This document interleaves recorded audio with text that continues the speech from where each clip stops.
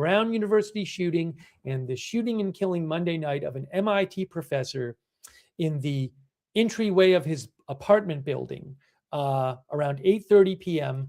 In Brookline, Mass, near Boston. Oh, also another good something else I missed that Ted Nesi reported from WPRI. Ted Nesi from WPRI reported that all 6 students still being treated in the Brown shooting are in stable condition. One was critical but stable, but he's been updated to stable. It's a little confusing because stable isn't an absolute condition. It basically means not getting worse or better. Well, not getting worse, I think, is the important thing. So anyways, but all 6 are now being called stable. And three have been discharged. That's from Ted Nesi.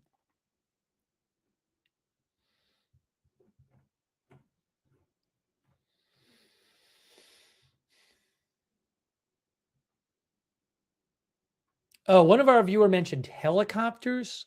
I mean, I don't know that helicopters in East Boston would be related to this.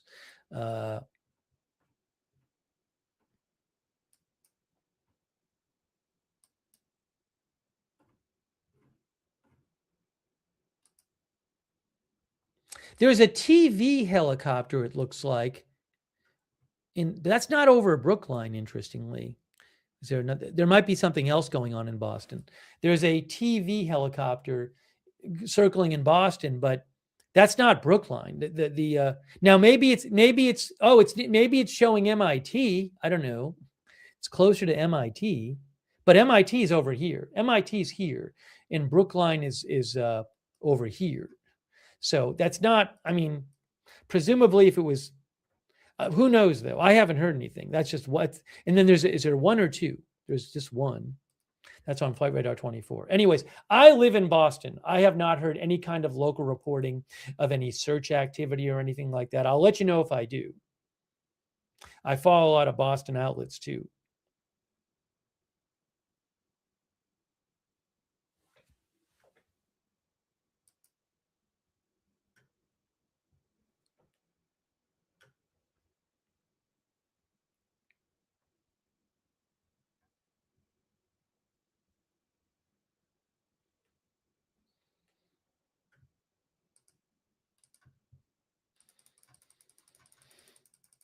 Okay.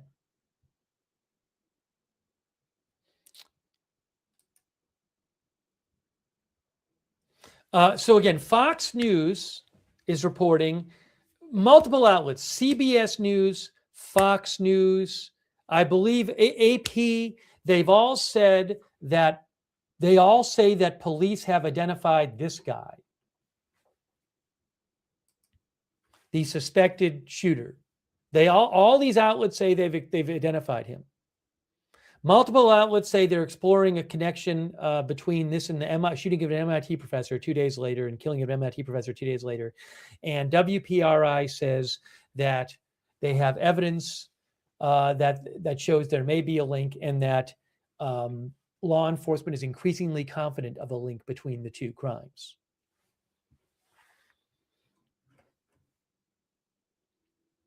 The press briefing has been postponed indefinitely, reportedly. That was supposed to happen around 4 p.m. today, Eastern time. And again, if the same person did both things, is there someone else? Is there some other target they might have? Let's hope not. But, you know, if they on Saturday went to Brown and shot up a classroom, and then Monday, if the same person assassinated an MIT professor, you know, you think Brown, MIT, these are both very highly ranked Northeastern colleges, right? So I hope if it's the same person, they're not planning on doing something else.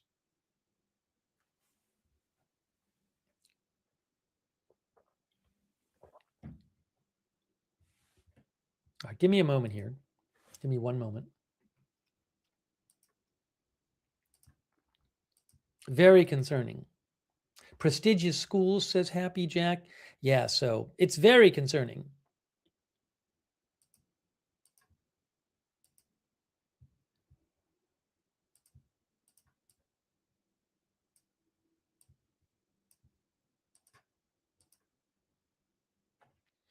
Thanks, NorCal JB, who says, could a common denominator be political party or physics? Uh, I don't know. I mean, the classroom that was the shooting happened at a review session for an introductory economics course in Brown. This professor who was killed was a professor of physics and nuclear science and engineering. I don't even know if the same person did it. I don't know that. Well, I mean, I don't know that they knew what classroom they were walking into. It would seem weird. The MIT professor was not killed on campus. They were killed at their home. So, I mean, it doesn't really make sense that that a person would not, if somebody wanted to target that person. I can't imagine that somebody wanted to target any MIT professor and just so happened to show up at the home of an MIT professor in Brookline. That seems like if somebody was targeting an MIT professor, they would have to be targeting that specific person to go to their home. Yeah, so I can't say, I have no, we don't know if they're connected. If they are connected, what's the nature of the connection? Just don't know. Thank you, Senator Funstein. Senator Funstein, I'm not going to mention a name. A couple days ago, there was a lot of speculation on the internet claiming that the university was removing web pages of someone because they were the shooting suspect. And the university came out and said, they released a statement criticizing this internet speculation. They said in the statement that that they could remove pages for a person's safety. So and they implied in their statement that the person the internet was speculating about had nothing to do with this. That was the implication of their statement. I'm not going to say a name. As I said back then, I don't want to start saying names of internet speculation, because regularly when we cover crimes, the internet speculates and puts names out, and regularly they turn out to be false. It could turn out that they're true.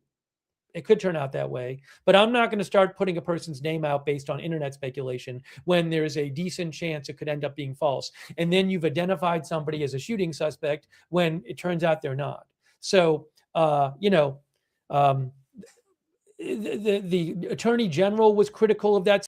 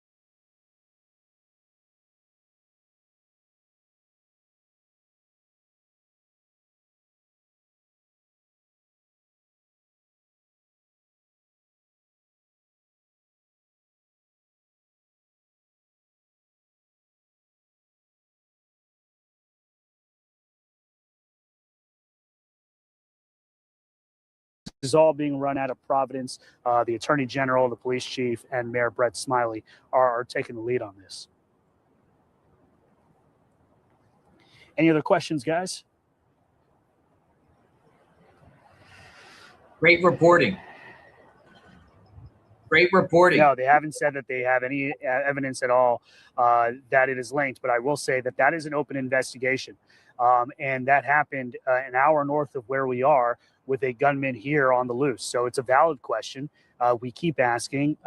So far, the DA has given no update on that. Is it possible? All things are possible, but they just have not given anything to say that there's a link at all. At least not yet. But right out of the gate, they've been saying, no, that doesn't appear to be, but we'll see. They can't say. So they won't say because they say that they don't have the information to say that that's happening. So we'll see what happens. But the MIT case right now, at least from our perspective, they haven't given us any evidence to suggest that they're linked, only the fact that it was an hour away and obviously on a college campus, which anybody who uses common sense, you'd want to know if they are linked. So again, a good question. And we're trying to figure that out as the investigation continues. I think a big part of figuring out MIT could also be looking at the evidence that was left at MIT to see if it matches anything here. And if there's a match, then that would be huge. But right now we have nothing to suggest that there is at all, that they're related at all. Person of interest has been identified. Any other questions? If not, I think we'll close out soon, unless. Breaking All right. news. We're cutting in just before 3 o'clock here on your Thursday afternoon with some breaking news. 4 senior law enforcement officials tell NBC News that the shooting in Brookline, Massachusetts, that killed an MIT professor, they're looking into a possible connection between that and the shooting that happened at Brown University on Saturday. That information just coming into our newsroom. Of course, 2 killed in that Brown University shooting. That shooter is still at large. There is a person of interest whose photograph has been shared by Providence police. No such photograph shared from the shooting in Brookline, but we're hearing now that there could be a link between these 2 crimes, which happened in 2 different states. Right, or at least that police are looking into that, if these are connected. Again, no suspect identified in either. And that's been the ongoing story we've been following throughout this week, especially with the Brown University shooting as well. We have very little information about that person of interest. Police have not identified them.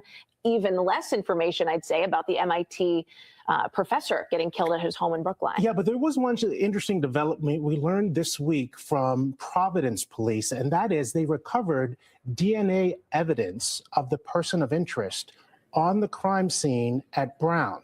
It will be interesting to learn later if whether or not that forensic evidence has in some way been connected to what's happening in Brookline.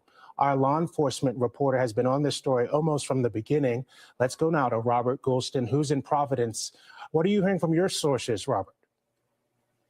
Yes, guys. There's 2 major investigations underway, obviously, both involving major universities in our area. So we immediately started believing or looking into whether there was any sort of connection. We started looking sources yesterday, and now the network has some information that we are able now to kind of share with you. But we're looking into see whether when the MIT shooting happened, if there was anything that they were looking at involving the Brown shooting. And we did hear from at least one source locally that there was a potential connection that they were looking into. It was on the table, so to speak, to make sure that was something they would look into in parallel to the Brown investigation. But right now, our network is reporting that they are looking into whether a shooting in Brookline that killed the MIT professor is connected to the mass shooting down at Brown University, which happened on Saturday. Now, 4 senior law enforcement officials with NBC News are the ones who are confirming this information alongside some of the information that we have preliminarily been able to get. Again, there's no direct evidence from what we were hearing yesterday of a direct connection, but it was on the table. There was something that they were looking into. Obviously, Brown is trying to identify a person of interest, and we know that Brookline hasn't made any headway as far as their case and who, as far as a potential suspect or person of interest in their case. So they are working hand in hand. There was no major resources on scene in Brookline yesterday, we were told. I'm not sure if that's changed today, but we're just kind of monitoring both scenes in two different states and trying to see if there is going to be some sort of connection as hopefully Brown gets closer to making some sort of identification and Brookline continues to work their case on their end. Back to you guys. All right, so that's another angle of this whole craziness with the Brown shooting. Is it connected to the nuclear professor at MIT? Remains to be seen here. They're investigating that, but the reports are coming out now. They actually have media at a press conference, but it's unclear if the press conference is going ahead at 4 p.m. There's a feed up, and they got a big presser room there. They've been normally giving the 5 and 4 p.m. press conferences. But they're now saying that an arrest warrant is out for this person of interest. So they've identified one of the two. And that's where it's a little confusing for me. I'll put up the feed right now and show you what's going on at the presser here that could go underway here shortly, but probably not. We'll listen in and see what's going on. But yeah, it seems like there's a lot of things rocking and rolling here with the situation in Providence, Rhode Island. And the question is, what's going on?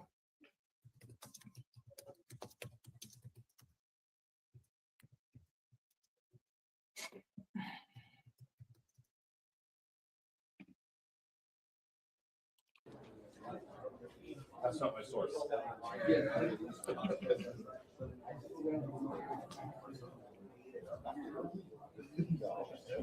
You got it. Thank you so much. You're the best.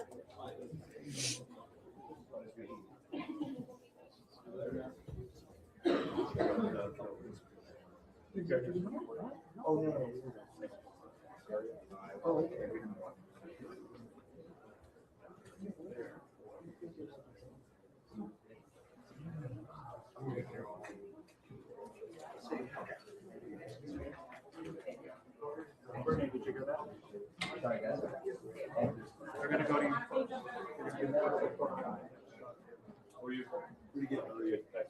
Just for the group, if anyone arrived after Chrissy came in to make an announcement, it's not going to be starting at 4 p.m. We're going to be pushing it. I don't have the time yet, but we'll be back out as soon as we have any information, okay? Thank you. All right, thank you, everybody. 1 second. The producer's going to repeat I don't that. have the time yet. I'm sorry, sir.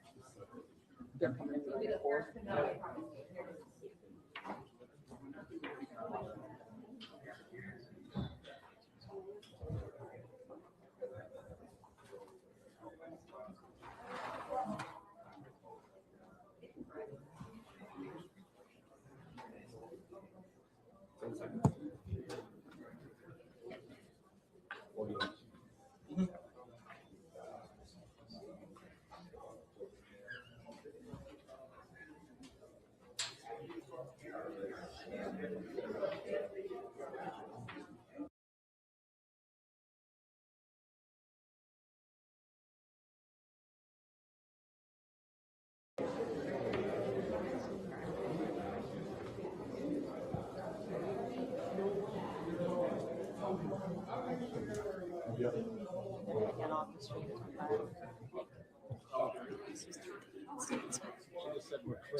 I think there was.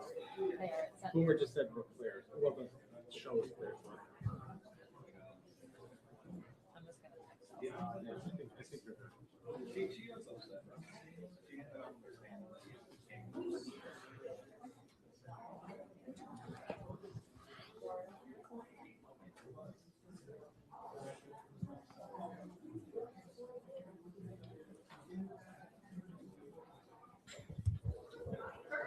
All right, so just to be clear, for people that were expecting a news conference coming up at 4 o'clock this afternoon. That has now been pushed back. We don't know the exact time. Asked officials if they could give us a more specific time. But officials will be coming out there. We're unable to get that answer at this point in time. But what we can tell you is that this hour, according to some news Then right as we were coming on here, spokesperson just announced that Diana Kern, It's actually been rescheduled or pushed back. It has They been don't know yet, and that is actually a good sign because sources are telling NBC10 that this investigation is now moving at a rapid speed.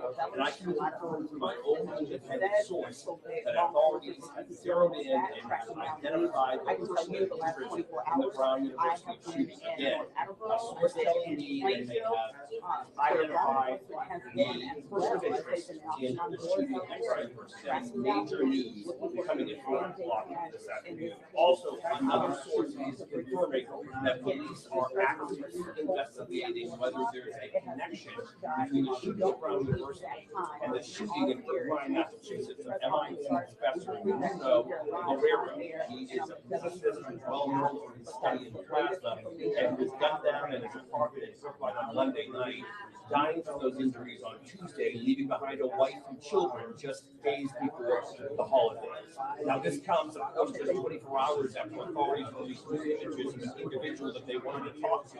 This is the individual that came in close proximity or a person of interest before that person of interest took off running down the street. We don't have any word right now if they made any progress on reaching that person or identifying, although the image of the individual is very clear. People around town must know them if they're from around town.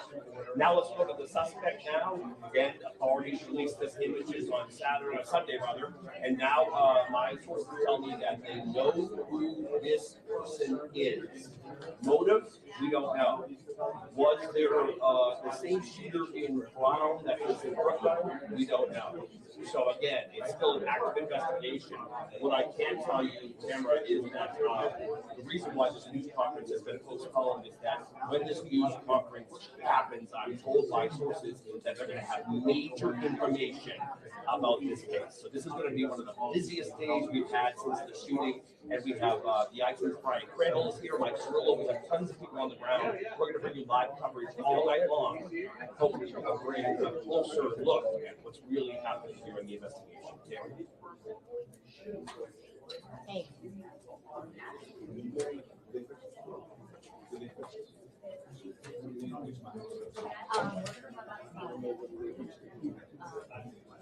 Let me see what we can do. It's going to be short.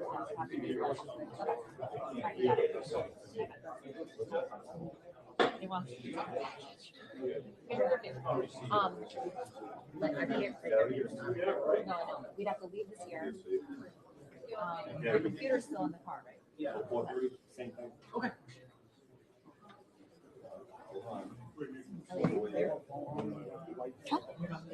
No. Do you need to walk by? Can I sneak by?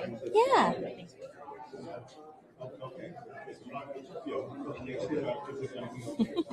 I'm just gonna wear this. Okay. All right. Yeah, no, you're good. I just need that to go to the.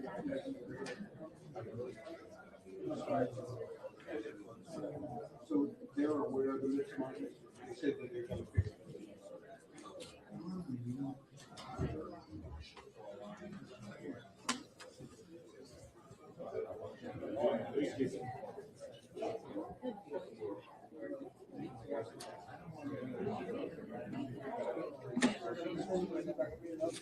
Yeah, sure. Yeah. Okay,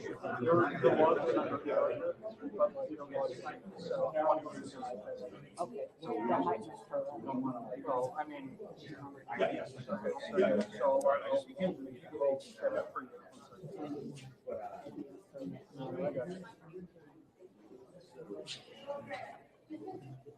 No, sir, they're not.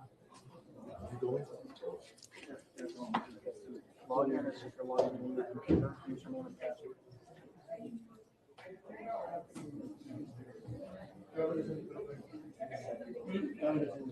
So, if you want to add me, you're on the same line as I'm listening now. Remembering that. Are you right out here?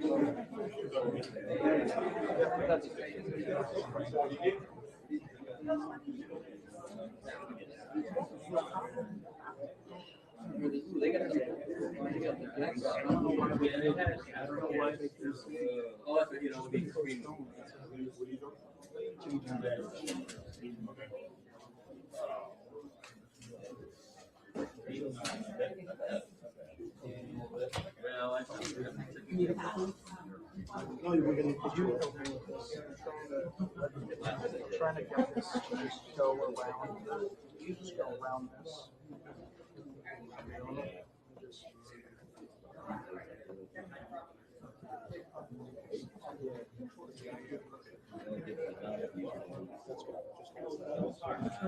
No, don't use it. Just wrap it around. Yeah, they said they would have the next round of speaks.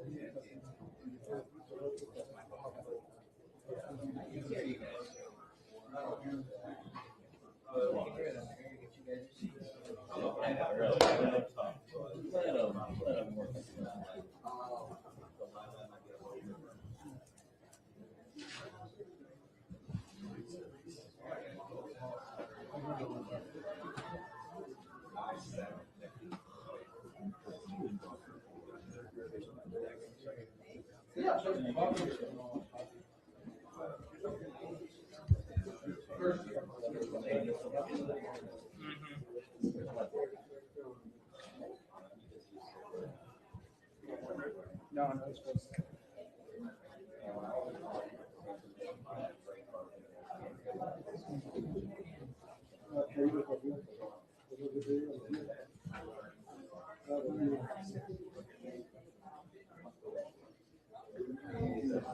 I just needed more.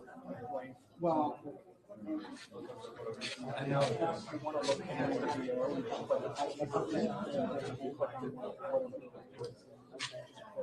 Got it. Okay, we're about to be up, Matt. Matt.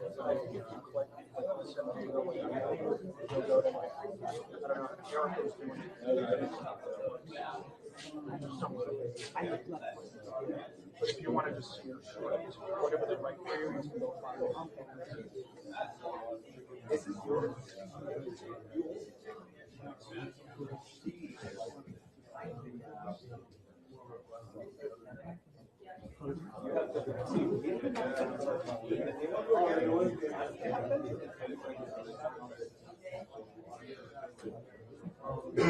Always. We had a couple of those. I feel like you wouldn't be surprised.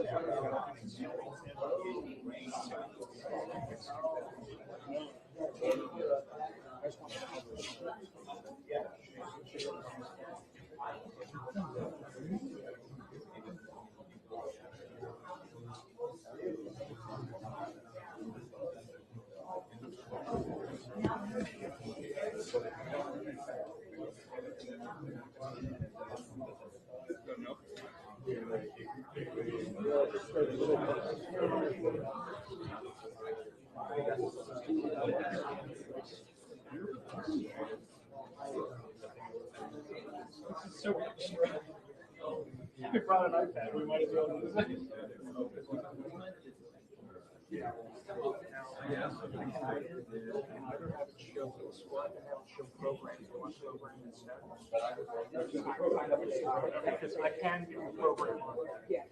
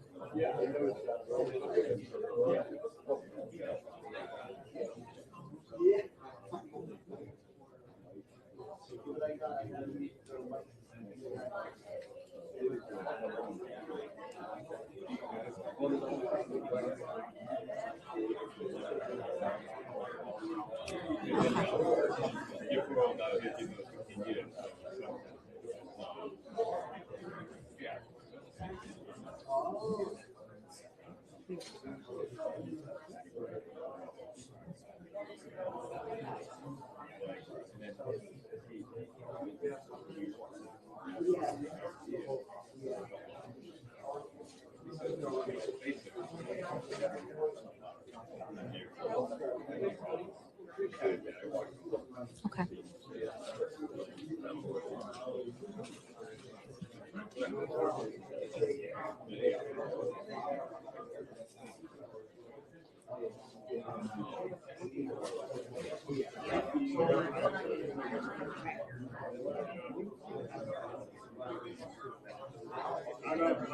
Yep.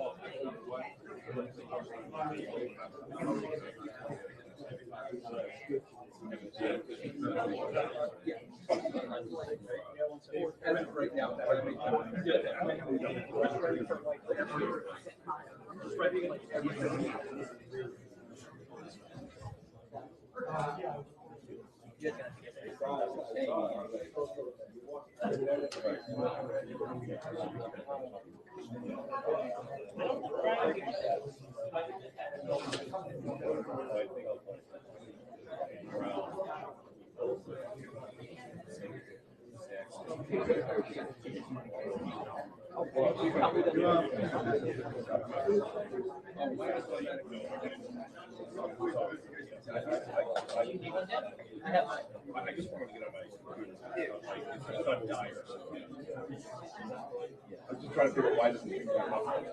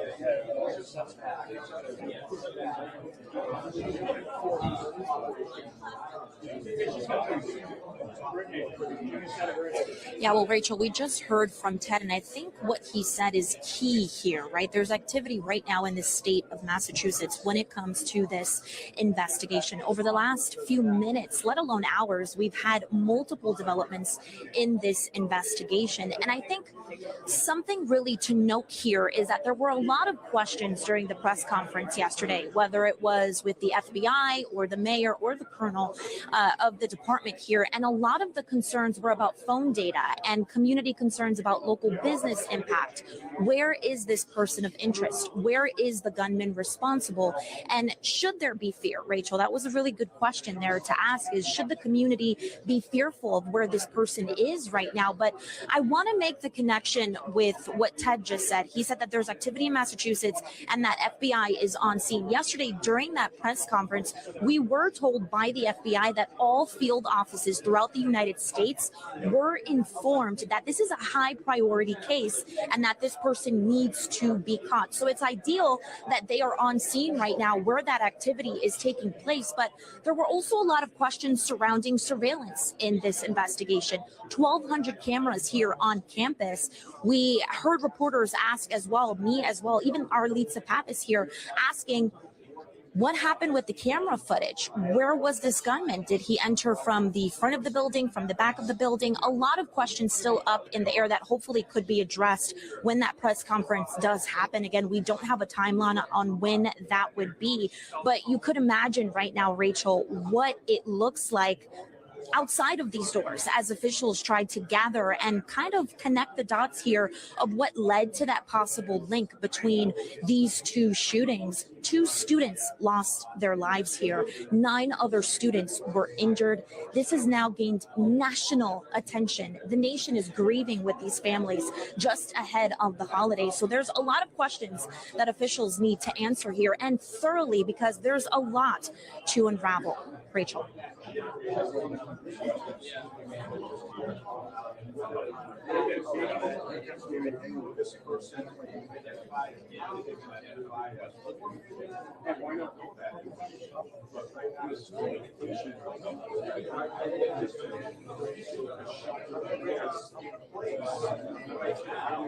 I mean, Rachel, we heard from someone who knew Ella Cook.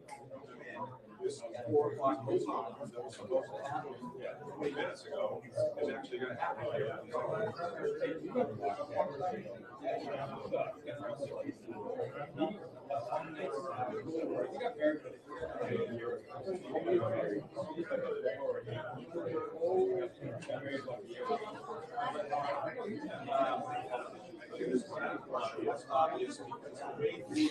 Well, here's what I will say, Rachel.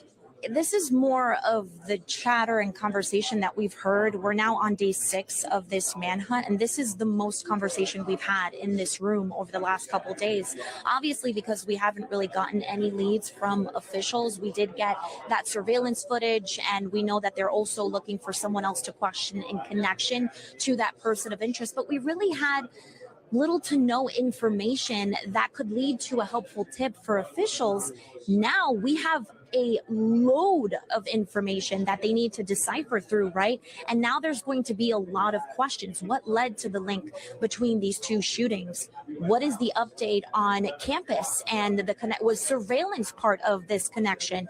You know, there's just a lot to unravel here. And like you mentioned, you know, now 2 families are preparing for an unexpected goodbye. We know that those 2 victims are Mohammed Aziz and Ella Cook. And we know that they were 2 very involved students here on campus. So this grief goes very, very deep. And, you know, officials did say that a lot of agencies are part of this investigation. It is indeed a manhunt at this time. So for this press conference to be delayed, it's definitely understandable, but I do feel like it is going to go on for quite some time when they do have, you know, the capacity to come in here and address all of us in this room about what information they found, how they obtained it, and just what exactly comes next here. What are the charges? Have they spoken to the other person that they are looking for in connection to this person of interest? What exactly led them to now have activity in the state of Massachusetts? FBI on scene, like Ted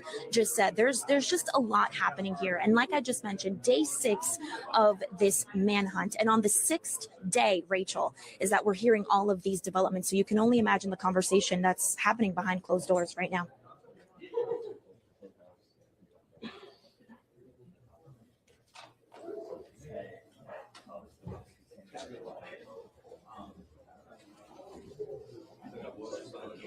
Whew. Thanks. You're the best. Thank you.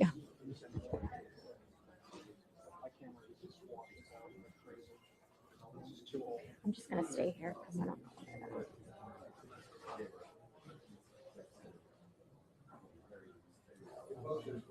Right, so in the wake of these new developments of this person of interest, we don't know how they're going to take that information forward to us and to the public whenever that happens here. But keep in mind, and we've been talking about this over the past several days, days, investigators, especially here at headquarters, that have been coming and going, and we heard the colonel yesterday talk about local police, state police, and 9 federal agencies that are now involved in this investigation. So as they get this information, there's tremendous amounts of information that they have that they are just not interested right now in sharing on the public.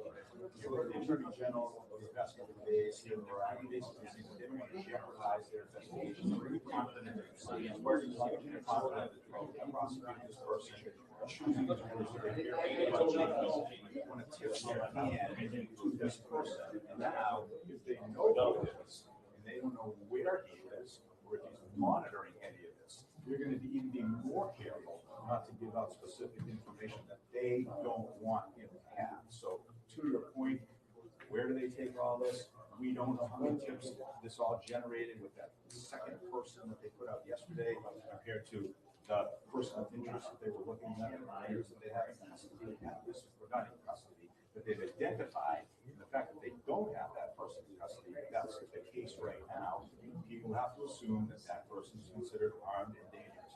Where they are, how they're connected to what happened here, is there any connection to what's happening in Massachusetts? All those issues and all those questions, will they be answered here? We don't know, because one thing's for sure, the people who are speaking aren't going to jeopardize the rest of this investigation. Anyone else is free, they want to try to defend this person. Stop them. I know, man. There's one right here. I just lose my mind. 10 minutes.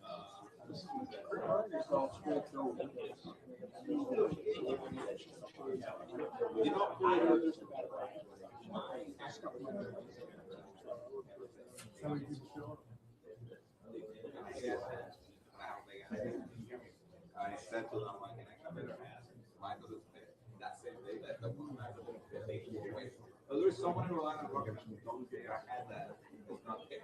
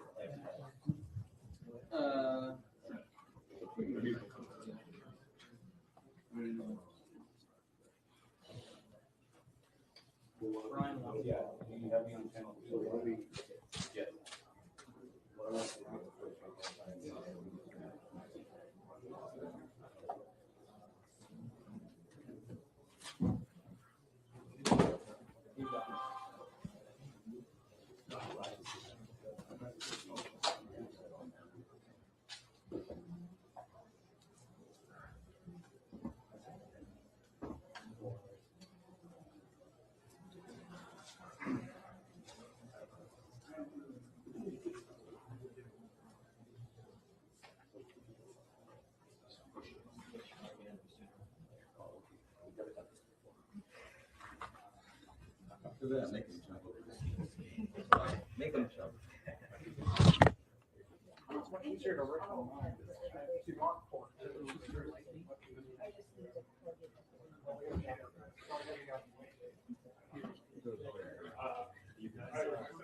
Across. Yeah. Can I take across? Hi.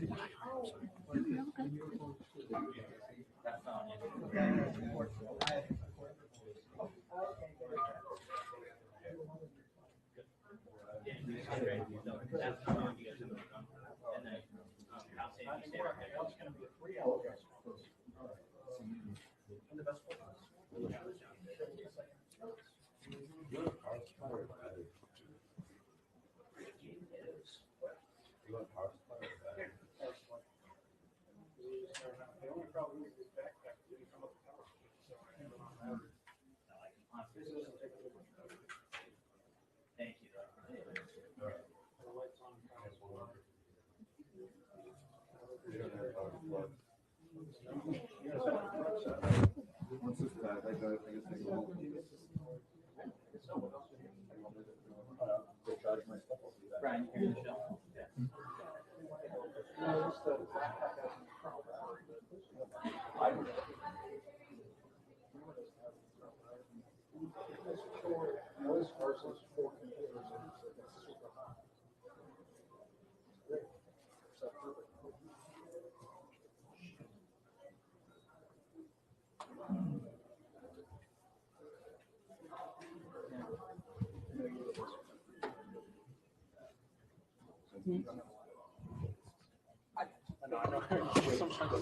we're not.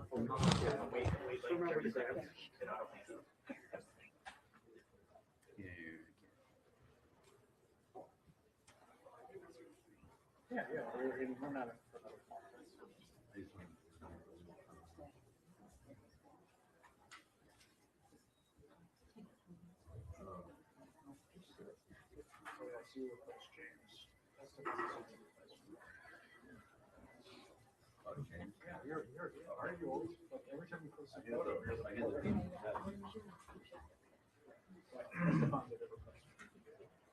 the work again. He's the OGS. He was here before. Yeah, and I checked her room, it's like that light's making it really hot. She said, "Oh, once." And then Friday is yesterday. She reminds me of it all the time. Like, I was just gonna say it's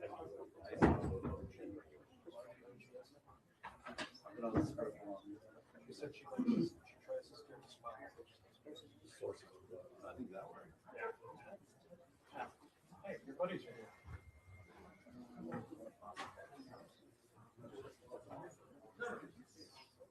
Look, matching too.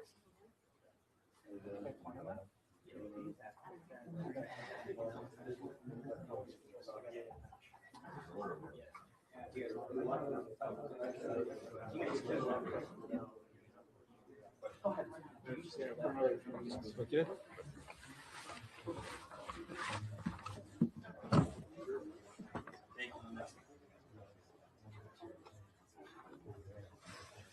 Okay. Sure. Testing 3 2 1. Testing 3 2 1. This is standard. Hey Emma. Can I say what happened? Hey Emma, Brian and I are going to talk a little bit before we get to the MIT video. So we're just going to talk about what we've done for people. So I don't know if double box shit or whatever they're doing. I can hear you. Yeah, so we'll talk about the MIT guy. We'll make it clear, but he has some stuff he needs to report. Then Sounds good. We're after Emily.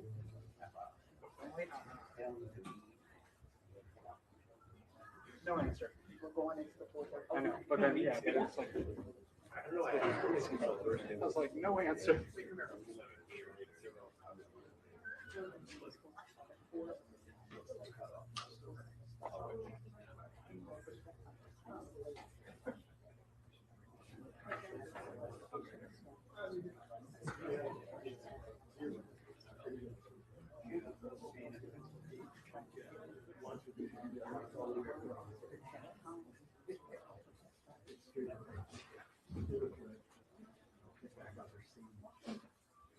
You want to go through this? We have time.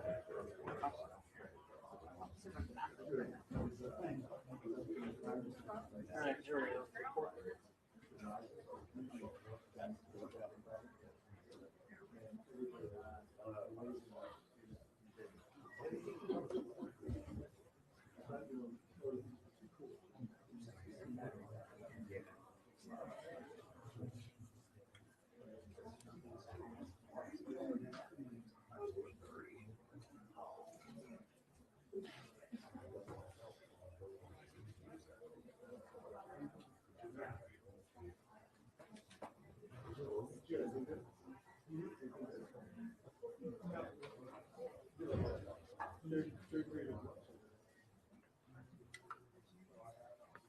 We don't have a specific time here just yet, but we actually kind of the officials beginning to arrive here to the public safety complex that the police department is honored to arrive. I think you see the podium and we're still waiting out here.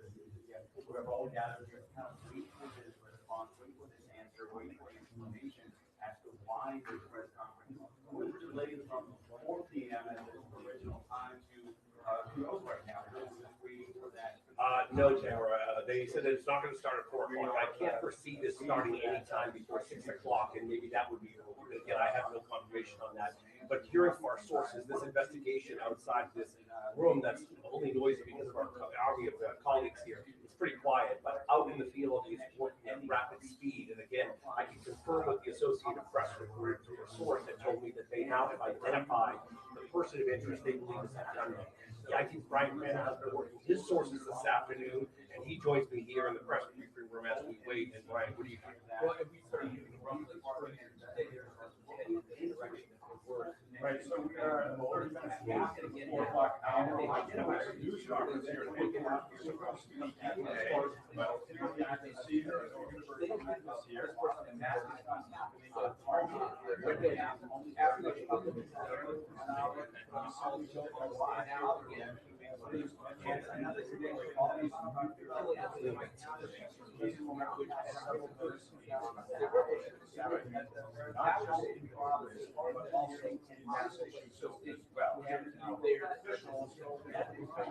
Yeah, I think that Brian and I are pretty close to reporting a possible link there, but we don't have it yet nailed down. But let's talk about the MIT.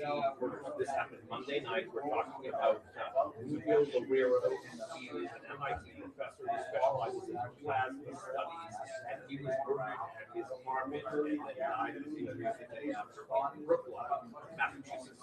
Saturday night, we had a shooting at Brown. Monday night, we had a shooting in Brookline. And now our sources are saying that it looks like we're actively looking into the links.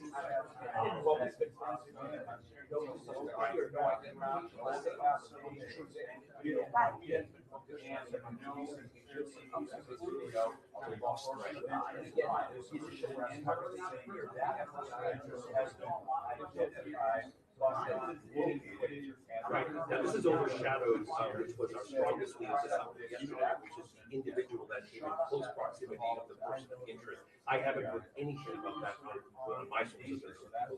Yet again, how that came to as right. Right. Yeah. So that's where we stand right now. So the man that we first saw, we described as a stocky build 5'8", who, you know, I called him last time a man of mystery because, I mean, how do you walk into a university in a busy neighborhood and pull off something? That's right. This press conference was supposed to start at 4 o'clock. Understandably, it has been pushed back. Don't use that time right now. That's because law enforcement agencies have been busy tracking down leads across multiple cities, towns, and this investigation that's being out of Massachusetts. So we do know that. Again, we have so many questions that we want answered within. Okay, so Tamara, just so you know, that if people at home were watching, this is recording in real time. Brian has an army of agents. I have sources here. We're working that those sources are also here. So they can say that they still this investigation. We are actively on the phone for a second time. So we can give the NBC information. Do so in a responsible way. So we'll have the latest at 5 o'clock. Unless that press conference starts at 5 o'clock. I'll buy you a Coke if it'll happen at 3 o'clock, right? All right, Tamara. Oh.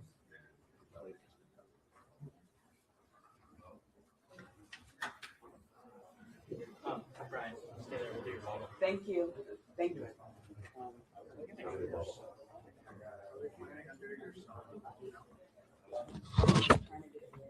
By the way, I'm sorry. All right. Is it? All right, nice to meet you. No one big.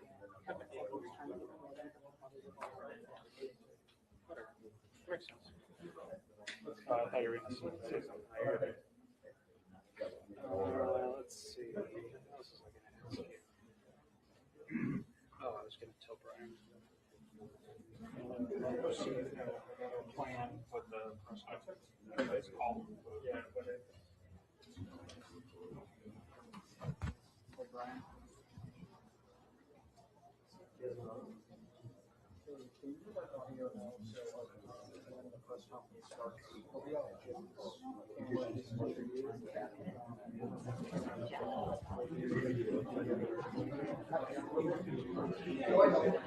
no matter my case. So when she asks a question, we'll go through this. So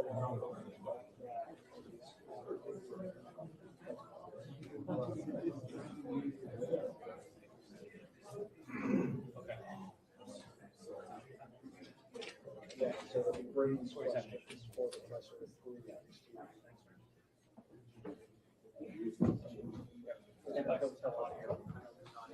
You want to just keep wearing that?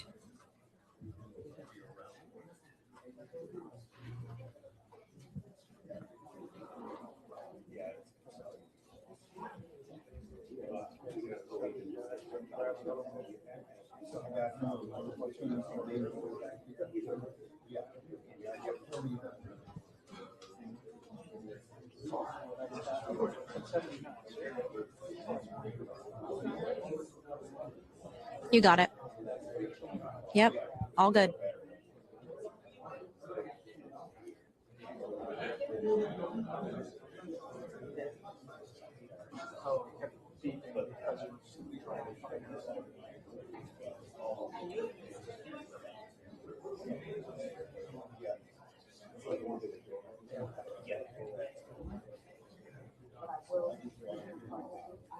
Yeah, oh, you do? Yeah, could I,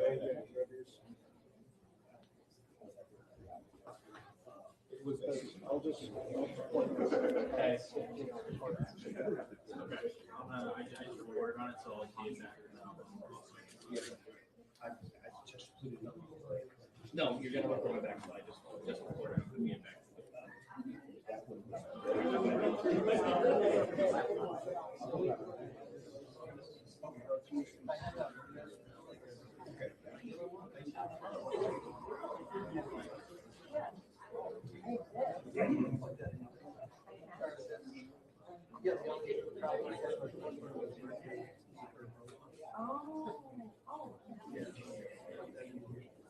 Do you need to get through?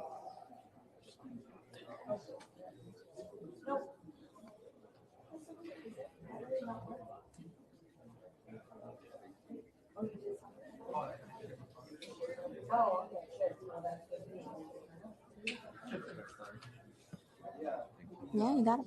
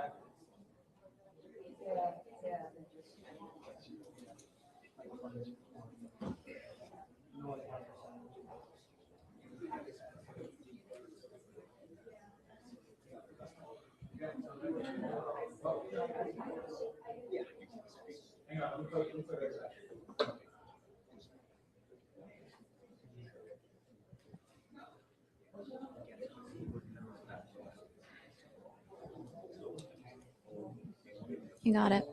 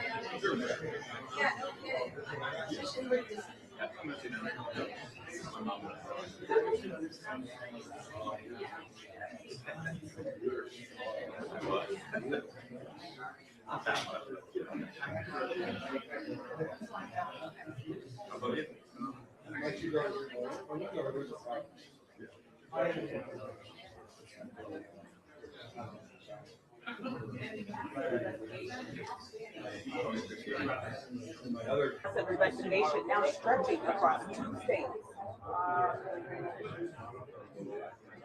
That's good. Great. Okay. No,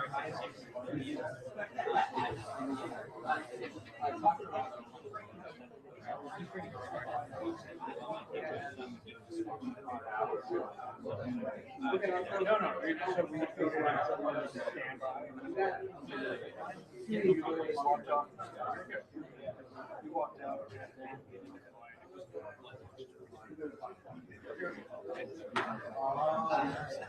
You'd be my tall.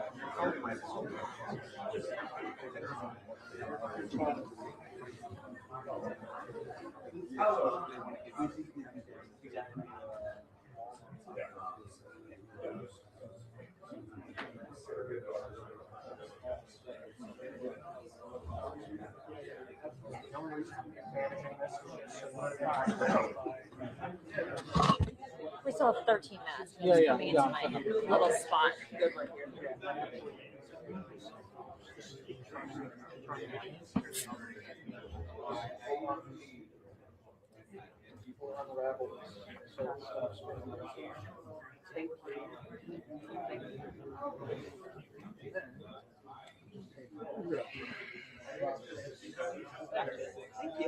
How you doing?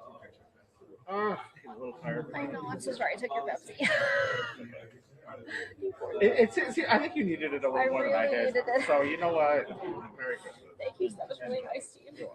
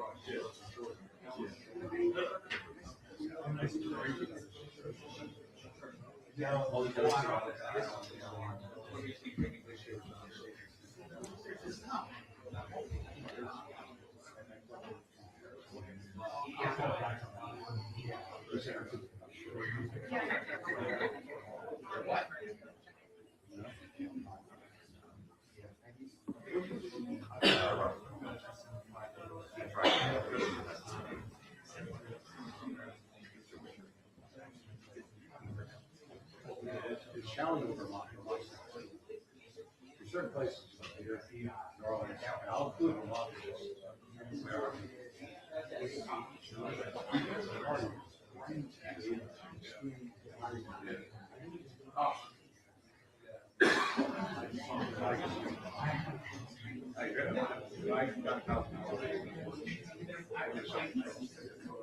I would really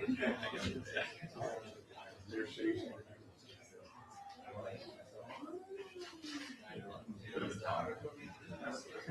You have a unique perspective.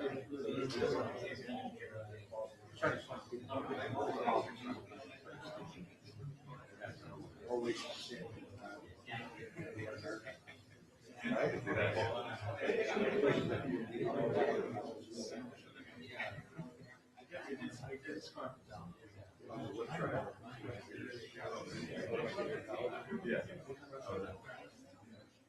I saw, I would do like Friday and Saturday nights. 4 or 5 hours. So I tried that.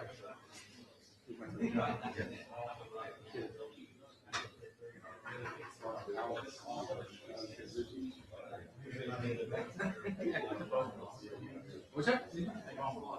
No, thank you. We got donuts and coffee. Oh, please, I'm going to take it home.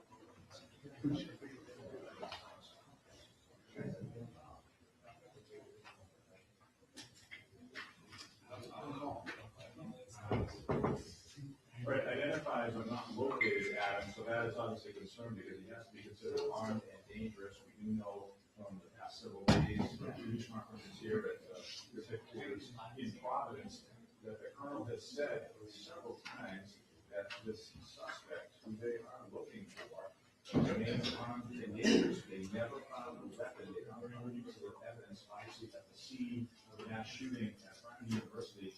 What they did find was the weapon, and that is a concern. Now, as you know, they looked at the shelter in place. They have no idea, no information. They're trying to put that back into place right now, and we have no idea whether that person focus that they're looking for, this person they identified whether they're still looking down here in Rhode Island, or whether this focus is not shifting to as you know, I mentioned 8 years. No, that's hearing a lot of law enforcement sources, but saying all the marketing movement and nothing to it's still unclear. He said everyone is choosing where this person is, and they don't want to show their cards, their hands, their back to this person. Maybe monitoring social media, maybe monitoring news accounts just like this one. So they're just being very careful as they say, that is one of the reasons. Everything else that happened here 15 minutes ago, this was kind of really interesting, if you will. And all these new developments, so we're going to be here in Rhode Island, and word of this sort of connection to the MIT process, everything basically put on hold here for the public. And now we just wait and wait to hear what they intend when they come down here, and what they intend to say, what information they intend to give out to the public, because they, just like everyone else, they know they're not just talking to the local media here, they know they're just not talking to the local residents here, who remain on edge, they're deeply concerned and saddened by what happened. They know that this information is going to go across the nation and well beyond that, because everyone, after so many days of watching every move of this intense manhunt, they know that everybody is anxiously waiting for information about who this person is and where they are.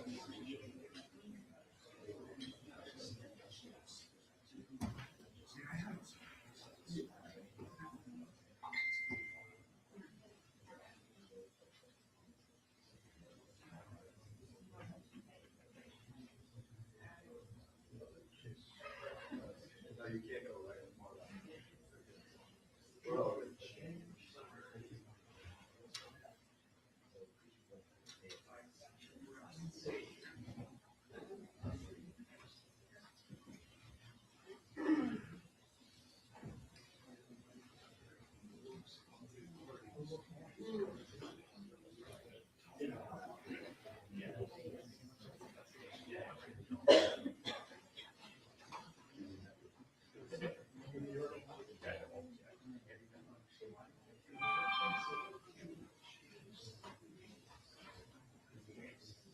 so remember, that was a person who was near the person of interest that police were trying to connect up with. They said, that person who we saw in that particular case, you could really see that person's face. Here, as we found yesterday, we wouldn't say whether that's a man or a woman. First thing I wouldn't say like men, he would always say, that that person was in proximity to this person of interest.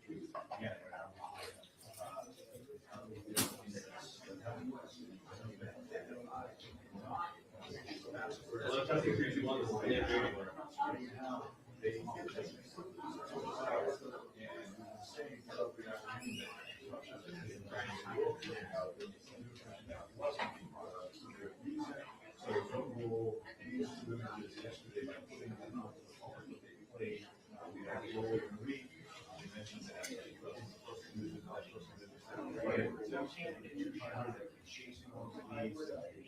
and then after yesterday,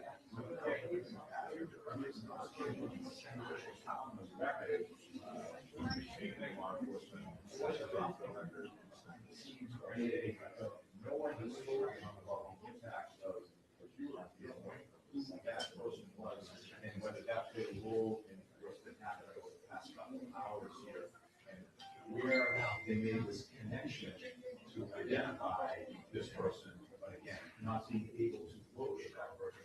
So the ramps into the level right now. Now that that person still on the run, still on the move, now that they know that we know in the world, this person has been identified, and we've seen that person's picture. There are concerns that we're being extra careful that anyone else gets hurt here, they certainly don't want to engage with this person. They'd like this to come to a peaceful resolution and nothing beyond that.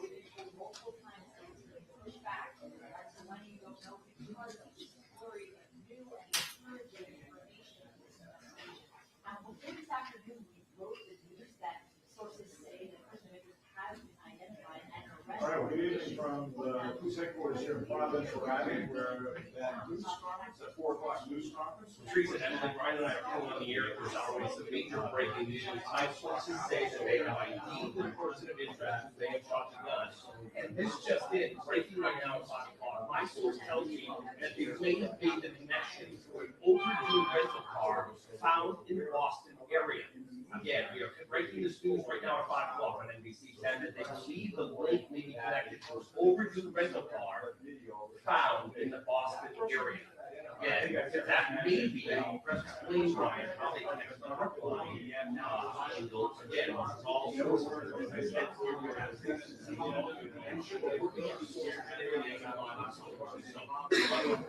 still don't say this. You guys are right now.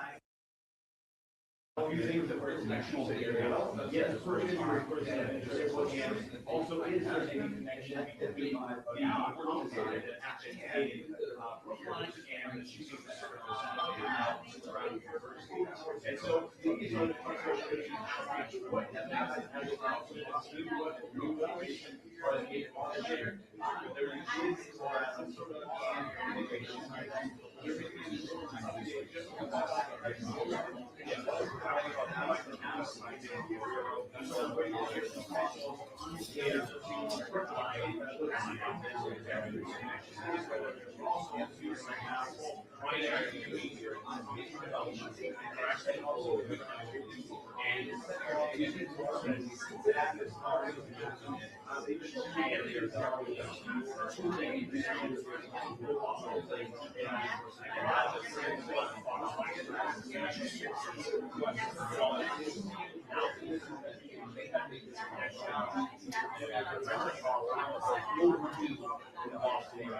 Now, Ryan and I are also hearing activity in the southeastern Massachusetts area, southeastern Massachusetts area, not yet 100% confirmed that it's tied to this, but that activity is happening right now.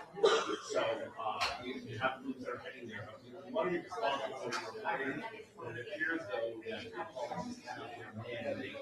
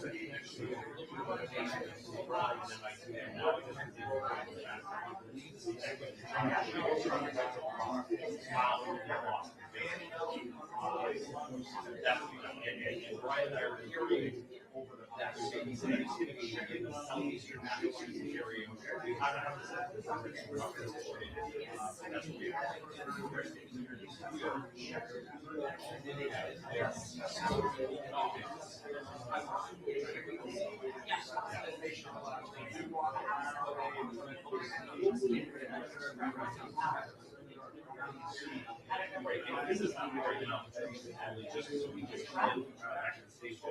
I don't imagine that they give it that. I can imagine this press conference happening anytime before 6. Once they come up.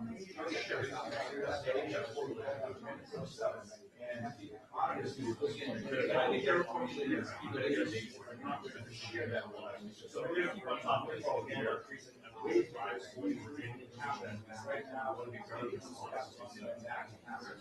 All the investigators still upstairs working the state, deciding what information they plan to release to the public and when.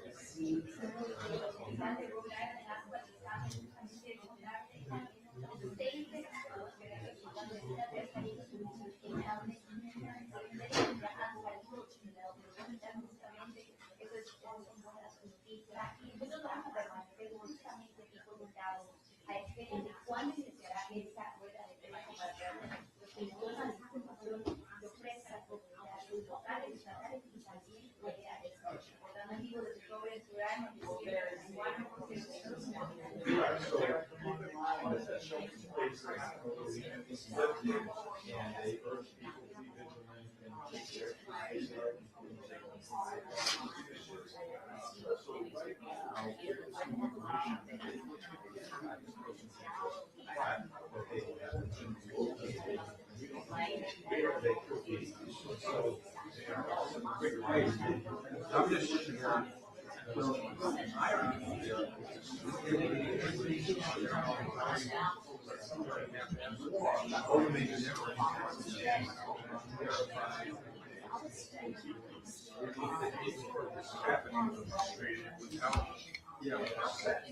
Right, without any comprehension of if the reader is stuff, they're probably right. But, you know, we do.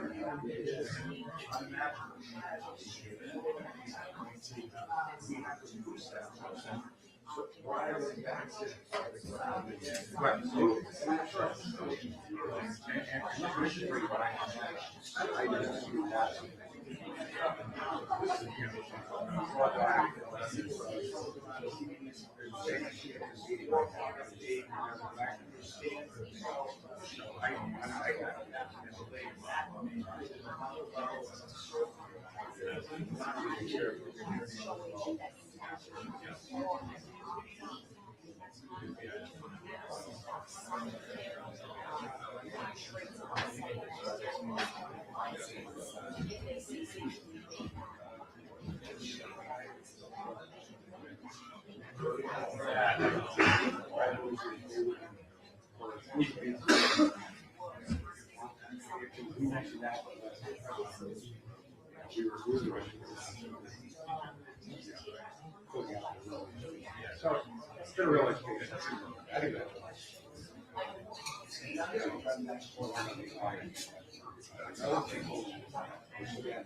not during the COVID. And that's why it's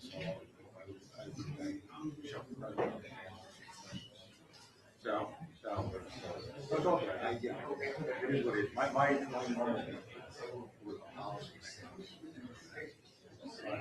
listen, I have a lot of fun with it.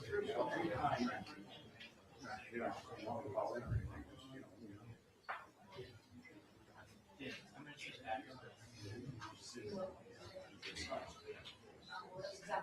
just,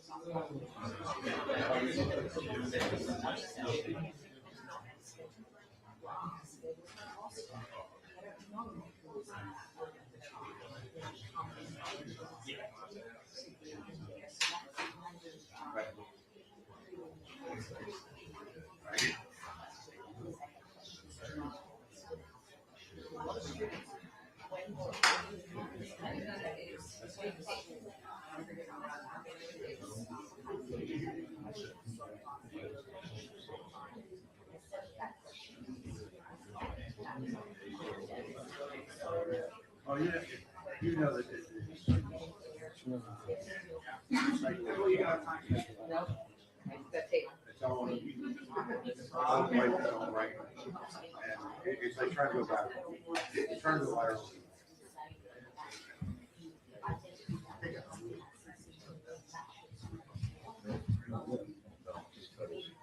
Well, no, I'm gonna. I'm on Facebook. The governor was active. I usually call this radio page. I got temporarily demonetized. Now we're doing it. That was sort of a copycat. Okay. So then I did little by page.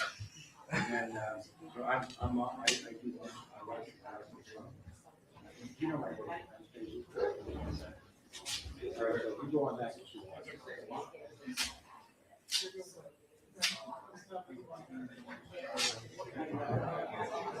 Yeah, you know what? This might be one of the biggest questions.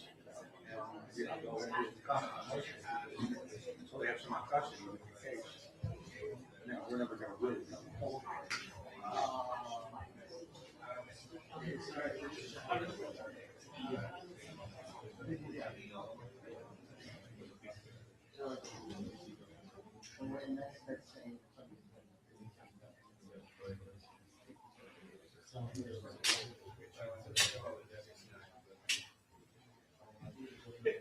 Yeah, no, it's this is all real. And they'll tell us what they want to tell us.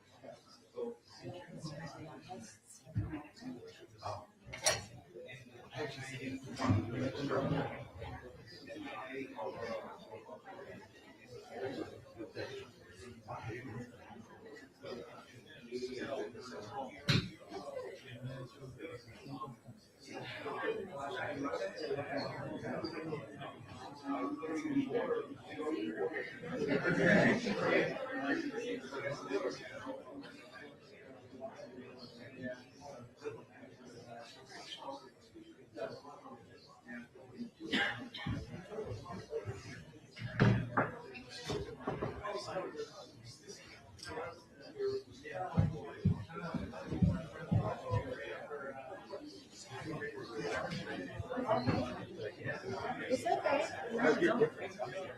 No, it's okay. Don't worry.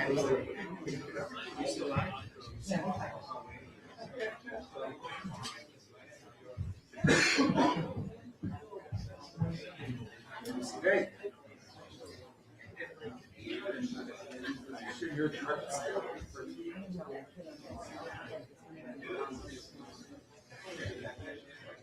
So if I just hang up suddenly, please.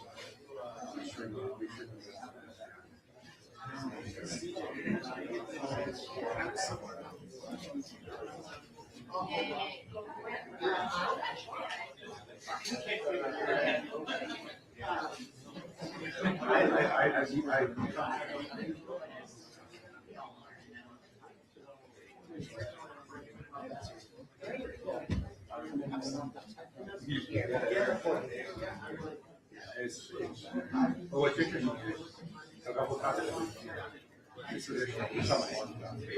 Whose hookup is this? No one's yet. Okay. No one's yet. Oh, okay, never mind. Never mind.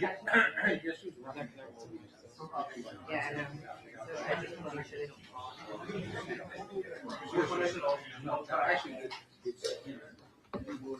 All right. We're running the sources say.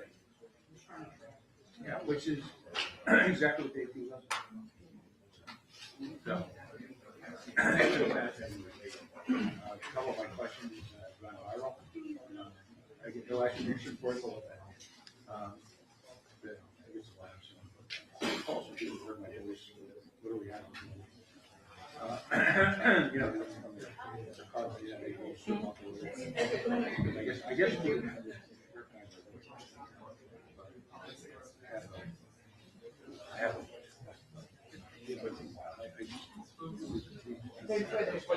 Yeah, yeah.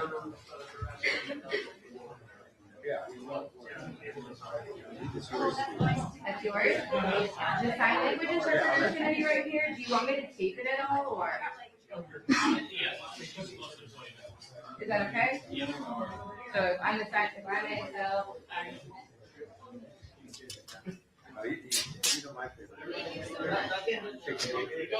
yes.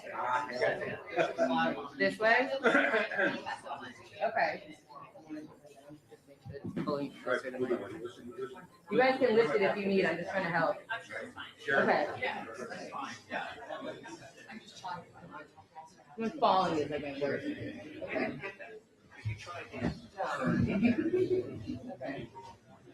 And then there's gonna be some speakers just standing off to the right here. They're not gonna block you, right? Let me. Yeah. Okay, perfect. Okay, perfect. Okay. All right, otherwise you're fine.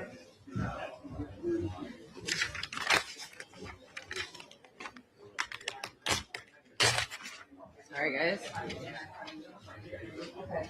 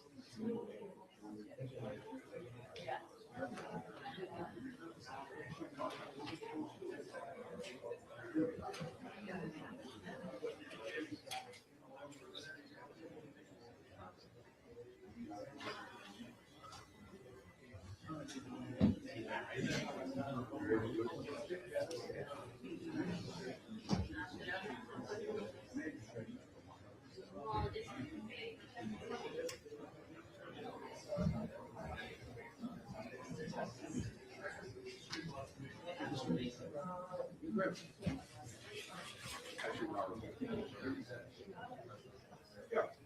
Listen, open door. I love that. There's always fight on it.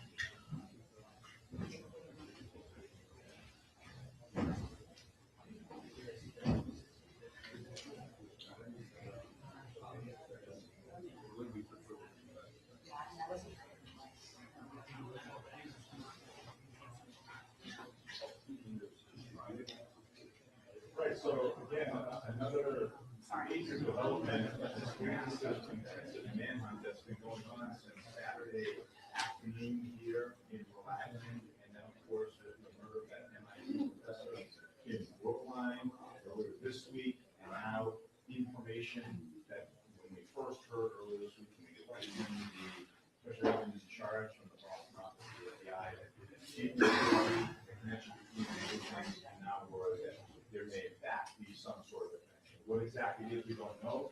We know, according to the reporting, that the person of interest has been identified, but that person of interest has not been located, and that person should be considered armed and dangerous because no gun was ever found at the scene of the mass shooting at Brown University on Saturday afternoon, and since then, despite all the evidence that is in that building and around that building, the response team the FBI, the gun itself that was used in that shooting was never located. So the assumption here is still with that gunman, whoever that gunman may be.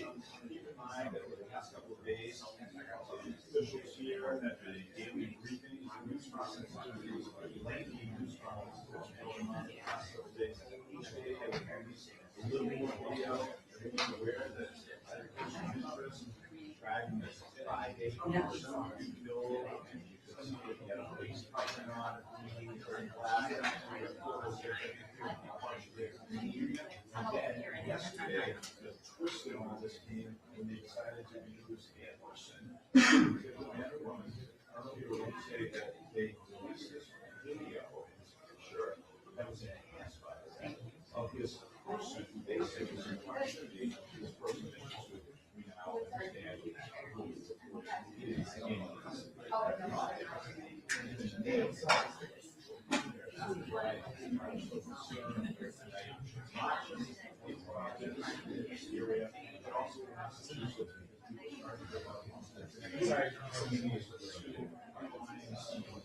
and now we're hearing that while they've identified this person, okay, a lot of information now running out in the wages some official members get this area set up for the news conference.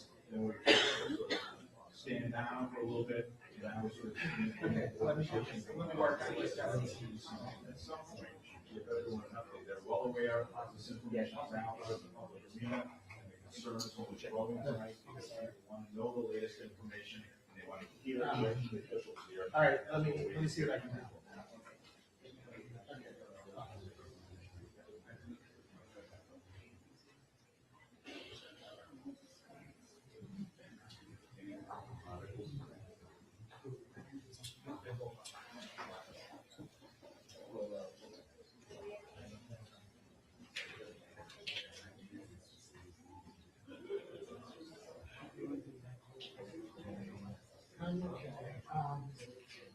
Right, so the answer is no, on the record, behind the scenes, as we mentioned, we've seen 90 federal agencies involved, the FBI, the ATF, HSI, Homeland Security investigations, the IRS is involved.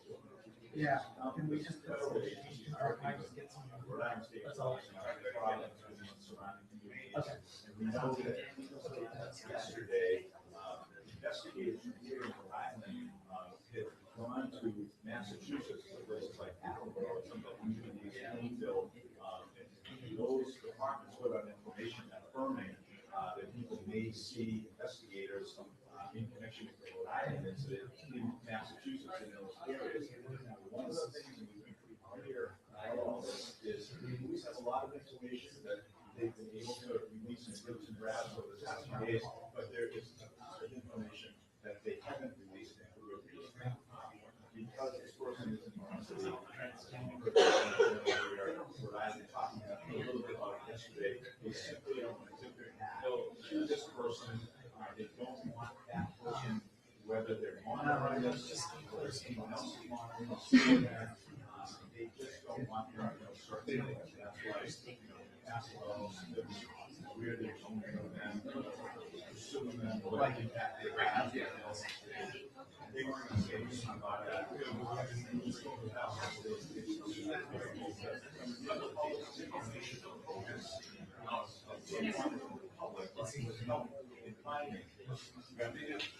Oh, it didn't want more information. So I think just prosecution of this person who's captured. I don't think I didn't want to cause any more problems for traffic. You leave now, you leave now. That is here. Yeah, like, yeah. This person could be anywhere.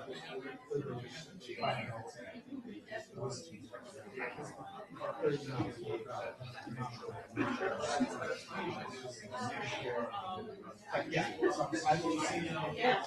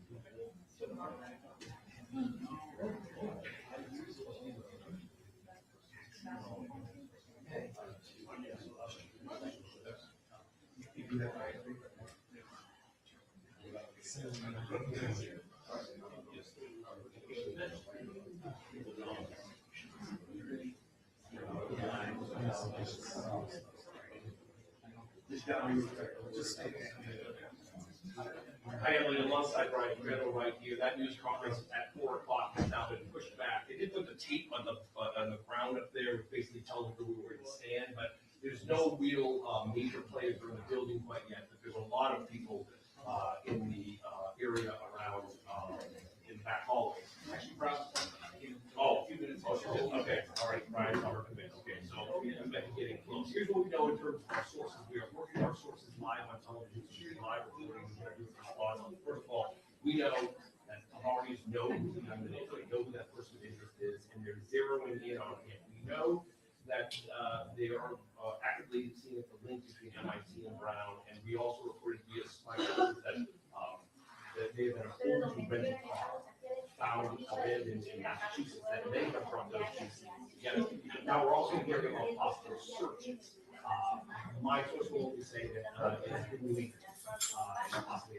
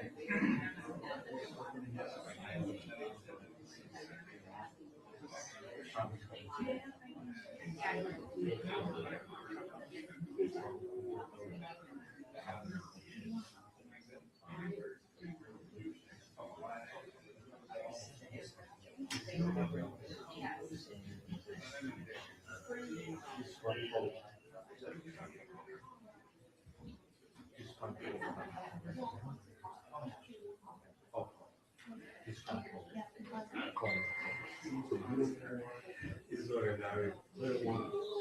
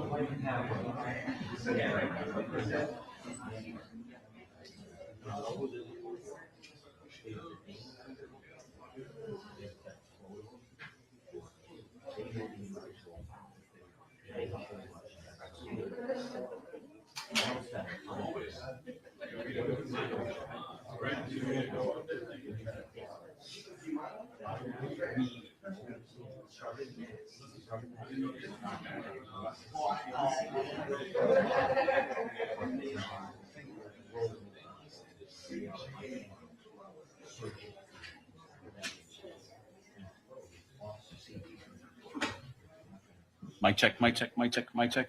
You good? Mic check, you good? Still on? Okay, I'll check the battery.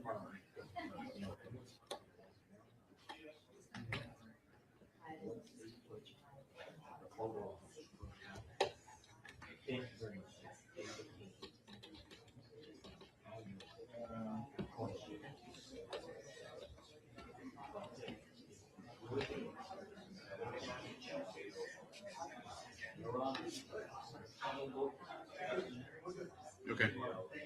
Yeah.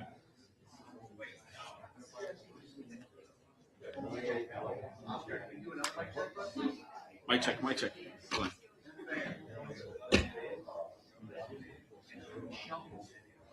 Mic check 1 2 1 2 3 1 2 3. Mic check 1 2 3 4 5.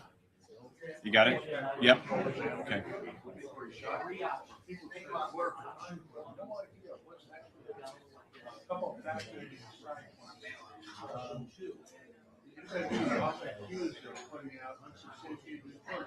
That's all that's coming from. Sources is most all sorts of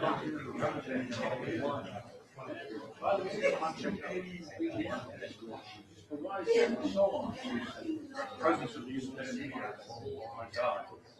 What will we do? We need to bring up the same people who covered up for our failed government, who ignored our broken schools. Those are the people we need to keep for us. That's the issue.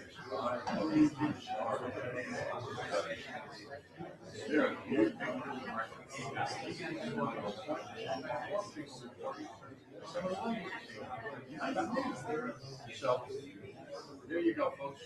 You're seeing empty podium. There were lots of people who are reporting. I don't know. Remember, reporting recent sources. Holy. I said, we're going to go live as soon as we can. What do you want to say? Try and what you see right now, there's a whole bunch of people spreading water on it. I can say something. Yet you didn't see any great remember,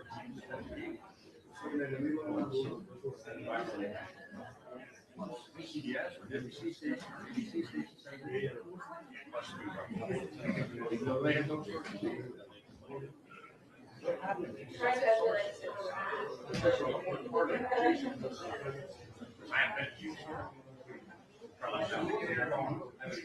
That's just me just getting there. Oh, the door open.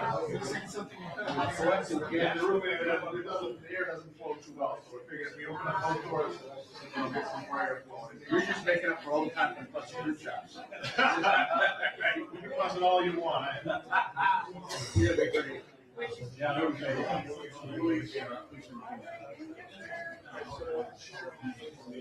I don't want to have no strength. I can't stay my whole time. No, Latino Public Radio, the man who's right. The man who was. And the guy who made us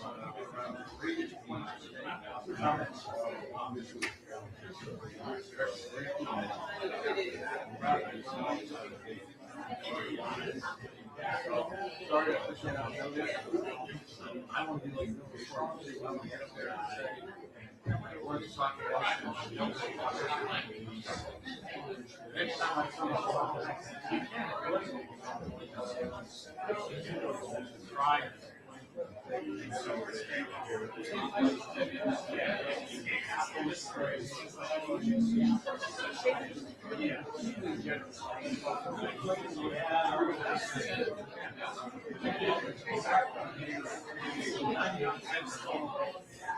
tell you, that's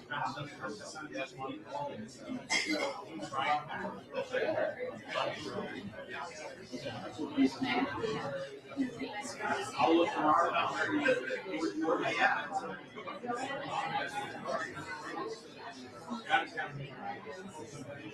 lot of work.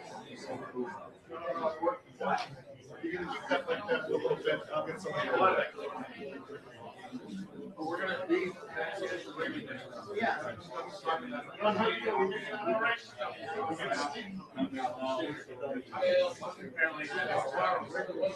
I'm grocery shopping.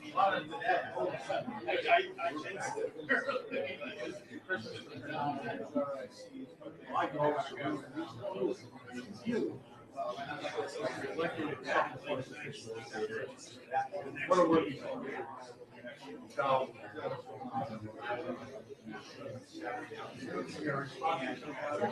Sharon Lee, you are correct. Again, you guys are firmly that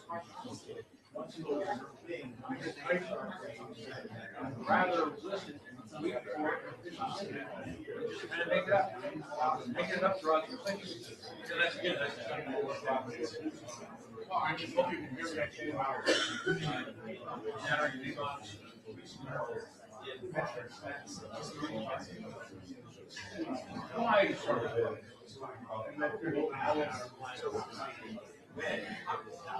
A good friend of mine, a lot of folks out there.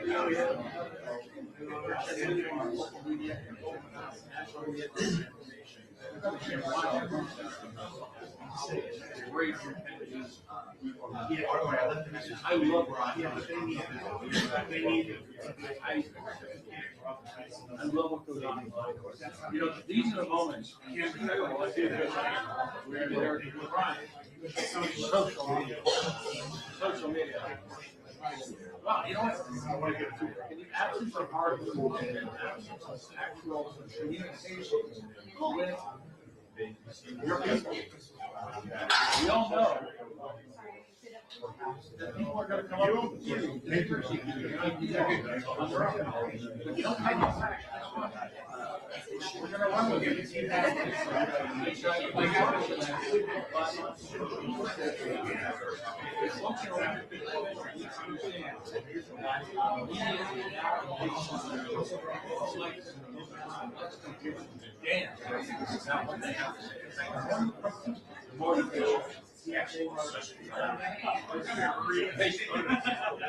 know what?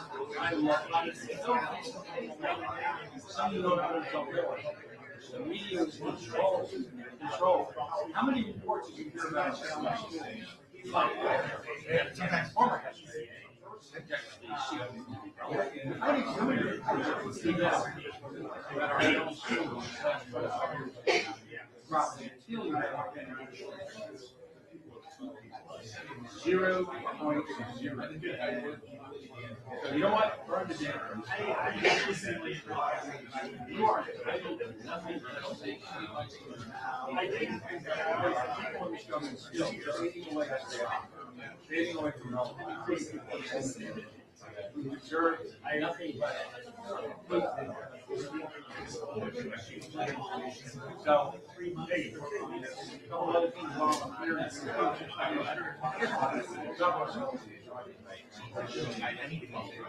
Starting January 1st, you go on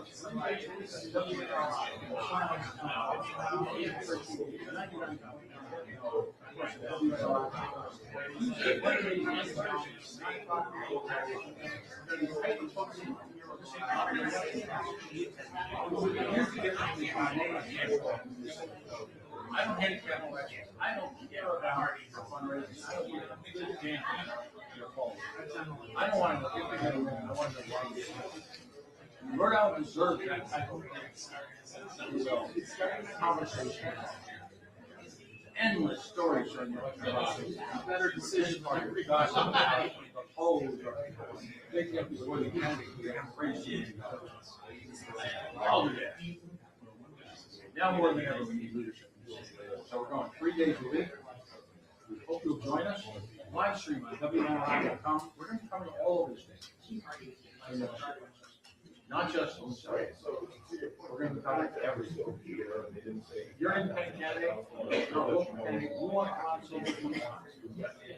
I'll come on. You want to come on there. Come on there. Open invitation. They should be running for political office, serving our nation, military, war, your city, your neighborhood. You deserve to be heard. We don't hear yes, Sharon, I agree with you. This is why we have a soccer team. The city of Kentucky wasted $10 million. $10 million from Acrimony. They wasted $14 million on money. And yet this is a city where once a month, a wonderful organization comes to life and puts out bags of food. And people start waiting at 4:30 in the morning to get a box of food. It's a nice box of food. Imagine that you're in a position where 4 or 5 hours you get to sleep in your car in line in order to get food. This is the state we have. Corporate welfare runs a lot. The soccer stadium, $65 million was given out by Commerce RI last year. $65 million. And yet we're treated every day, nicely every day to return each day. I don't sit with a clipboard up on Smith Hill in Halifax Hall and have grand discussions about theory and policy. I'll go out there with FNP. We bring them one. So I see firsthand exactly what's being done. We are being devastated. Middle class is almost ceasing because of the corporate wealth and transfer of wealth is taking place. Outrageous. Communications making $75,000 a year. With what skills? They happen to be their local reporters on local television. Once it fails, if that enables them, it's very unfortunate. We go personally well. What's happening right now in Rhode Island is still great wealth transfer that you'll never see. Folks talk about the 1%. You know what 1% is around? 1% is the government. They didn't have to show up during COVID. They don't have to show up right now. And they don't show up. For the hell of it. The hell of an organization like Crossroads, which severe taxpayer money, and large $400,000 salary. People getting rich off of that. The hell of a defund. I don't know what to say here, folks. Feel the hate. The Miami Herald reporter once said, I want to rip people from their suburbs around. That's what I'm doing. Face to face. Let's go at it. I'm energized. I want to sit this year behind us. I don't want to. I just hope you'll join. I just hope you'll join. We don't have to affect happiness. How about some of the stations in Rhode Island who are using covering as news, open national issues?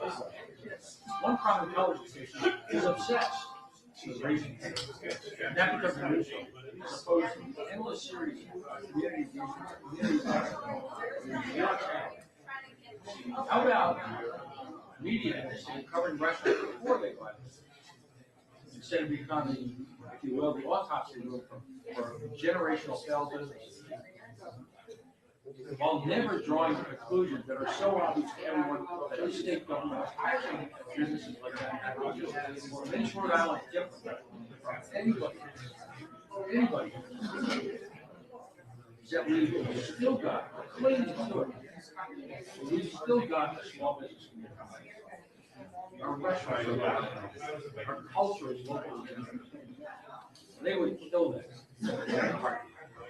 Action into a policy generate higher and higher rates. Businesses well. Driving up the utility costs, terrible, terrible. Virtually impossible for business to exist in the state. They enter no account. Hey, Chipper, I guess the latest rumors in Europe are that a vehicle and selling. How am I doing? Mine is good. Big media type.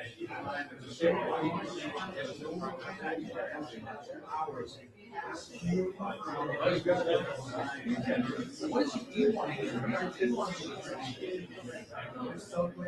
What are the questions that you want? All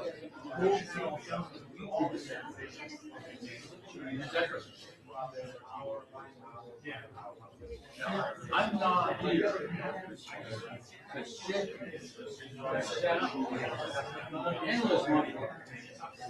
How can you cover something? Maybe literally $100,000 from those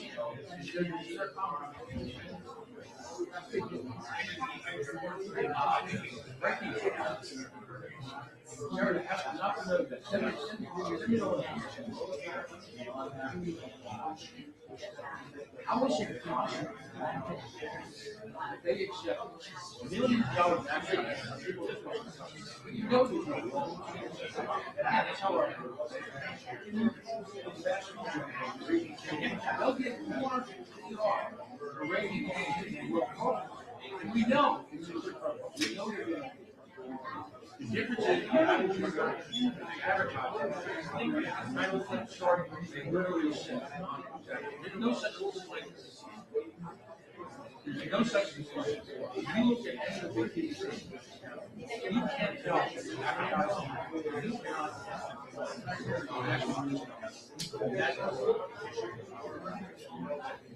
I got their program in news stations.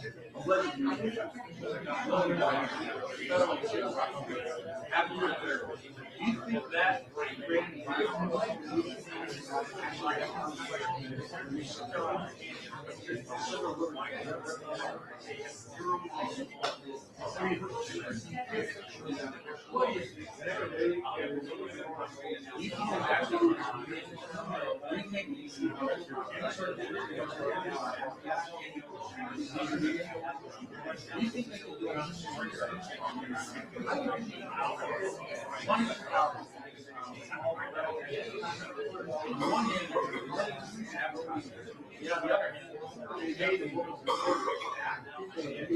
by the way,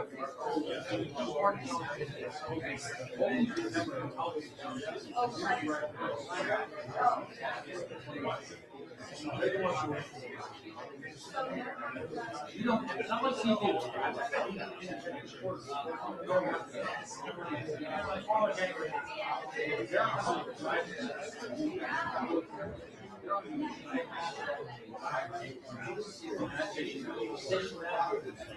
And by the way, as I heard,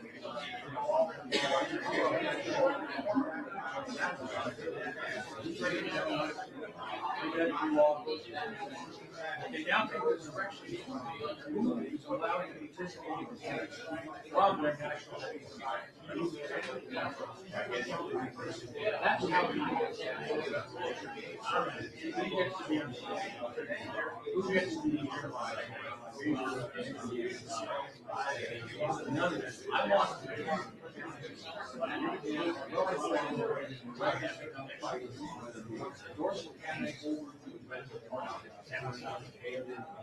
Party endorsement in the media. I want to celebrate.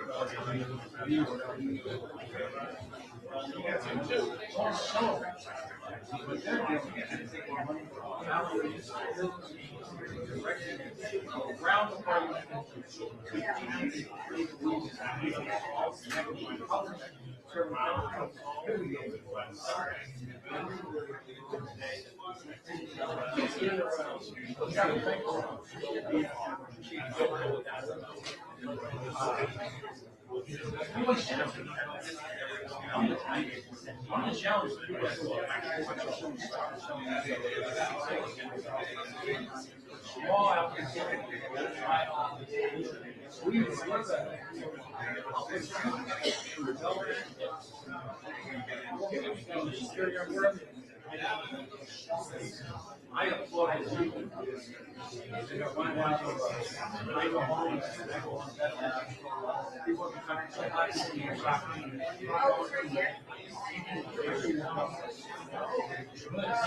What do you go home? I got home trying to hold this stuff. I had so much in the last 2 weeks.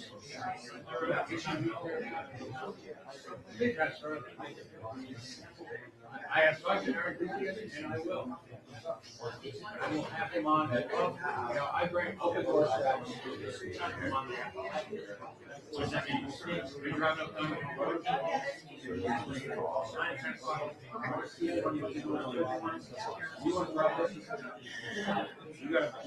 You're running for office. I can't have you're running for office. Starting January 1st, you're driving down the stock.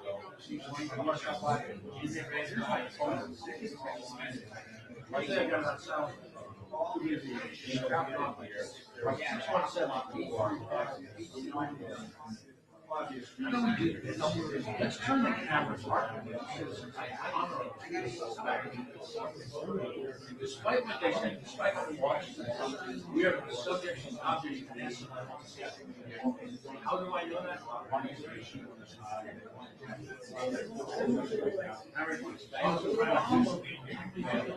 You know what? You know what we're doing? I know that's our cause. You know what we're doing? Screw you.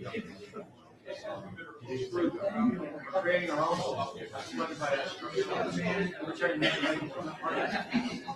Recently, I'm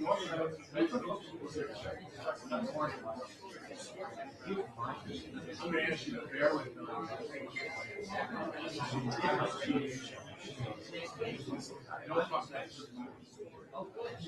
I teach a little one course, and I think by the way, it's ironic.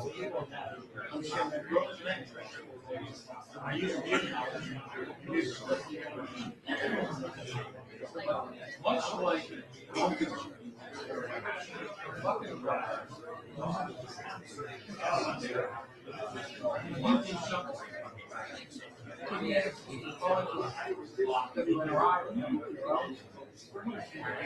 lay up a well thought issue.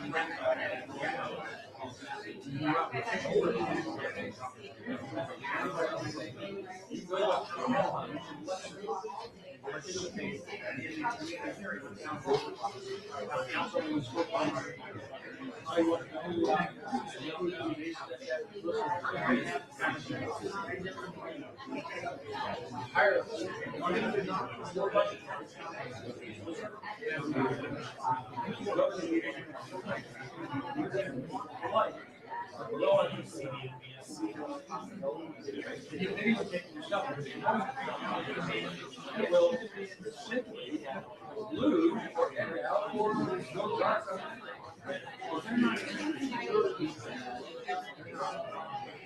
well, that's another way. So many different things. We'll do it one day. don't know. Now, you overdo it, you hurt yourself. You do that for then, 2 or 3 months, you can say, you know what? Twice a week. And I'm good. Extra day, maybe I'll actually go out and do it. It's easy here. I'll help you write it. I'll write the rest of it. I'll work with it. And write some legislation about an issue you can.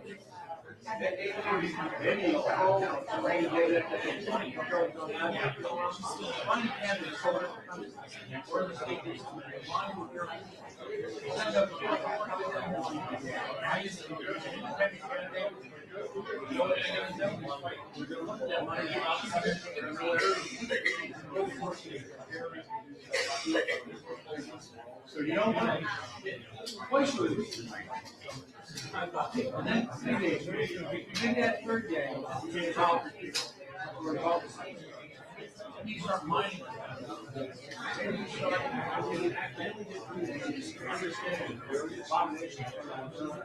Yeah.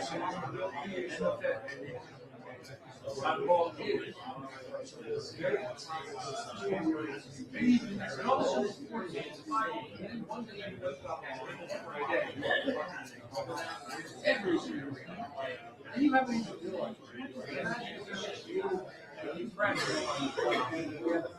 or in support of it. Maybe a few other things. And then all of a sudden, the work of that's round the government, do all that. You know how lucky we are for people elected 20 consultants.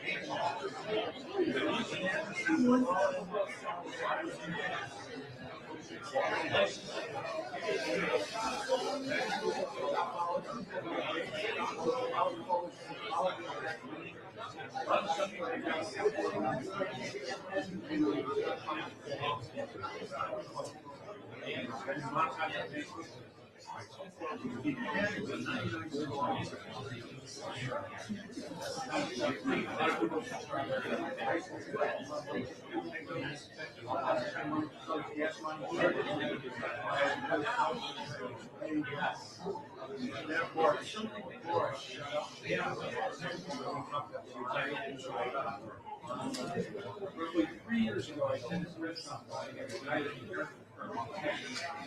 almost a light across the street, right up in Admiral. Miserable.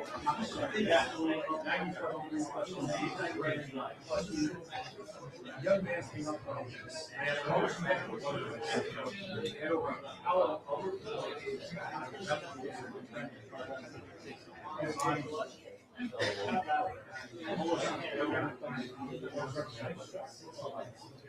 I realized that beautiful life, you know, all the facts. No one was in the line. Imagine. No, I'm not going to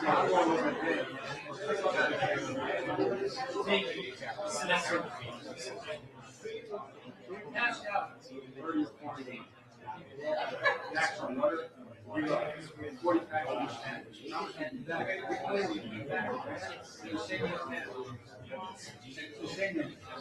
And he said, you know, never forget the regular. I hope you don't mind, but when you tell me what do you do, and I still get emotional.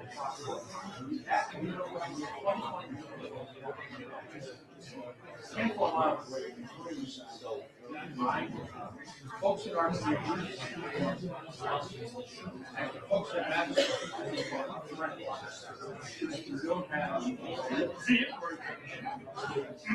don't have a way to clean up everything. And that's when we started looking at starting to look at both of them.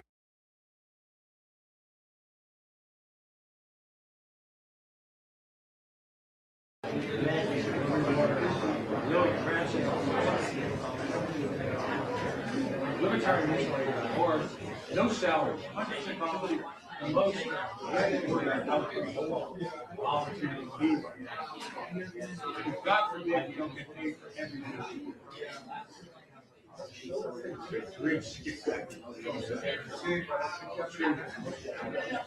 Not the one. There they are on the back.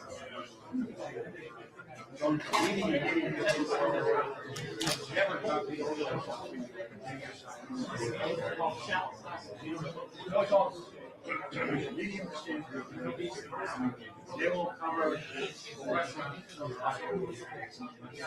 cover trade, all $300,000 to $400,000.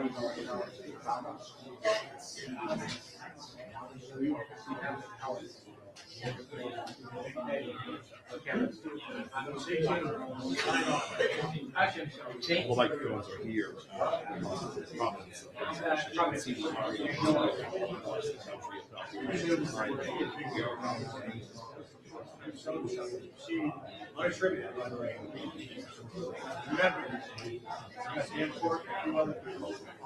All over. But the intermediate is always so we're going to hang in there.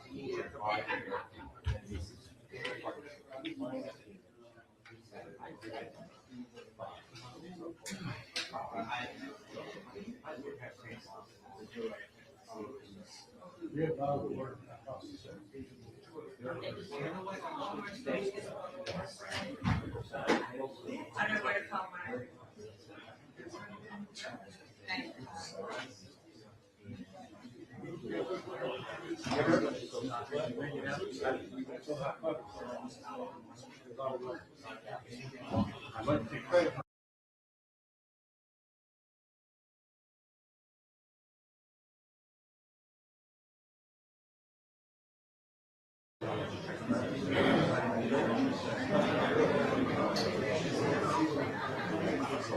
You're one of them. You're one of them.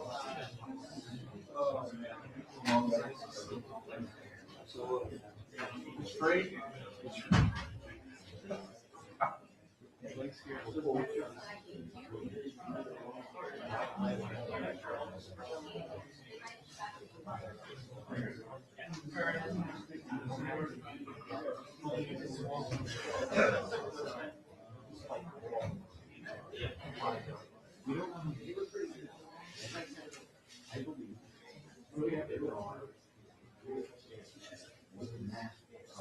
Thank you, John.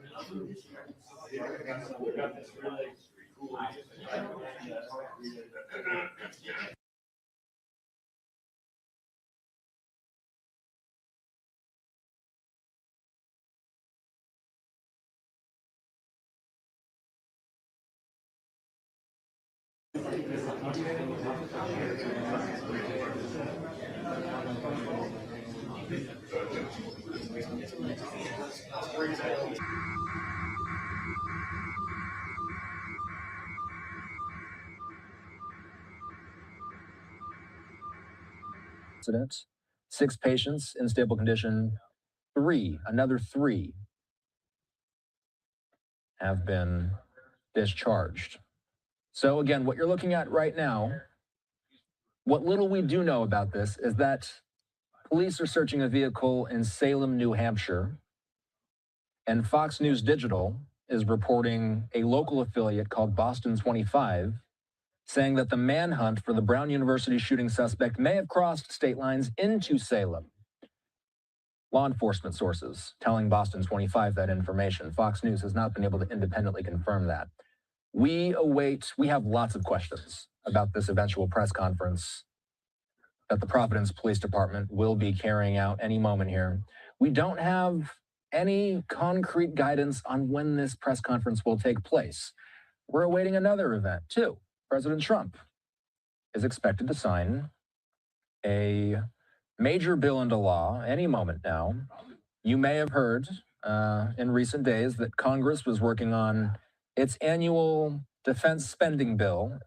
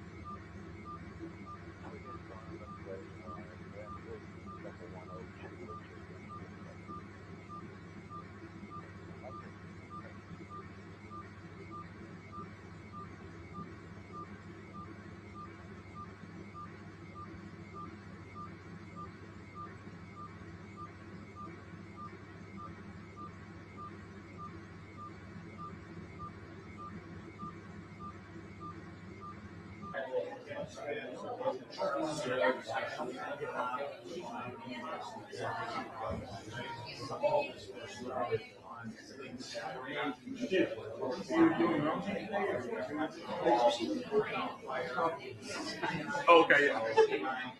That's exactly what I was going to ask you. I was like, where are you from?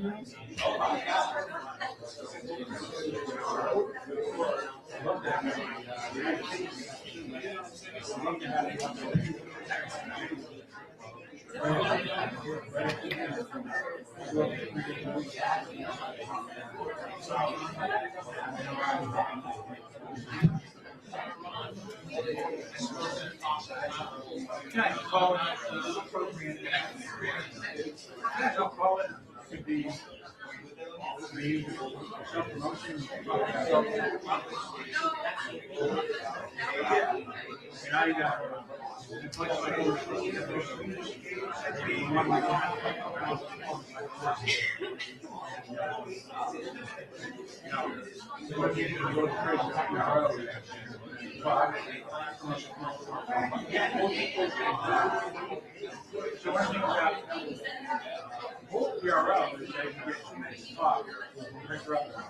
which I get.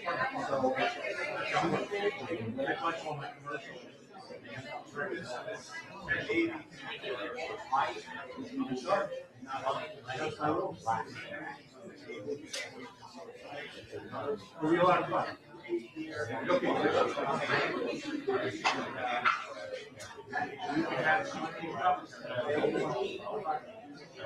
You'll never be more on.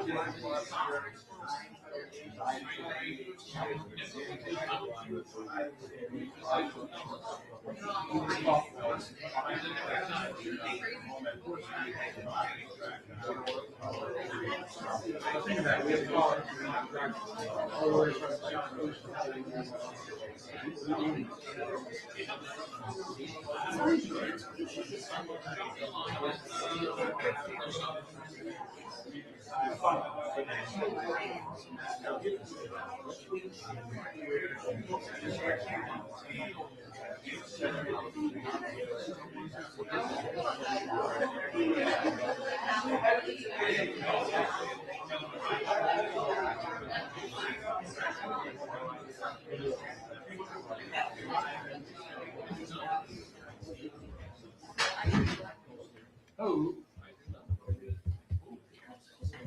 You doing something?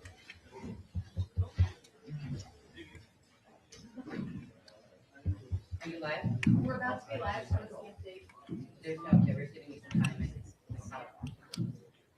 Can we go on that side, John, while Charles comes up? Thank you.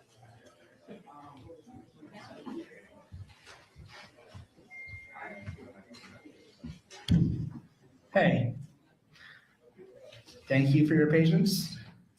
Right now, we currently do not have a time. I'm coming up here to let you know that I am going to give everyone at least a 20-minute notice before the press conference. We're having a press conference tonight, no matter what. I'm going to give you 20 minutes before. It's going to be in your email. I'm going to start calling and texting you in case you miss it. 20 minutes. We'll have a heads up. Right now, I do not have a time. Approximate time? I don't have an approximate time. I'm sorry. Thank you. Thank you. Thank you.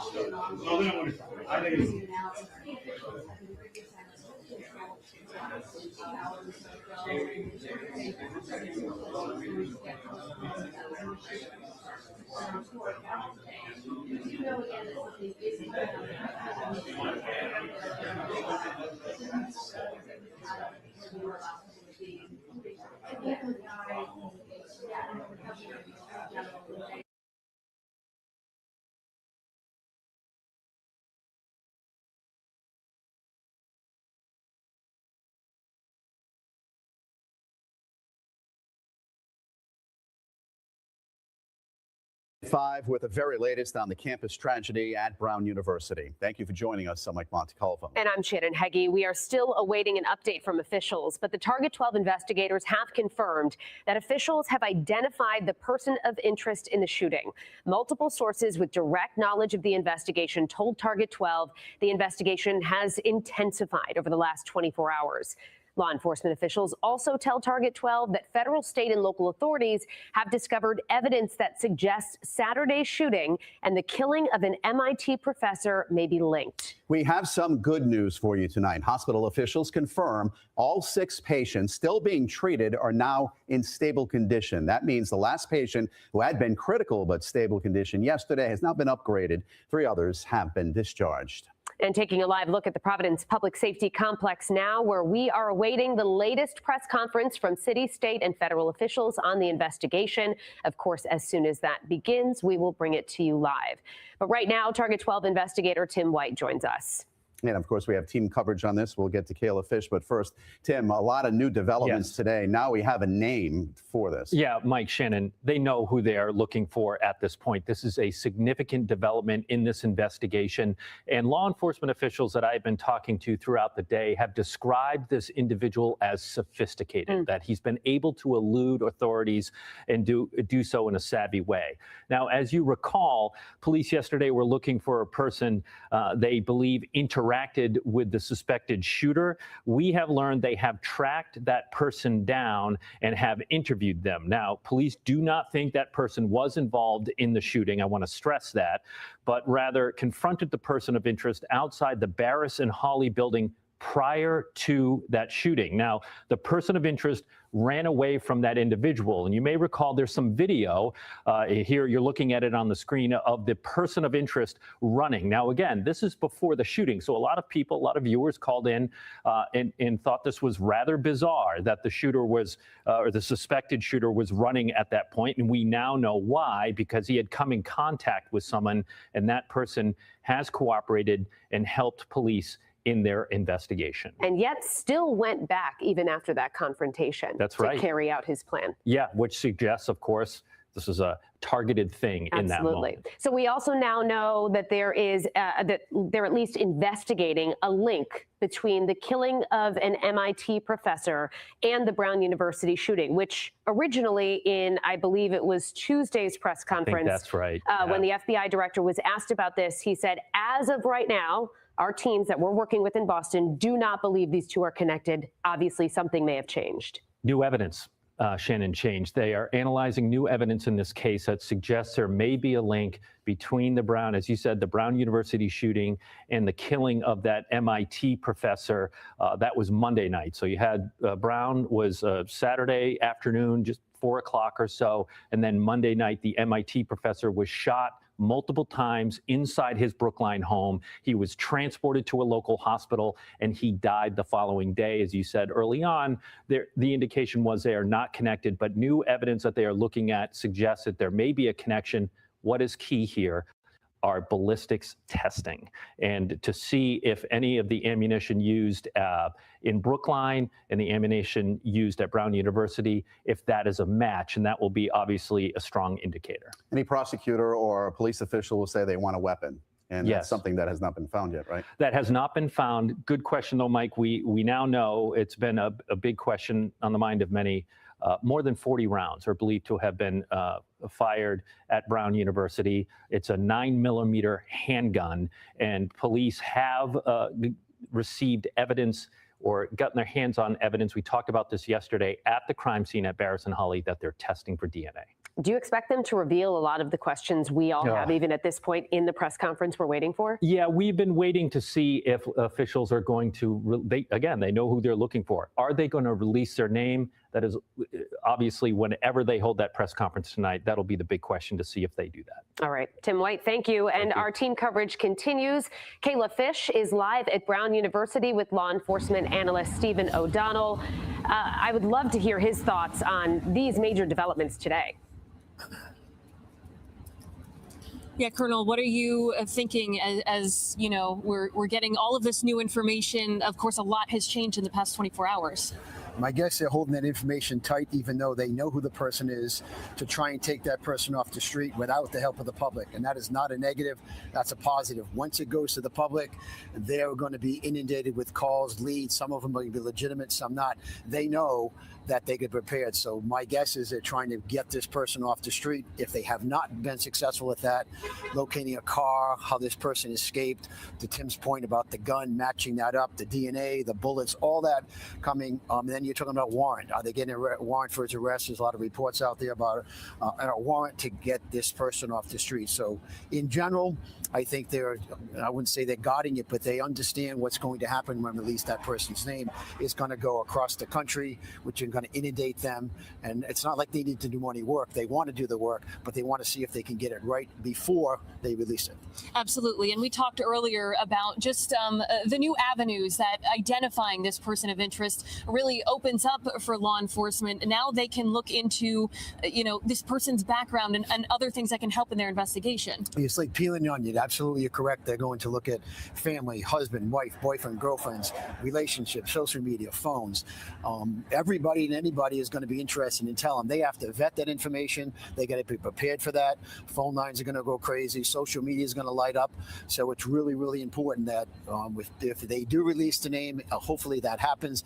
The goal would be not release it and have that person in custody by the time they do a press conference. If that doesn't happen, getting that name out is critical. This is a really huge, important piece of an investigative process. And again, coming back here, we're standing outside of Barris and Holly where that shooting took place on Saturday. We talked a little bit earlier today about the need for closure, and a lot of these questions that have gone unanswered, we're now a little closer to getting those answers. Hopefully. And for the parents, the families, it's chilling to just sit here and look at this thinking, if you're a parent, I have children that went to college that, I think they're going to be okay at college. So yeah, it's really, really important that people can understand when and if this person's arrested.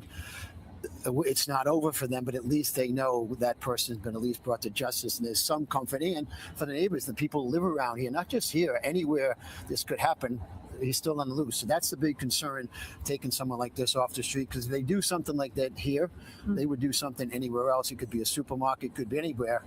And it's chilling because there's no activity on the street. So it's happening across Rhode Island, and hopefully this leads to this person getting arrested. Absolutely. And as we've been mentioning, a lot of work happening, behind the scenes, behind closed doors as police continue to investigate this. We're still waiting on an official update. We don't know what time that might be, but we are standing by ready to receive that information and bring it to you as soon as we get it. That's the latest live here outside of the Barris and Holly building on Brown University's campus. We'll send it back to you in the studio. Thank you, Kayla. As we await the identity of that person of interest, we're hearing from some East Side residents who have found their normally quiet neighborhood in the middle of a major investigation. 12 News reporter Ethan Logue was on Ives Street earlier today, speaking with people living in the area where the person of interest was spotted after Saturday's shooting. Ethan? Of those two people I spoke with, one was home when the shots rang out, while the other was at work just a short distance away. However, both were surprised to see their homes highlighted by police as an area of focus in the aftermath of the shooting. On Wednesday, Providence police releasing a map highlighting their area of focus as the investigation into Saturday's shooting continues. Included on that map, a small sliver of red, indicating an area where authorities are looking for more evidence on Ives Street, in between East Manning Street and Pittman Street following the shooting. Only a few houses lie in that area, but for residents who do live there, it was quite the shock to see their homes highlighted. That new map shows kind of the suspect's trajectory going right in front of our house, which is concerning. And yeah, I think people are just a little bit on edge in general. I kind of yesterday reacquainted myself with how close all the buildings are. And I was like, oh, they're 2 long blocks away from here. And when they showed the map and stuff, it made a lot of sense. Residents noticing the increased FBI and police presence in their neighborhood, adding with the area they live in a focus in the investigation, they have had agents on their front porch asking questions. I think they understand that this is a unique situation for a lot of people who live in this community. It wasn't aggressive. They asked about cameras. They asked about, kind of the normal stuff that people in this neighborhood are used to hearing them ask about. Thursday marking the 6th day of the investigation into Saturday's shooting, and still no one is in custody.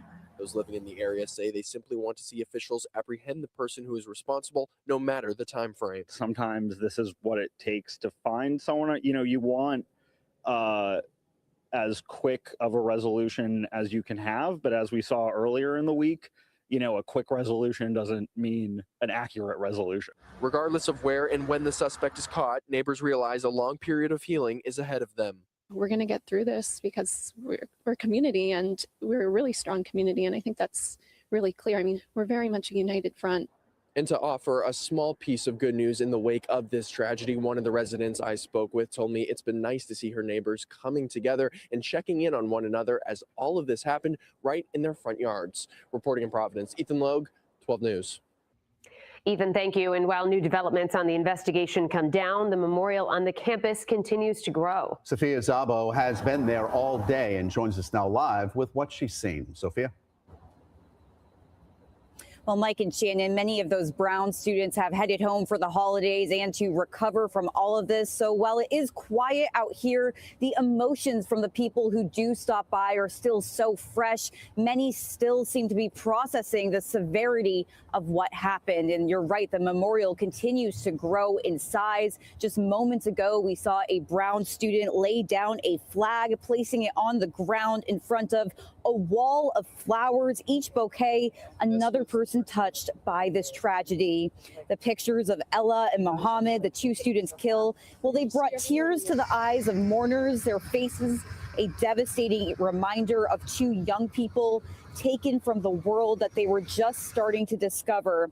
We did catch a brief moment of joy when Comfort Canines were brought in to tend to grievers, and they knew immediately who needed them. We also met a Brown alum who was wearing her emotions on her sleeve. She shared with us a letter she wrote to the victims. E&M, when I learned more about you two, I realized how much you represented Brown and what makes it special. What sucks is you will never finish your journey as Brown undergrads. We will never meet at campus dance or at the local bars. My heart breaks thinking about all the people who knew and loved you. If there is an afterlife, I pray you are at peace. I hope it's like heaven. Your Brown family will never forget you. I wish I could hunt him down myself. Very powerful. Now, as these new developments come down that we talked about at the top of the show, I want to share something that a community member told me earlier today, and that is that justice and healing aren't necessarily always the same thing. So while law enforcement works to bring the person who did this to justice, the community is going to continue working at healing. Reporting live in Providence, Sophia Szabo, 12 News. Sophia, thank you. And if you have any information related to Saturday's shooting on the Brown University campus, investigators are hoping to hear from you and see any related images you can supply. You can call Providence Police at 401-272-3121. You can also submit video or images at fbi.gov/Brown University shooting. This info is also available for you in our coverage on WPRI.com. And please stay with 12 News for continuing coverage of the Brown University shooting on air on WPRI.com and on the free WPRI 12 Plus TV app. All right, we have been watching CBS Boston's coverage from Providence, Rhode Island, where police say they've identified the person of interest wanted in connection.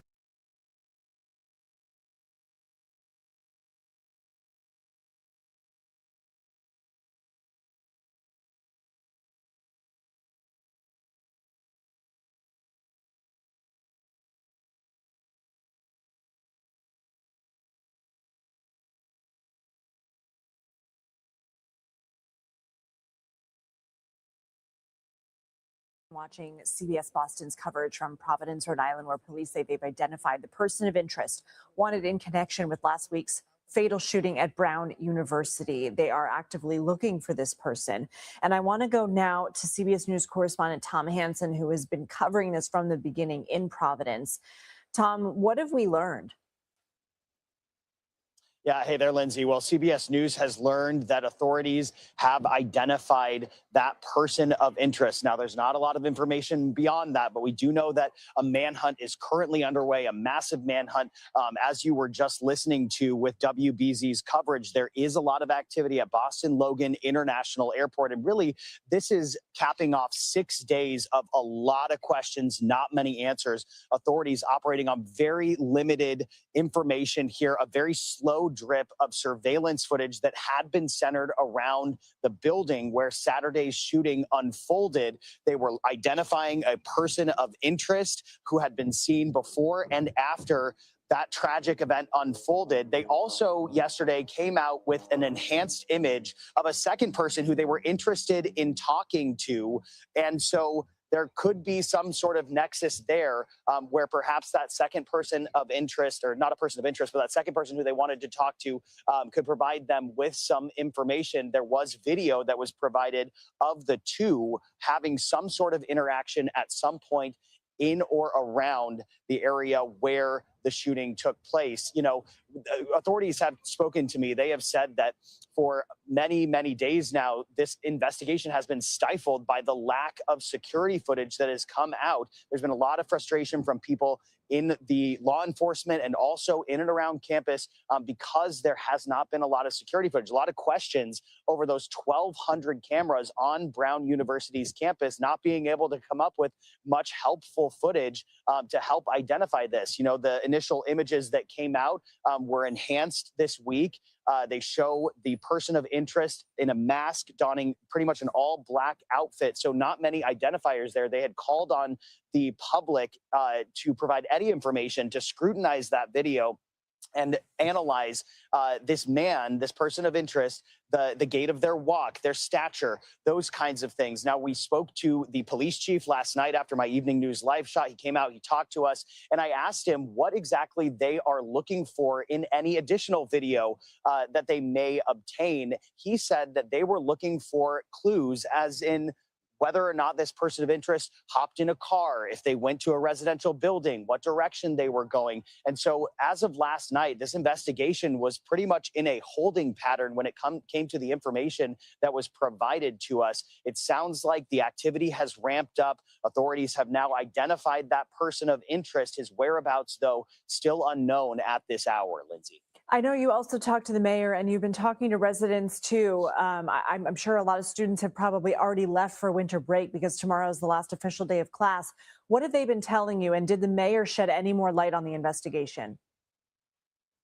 On the heels of us arriving, Lindsay, there was essentially a mass exodus of students because finals had been canceled and there was just a lack of a sense of security in and around campus for those kids. So they were undoubtedly scared. Now, we did sit down with the mayor yesterday and I asked him, how do you square your statement saying that this community is safe while also having someone who is potentially armed and dangerous still at large with their whereabouts unknown? And he said basically that everyone has been anxious in this Providence community ever since the tragedy unfolded, but people needed to go about their day-to-day lives in the aftermath of all of this. He cited stepped up police presence all around this area, which we have seen, police pretty much on every corner, police cruisers patrolling the campus, patrolling the communities around Providence. One thing that I want to point out too was this wasn't just something that was limited to Brown University. That building where this shooting unfolded was on the very edge of campus. And so there was a lot of concern from residents who were nearby that this person of interest, believed to be armed and dangerous, could be going around the streets of their neighborhoods. And so, understandably, a community shaken here. And then you learn of another shooting at MIT. Now, we don't know if there is any nexus between the two, but there are a lot of communities in this region that are no doubt on edge and no doubt will be relieved once this person of interest is caught. Lindsay. Tom Hansen, thank you so much. I want to bring in Rodney Harrison, former Suffolk County Police Commissioner and a CBS News law enforcement analyst. Was the hard part making the identification, or is the hard part now finding the person? Well, it's going to be both, and it's good that they have somebody identified. Now the level of concern is how is this subject fleeing custody, and is he on foot? Is he in a wooded area? Is he in a car? Is he staying at somebody's location? And, what's going on right now is you have several teams, probably some FBI, some Providence Police Department, working together to see if they could track this individual down and use whatever type of technology they can to see what his location is. But everything depends on what's his way of egressing from this incident. It's been about 4 or 5 days now, and now the tracking has begun. And listen, if he's in a wooden area, they're going to have to use K9 and heat detection drones. If he's in a car, they're going to have to use license plate readers if they know the type of vehicles he's in. So it all depends on how he's on the run and whatever technology the law enforcement agencies over in Providence are going to use to be able to track him down. How difficult is it for law enforcement that this manhunt has exceeded 5 days now, technically day 6, the fact that at this point this individual could be anywhere? Well, that is extremely hard because, I'm not sure if they were able to put a flag on him to stop him from getting on a plane or traveling on some type of bus for transportation. But it definitely has made the hunt a lot more difficult that he has been on a run. The one thing that I would like to see is get the community involved in getting this individual's face out there and having him identified, so you're not putting law enforcement at a tactical disadvantage, but yet at the same time, community residents may be able to identify this individual if they happen to cross his path and call either a Crime Stoppers hotline or notify a local law enforcement agent. Could be the best way of going forward to help bring this person into custody. We were hearing Tom talk about people lamenting about the lack of video footage. Do you think this is going to force the university to reevaluate some of its security measures? Lindsay, I had that concern. I don't know if the campus has what we call an emergency operations center, where there's cameras that come into a one room, which is being viewed by a security personnel. I would assume that they have that. If they don't, then shame on them. But I will say this: the delay in getting out the video of this individual, this subject walking around campus, entering that engineering building, egressing, leaves me a room for questioning and to see what type of technology or public safety things they have in place to make sure that these incidents don't happen going into the future. We know that the next time police brief the public, what are some of the questions that you would be asking if you were in that room? The most important thing is, can we get a picture of this individual? If they don't have a picture, then what I would like to see is a very good description of the clothing that this person was wearing. And once again, it's this, Lindsay, all it takes is a little identifying mark on the individual that, believe it or not, somebody that saw a family member, a friend, somebody that they saw leaving a location could say, yeah, I saw that individual leaving this store with that same identifying mark. So if he can't provide a face, then at least give us a breakdown of his clothing down to the T, any identifying mark or anything else that he was carrying, so the community could potentially help us with this investigation and bring this person to justice.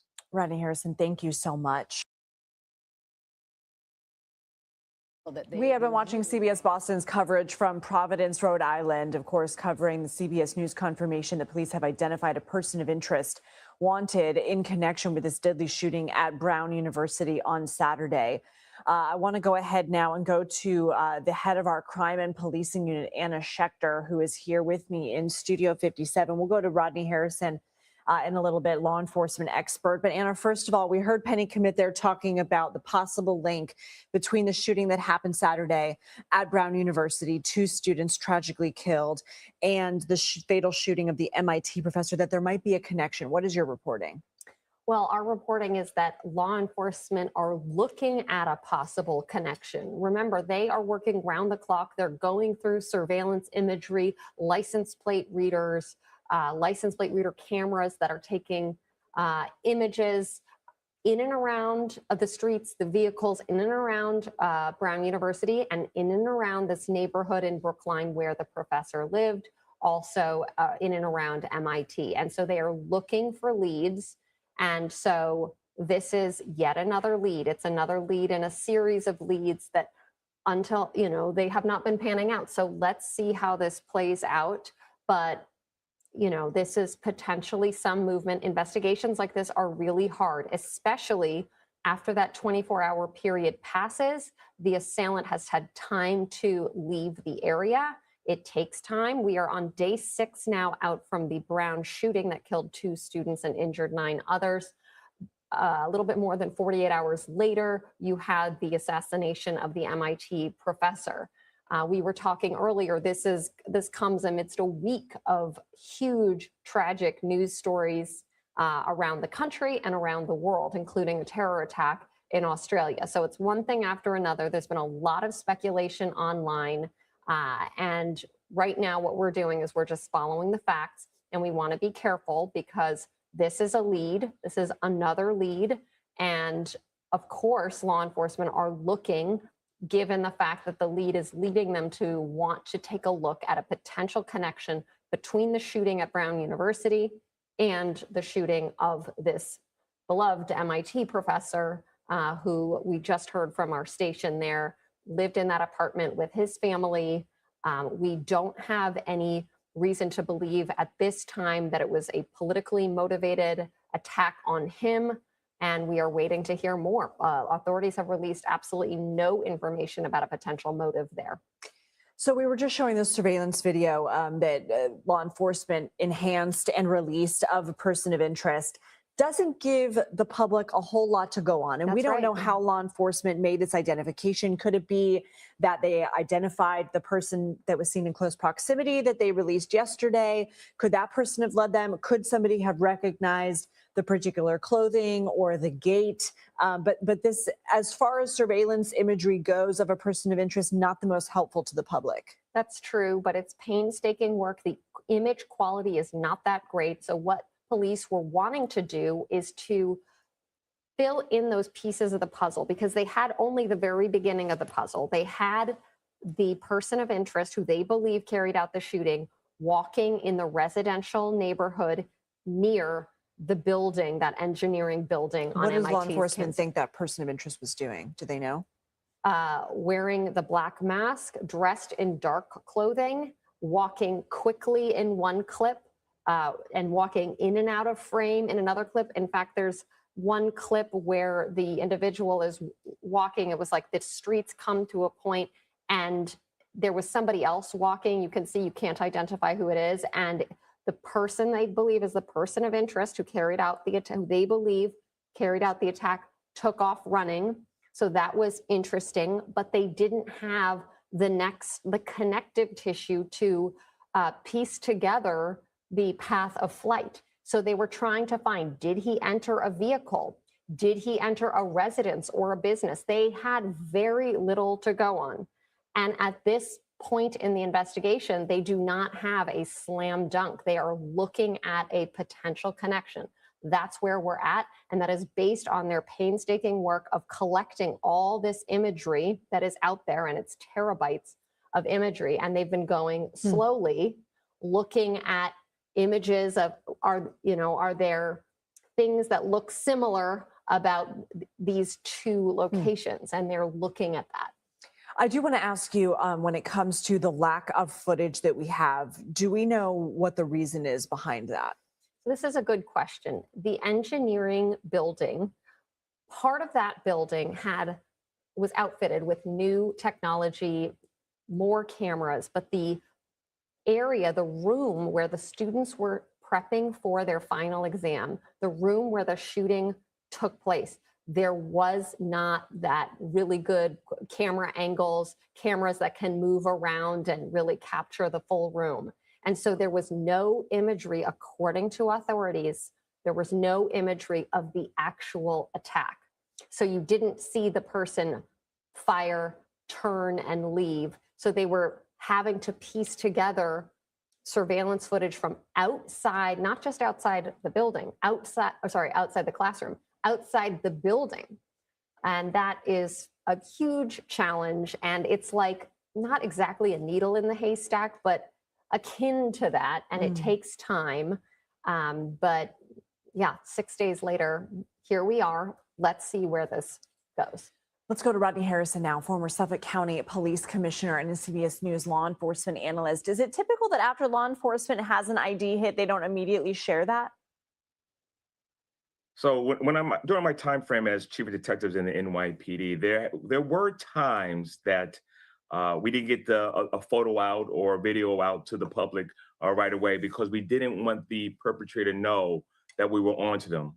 In this case, this situation, I don't think that's the case. I think the perpetrator knows that we're onto them, we're looking for them, and they're going to use whatever resources they can to bring them into custody. And I really have to commend the Massachusetts station, Ed. He actually provided some pretty good information that the media has such a tremendous role in solving cases like this, which is there is a video, besides the Crime Stoppers hotline, there's a video provider hotline that you can provide for law enforcement if you see somebody that fits the description as well. So the media has a major role in helping bringing people into custody. But that being said, I do have a level of disappointment. Doesn't seem to be a sense of urgency to get a still photo, a breakdown of the individual who committed this crime to the public in a little bit more of a detailed way. And Anna shared that the video footage that was collected might not have been top grade, but they could at least show a little bit more of this individual walking in as well as egressing from that engineering building. And who's to say that during that time frame, while walking in or walking out, he didn't pull down that face mask at one point, which could potentially help get out to the community what this individual looks like. Maybe somebody could pick up something very, very slight. Once again, we could talk about the Luigi Mangione and his eyebrows. This person may have a certain color eyes that are distinctive. So I would like to see a little bit more urgency. Every second counts right now. And everything from getting a travel ban out to make sure this person's not trying to jump on a plane and leave the state or leave the country to, once again, I shared this earlier, making sure the cops are not at a tactical disadvantage if they happen to come across this individual, which is, let's make this very clear, armed and dangerous. Okay, Anna, let's go ahead and round out some of our coverage here. Just share the latest of what we know and what we're still working to confirm. So at this point, we know that law enforcement is looking at a possible connection between the Brown shooting, the shooting that killed 2 students and injured 9 inside that engineering building, and 2 days later, a little bit more than 2 days later, the targeted assassination, it appears, of that MIT professor. So that's where we are at. We are 6 days out from the Brown shooting. This investigation has been slow going, painstaking. It took them a long time to pull together all of the surveillance video that is out there. Took them a long time It's unclear if they know exactly which students were in that room studying, because it wasn't like a formal class where they have a roster and they took attendance. So challenging investigative environment. They're going slowly. They're going to pursue this lead, and we'll see where this takes us.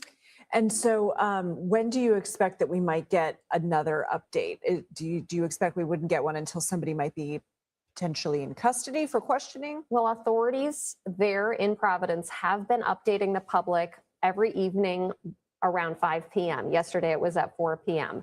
They have been trying to provide the public. The problem is that they didn't have much to provide the public with. They didn't have the really good surveillance imagery to put out to the public to say, hey, can you help? Have you seen this person? They've done the best they can with the imagery they have, but they also didn't have an ID. They did not have a name attached to the imagery. So that is a tough place to be. And that's where we continue to be at this point. All right, we know that the law enforcement is also probably going through hundreds, if not thousands of tips at this point? Yeah, hundreds of tips flooded in Sunday, Monday, Tuesday, a few hundred tips where they had some kind of a name attached. And that they will look at every single lead and run down every single lead, regardless of whether it seems to come from a credible source or even not, somebody just speculating. They will take a look at it. That's their protocol. FBI is supporting here. The local police have been the lead. They've been the ones at the press conference. The district attorney, very involved. He's also been there. But generally, the FBI, that's their policy. They run down every lead. Okay, Anna Schechter, thank you. Our thanks to Rodney Harrison as well. We are standing by for a potential news conference in Providence. If and when that happens, we'll of course take you there.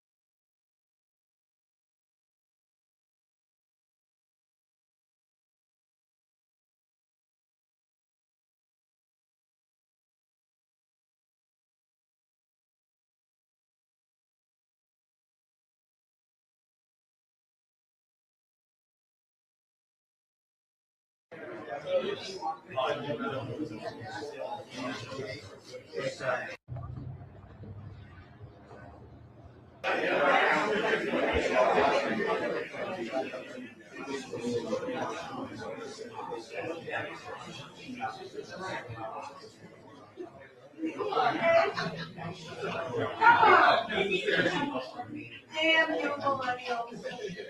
I don't know. I don't know.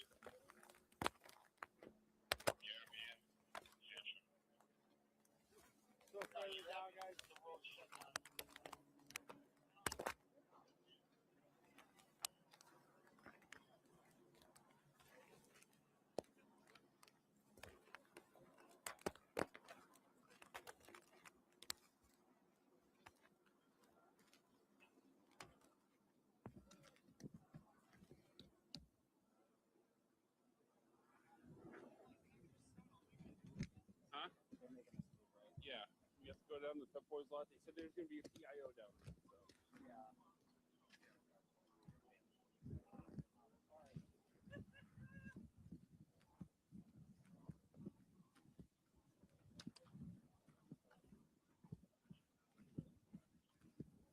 Once I drop my stick, can I move my car?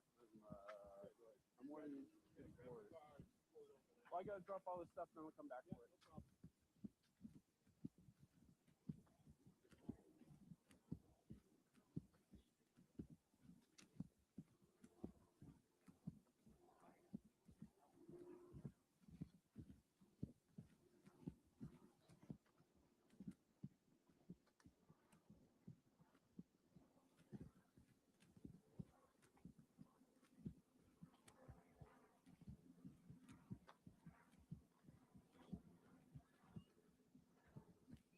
But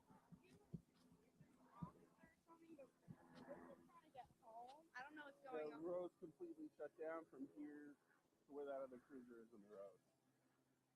But we live right there. The house right here? Nope, we live the condo literally right next door. Sorry. Walk up that way. On this side of the road, there's a Salem officer right there. He's walking this way. Okay, great.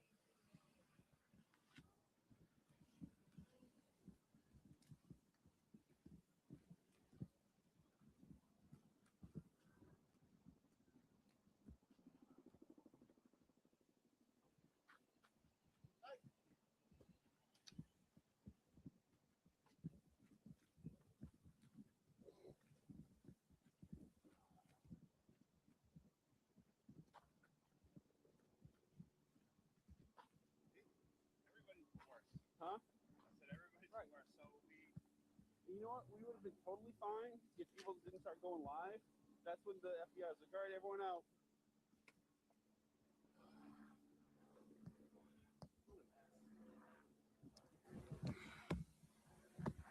Before I forget, this is yours.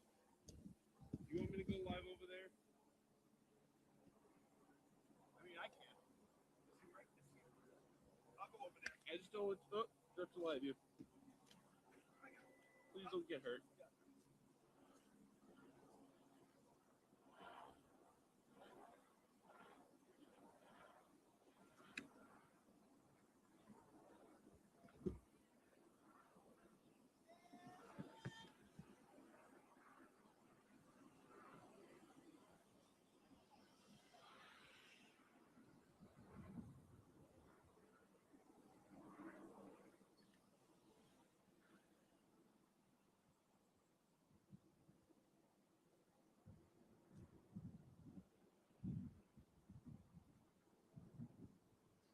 Right in the pussy.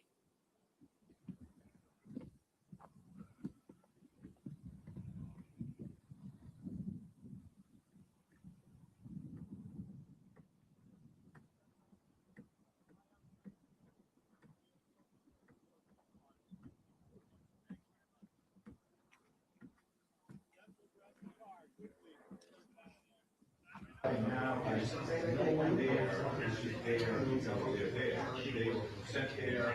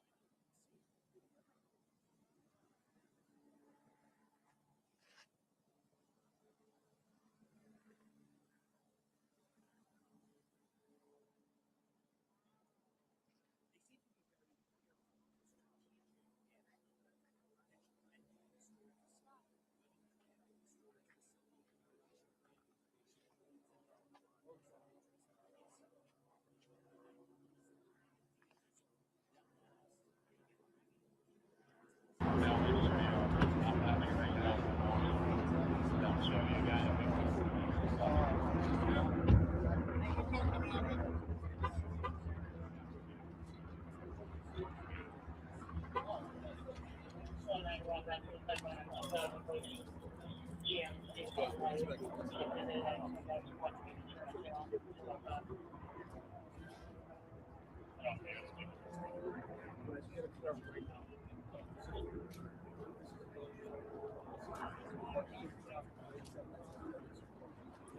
we're being told to move.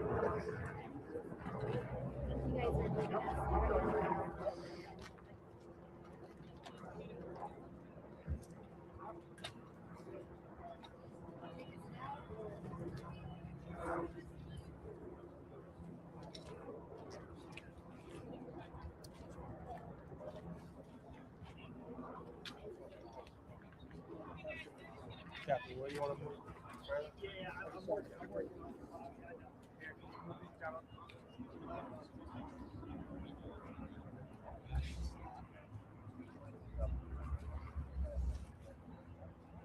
Yeah, a lot is happening right now. Police are trying to clear this area. They have shut down the road here that is right in front of a storage unit, which you're probably seeing on Sky 5 or have seen earlier. There's a lot of police activity here. FBI agents and negotiators with property police officers are here. A lot of them, all of them, are wearing a bulletproof vest. Some of them have long guns. They're spaced out. The more entrances at the side of this regular open storage facility, again, more police just showing up here. It looks like they're trying to come up with some type of plan. They have shut down this road. A very busy road. Choppers are flying up on the ensure that a lot of activity. It's really difficult to figure out exactly what they're doing. We've seen some vehicles leave, others in, but again, still a hard presence of police officers. Captain, everyone down. 165, I'm out on Amtrak here meeting right now, too. Just further down. Further down, please. Right by that white car. Right where that white car is. Right where that white car is leaving. Right where that white car is leaving, if you could. Thank you so much. We're going to keep moving everybody down inch by inch, but we want to. That there has been a person that has been identified as having here. So obviously, there was a connection made. I think the important question, Adam, in relation to your question is what was the connection between those two cases? And I think it's perhaps will be interesting to see whether or not that is in fact what brought us to this location. Whatever it was that may have connected those two cases, because obviously there was something that they saw. This is a storage unit, but there's obviously, we are right off the interstate as well. So we don't know precisely, I can't say confidently what brought them up here, but I think it's noteworthy that that connection was made, and it was soon after that we were brought to this area. So that's obviously going to be a question for the investigators that certainly we will be wanting to pose with if we get that chance is what was that connection, and what connection does that have to why we're standing right here where we are in Sarah.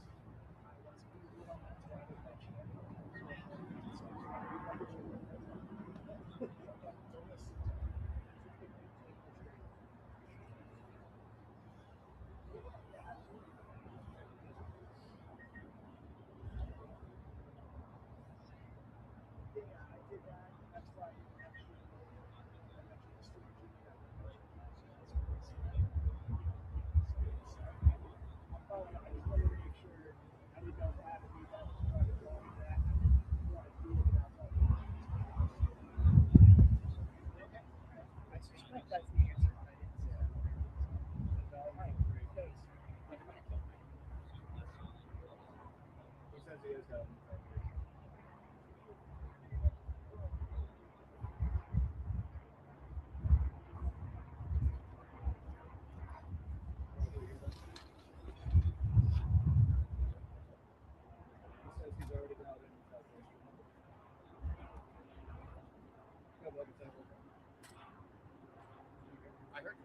heard Trisha. I didn't hear Arthur.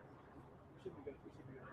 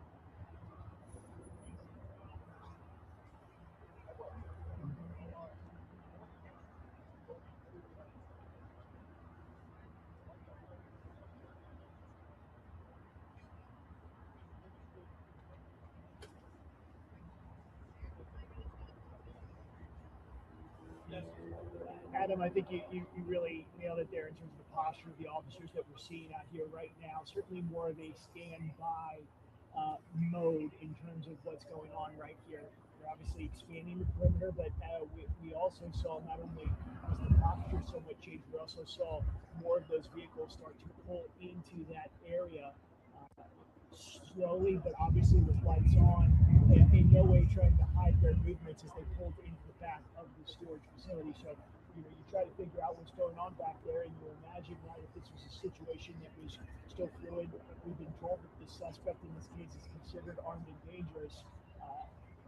You got to think if someone was pinned back there or something of that nature, they wouldn't be able to move that freely in that way. So obviously, it tells you something about what it is they're dealing with back there in terms of the severity of the danger of whatever it is might be behind the storage unit right now. It is in still a holding pattern. We have not been told at what point we might get an update on what it is they're looking for or what it is they may have found back there. But obviously, whatever it was, Adam, was significant enough for Providence Police and the FBI to not only arrive here, they are still here, and more appear to have been coming. As we showed you in that last time we were reporting, you saw those trucks pulling in. So needless to say, whatever it was back there has required more of them to show up. You heard the Rhode Island Attorney General earlier this week talking about pulling a thread in this investigation and saying at some points you may pull a thread and nothing happens. And then at other times, once you pull that thread, it starts to unravel. And we've obviously had 3 significant events within just the last few hours, with the initial report surfacing about the connection possible between the event in Brookline with the homicide that happened there and this Brown shooting. The fact that there has been an identification, and then literally within hours, investigators found their way up here to Salem, New Hampshire. So it appears that they have pulled on something and have found something significant behind this storage unit here. As of now, it continues to be in a standby position. I can't tell you, as I look around here, you're getting more people starting to gather behind us, obviously wanting to know what's going on here, and that's obviously part of the calculus for these investigators to push everything back, to maintain the integrity of what's going on behind where we are right now. There has not been a lot of movement on the other side of the storage unit, so it does not appear that they're necessarily searching into the woods or anything surrounding it. They are clearly focused on whatever is back there.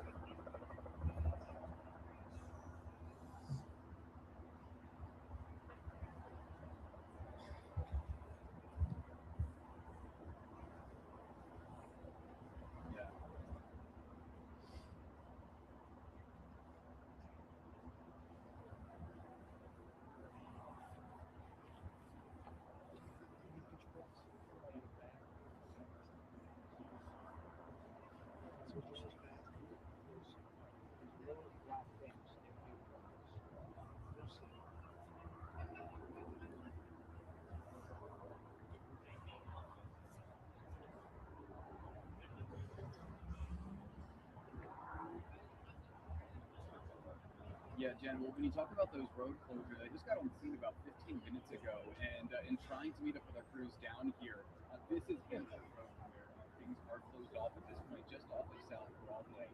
And we are just a few hundred feet from the line, the state line between New Hampshire and Massachusetts. Hampshire Road intersects that state line a couple of times. So when I was trying to get here, the GPS quite honestly tried to take me past where police are right now, so I couldn't get through. They had the road closed. They had Hampshire Road closed closer to the scene, but that to be said, I couldn't get to our police on this side. When I had pulling into the housing development just to meet up with our crews here, when I got out to try to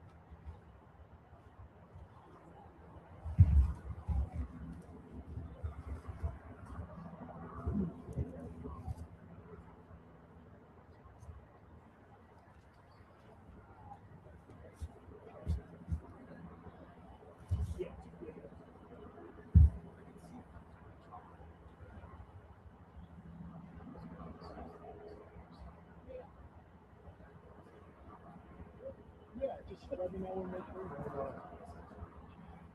Okay, are you gonna get my earring, tell me, or? Okay, all right, so, yep, sounds good.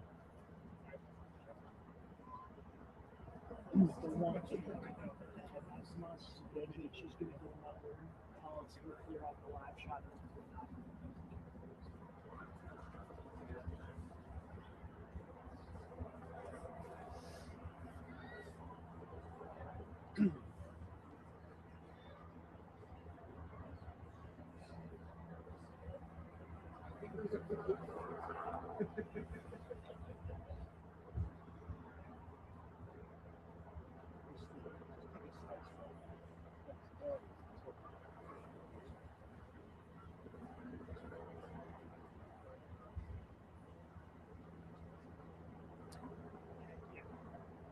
It's white balance. It's white balance. It's white balance.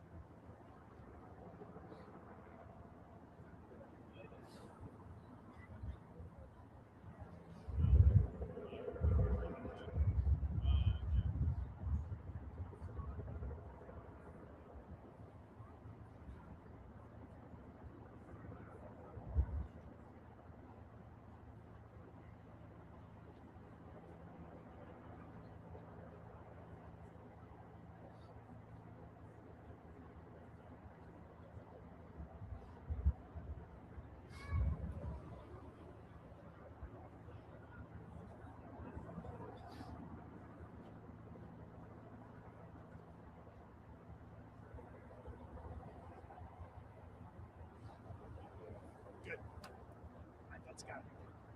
Yep. Yep.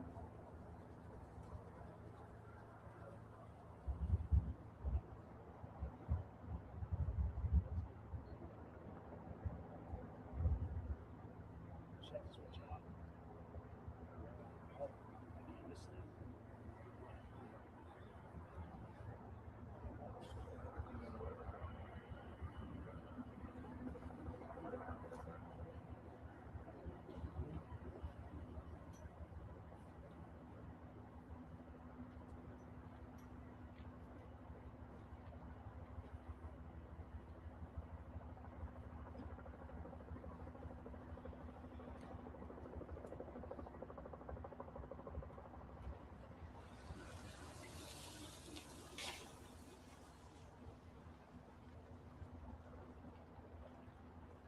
Do they know what they're dealing with at this point? And have they made any contact with anybody? Or as your alert, that the person you know there suggests that they're leaving all options open? That's right. Do we, Patrice, and do we still have those live pictures up from Salem? We've lost our feed here momentarily. Yeah. We're going in and out. There's been nothing. Report. They're up now. Yeah, we keep looking at this door, which we do see people going in and out of, though not everyone is in tactical gear now going in and out of, and they are at a somewhat relaxed pace when they are going in and out. There's really not a sense of urgency right now. That's right. That's thank you, Patrice. Urgency. That's what I was trying to find. You know, and to just jump on Jeff Pine's statements, when you're trying to look for a suspect in a storage facility, you know, it's like finding a child who's lost in a corn maze. It is not easy, right? And down every door is a threat. So the fact that they're kind of walking in and out, and there is a gray Nissan that Patrice spotted in those pictures, which they were looking for earlier. And it's funny, guys, now that Brian and I just reported this whole news, everyone's jumping around and getting on air and reporting something. So we're a little ahead of the game on this one. But again, all we can report is what we know. We're not speculating. We want to be responsible. But again, somebody in the area said they received an alert from the community saying to be on alert and to look for somebody suspicious who may be walking or maybe suspicious. What are your thoughts? Yeah, again, it just leads to a lot of questions at this point. And again, part of the reason why we haven't heard from authorities here, you know, now hours behind schedule. Again, although the schedule got basically scrapped because of the new developments. So we were hoping that, and I'm sure everybody was hoping that there'd be a conclusion a lot sooner. It doesn't appear that way at this point. Yeah, and I can't imagine, Patrice and Emily, that maybe I'm wrong, correct me, at home or there. I can't imagine that they will hold a news conference and say, we're close. I think they want to wait until they have the suspect, they confirm, and then they come out and say, we have our man. Yeah, and again, so we're in a holding pattern as that happens, and just circling back, as this is now 5 days into it. So rapid developments, but now kind of wondering what is happening next. Brian and I are going to work our sources, guys. So we're going to head it back to you, but we're ready to come back to us if we get any new information. All right, sounds good, Dan and Brian. All right, we have a retired FBI agent joining us now. Daniel Brunner joins us. Daniel, thanks so much for joining us. I'm sure, have you been watching what's transpired over the last few hours in New Hampshire? What do you make of what's going on at that extra space storage facility in Salem, New Hampshire right now?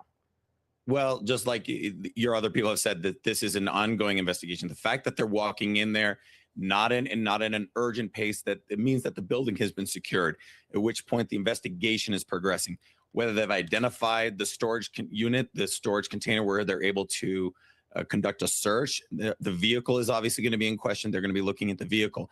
This is all going to be progressing. The fact that at a slower pace now that they've identified this location and have secured it and that there is no active threat, they're going to be looking to get search warrants. They're going to go to the judges. They're going to get a judge to issue a search warrant. That way they can enter the facility and conduct a more thorough, slow logistical search and try and identify. There is no need to rush through this because they could get something wrong.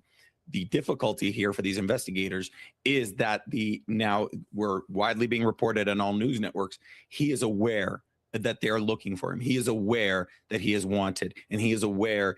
So that puts him in the advantage seat. It definitely puts the investigators at a disadvantage, whereas now he is able to actually, possibly go on the offensive. He wants to do shooting, take hostages. So it's a lot more dangerous situation than they are in the past. Now, that's scary to even think about that. Let's talk about the path that he has taken. He started at Brown University, then went up to Brookline, now Salem, New Hampshire. As somebody who was in the field, where do you think he was headed? Was he headed up to the Canadian border? It's possible. At this point, anything is possible. As a good FBI agent should do, anything, keep any possibilities open that he may be heading up to Canada. He may be heading to the border. Or whereas we have the shooter in New York City from a few months ago where he shot up the building in the NFL. That individual came from Las Vegas. He may be from New Hampshire. He may be he may be familiar with that area where he's comfortable and he was able to hide out for these 6 days. So he's looking for a comfort area. That's why I believe that this is a targeted shooting. Whether the MIT professor is connected, obviously the investigation will determine that. But I believe the Brown University shooting was a targeted. He had a specific reason to be there. So having the knowledge that this individual is probably from the area is a good indicator that he may be residing. He may be in the area up there in New Hampshire. That is a clue. But most importantly, investigators can't get tunnel vision. They have to look at all the possibilities. This could be a false flag. He could have put a vehicle up there to send off the investigators, and he's heading south. So anything is possible. That's really interesting. And you said something a little bit unnerving too, where you said he could be going on the offensive now because he has this information that investigators are on his trail. So if you're seeing these images and you live in Salem, New Hampshire, you have family in the area, should you be kind of not sheltering in place, but kind of maybe locking the doors and staying guard and watching this unfold from your living room? Absolutely. I believe the people that best know their neighborhoods are the people that live there. Obviously, they know who lives across the street. So taking a look out the window, don't go out patrolling yourself. Leave that to law enforcement. If anything, you're putting yourself into danger, because if you were to happenly confront this individual, they may end up hurting you. Or if law enforcement sees you acting suspiciously, they'll end up confronting you. So it's just easier. Take a look out your window. If you see an individual that just doesn't fit in your neighborhood, call local law enforcement, call the police department, let them talk, let them look it over, let them deal with the situation. If it's nothing, then great, that person goes on their way. But let them, that's the best way to, exponentially add the number of eyes to this investigation. Just look out your window. If something doesn't seem right, call 911, let the locals know. Our own local Attorney General, Peter Neronha, said the other day that once this starts unfolding, it's going to unfold fast. And it seemed to happen once we got the person's name. They got the person's name, and then maybe they were able to find the cell phone. How would the FBI take that information then and be able to track this guy? Well, a cell phone number is like your fingerprint. They able to identify who the carrier is, and they'll go to the carrier with an exigent circumstance. Normally, under a federal investigation, it takes time, a grand jury subpoena. But now, since this is a danger to the community, they can file what's our exigent circumstances. They'll go to the judge and authorize Verizon, T-Mobile, whichever carrier it is, to provide access to that number. So whether that individual is using their phone and it's pinging off the cell towers, they would be able to know when that cell phone is identified, and they'd be able to get the region of what cell tower. If this individual is utilizing, counter surveillance measures, such as not being on the cellular service and only using Wi-Fi, then that's different. So then you're talking to the computer in the phone and the IP address. So then you would be able to find out relatively what location that individual was. So if you're on your phone, I hook up to a Wi-Fi at a Starbucks or a local coffee shop, that is a fingerprint to that Starbucks. So law enforcement would know, okay, the individual now is using the Wi-Fi at this local coffee shop. They would be able to triangulate and move in. That makes it a lot more difficult, but each one of these clues provides an opening to capturing, to getting in front of this individual. Yes, this is a dangerous situation that we have right now. Law enforcement definitely has to use caution in approaching this individual, because he now knows that the law enforcement is onto him. They've identified him, and they know he's armed and dangerous. Based on what you're seeing here, obviously a heavy police presence in Salem, New Hampshire, but we were also receiving reports earlier in the day in southeastern Massachusetts, northern Bristol County. There was a heavy police presence. We received tips that there was a heavy police presence in Rhode Island earlier. How many of these active full-scale investigations are going on? It's not just here in Salem, New Hampshire, right? No, this is a major case situation. The FBI is very well trained at these. We prepare for these. We worked at these crisis management, and the FBI Boston division, I guarantee you they have what's a crisis command center. So that crisis command center has every entity and everybody in the FBI division of Boston. And I'm sure Albany is ready to render assistance. New Haven is ready to render assistance. And they bring individuals, victim specialists, other investigators. The Massachusetts obviously has countless number of special agents who are all diverting to be there for it. It doesn't matter what hour, day or night. If there's a lead, it gets run out right then and there. If they find something that's connected to New Jersey, they'll contact FBI Newark in New Jersey, and they will run it out immediately. It doesn't wait till the morning. They run it out right then and there. So there is multiple aspects of the investigation. The manhunt is just one of them. There still are countless number of FBI agents who are collecting evidence at the scene. It's down at Quantico, cellular devices. This is a multifaceted, multi-angular investigation to not only collect the evidence against him, but obviously capture him. Who do you think's in charge right now? What agency do you think is in charge? Because you've got all of these different agencies, the ATF, the FBI, the local police, the marshals, they're all converging on this area. So who's in charge? So normally during a crisis command situation, you have an incident command center, an ICS. Whatever agency has the best position to be oversight on that, knowing the community, knowing the area, and not to mention legalese. So if an individual was murdered, then the local jurisdiction, Providence Police Department, would be running that investigation. So they'll be in charge. The FBI will be rendering assistance, but at the same time, they're running a parallel investigation in case there's an individual, this individual has violated federal crimes. So they will be able to be collecting the evidence in support of a federal investigation. But if federal charges aren't warranted, the United States Attorney's Office and the Department of Justice don't see federal charges, they can pass on all that evidence that they collected and processed over to the locals, so that the best possible scenario, the best possible outcome on the court systems will be rendered against this individual. So there are multiple investigations, state and federal, are going parallel to one another. And based on what you're seeing tonight, we're all anxious here for some resolution. We all want to see a suspect in custody, and we keep drawing comparisons to what happened after the Boston Marathon bombing, what happened in Watertown once there was that large police presence. Given what you're seeing tonight, are you optimistic that this timeline is going to speed up and we should have a suspect in custody soon? I think absolutely. I think that your state DA was absolutely correct. I think once one domino starts to fall, once they've identified possible cell phone or possible identity, everything else just comes down, because not only do they identified him, they're able to go start talking to neighbors, coworkers, and getting more of an idea of where this person's mindset. That interview with one coworker may reveal a storage unit. Oh, he always used to say he used to go to the storage unit. Boom, there goes another lead. Or he always used to go to this, coffee shop. Boom, another lead. So yes, they are going to come exponentially fast at this time. And not to mention, this is going to put immense pressure on him, on the suspect, now that they know they've identified him. So at this point right now, it's just him making a mistake. He's going to make a mistake. He's going to trip up. He's going to be cold, hungry. He'll lower his mask, just like Luigi Mangione did.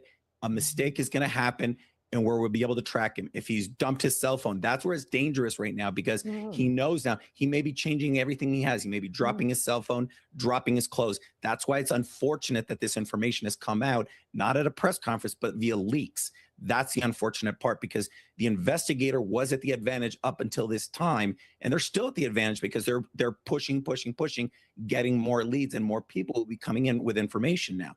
But this is now a little bit of a chess game of who's got the advantage. So at this point right now, it's just a matter of time. We're going to catch him, and it's just putting pressure on him. Hopefully nobody gets hurt. He gets captured and is arrested, and he sees justice for his crimes. And hopefully no innocent people or police officers get hurt in this manhunt. Initially, everybody was just wondering if this was just a Brown University event. Maybe it was a student who was mad at a professor or something. Then it moved north to Brookline, Massachusetts, and MIT, and the professor there being murdered. So is that an indication that this is not maybe just a localized thing, but maybe a larger operation? Absolutely. At this point, anything, as I said, anything is possible. Nothing is off the table.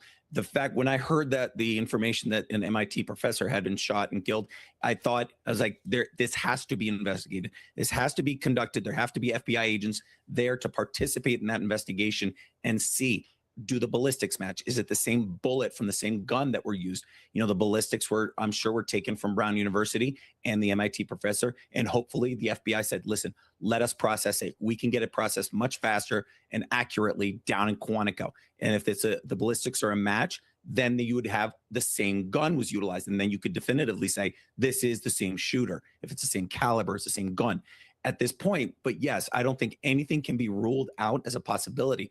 I think back to Ted Kaczynski, the Unabomber. He had against Harvard University, he had against professors in higher learning. So this may be an indicator as to this individual's motive. Did he have a problem with Brown University? Did he have a problem with MIT? Let's look at that MIT professor. Did the MIT professor have a history at Brown University?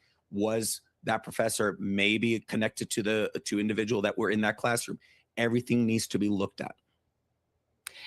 And based on what you've seen so far, there's been a lot of focus on that person of interest. By all accounts, there is one suspect. Is there anything that leads you to believe, at least maybe based on the length of time this person has been able to evade police? Do you think anyone has been involved in the planning, the cover-up, any aspect of this beyond the person of interest? Well, as I've been saying, nothing is off the table. But at this point, I would say it's better. It's most likely that he was acting alone, because the less people that know the plan or less people that are connected to it, the less likelihood of it being leaked or them turning themselves into law enforcement because out of fear that they could be also connected to him, or them turning themselves in.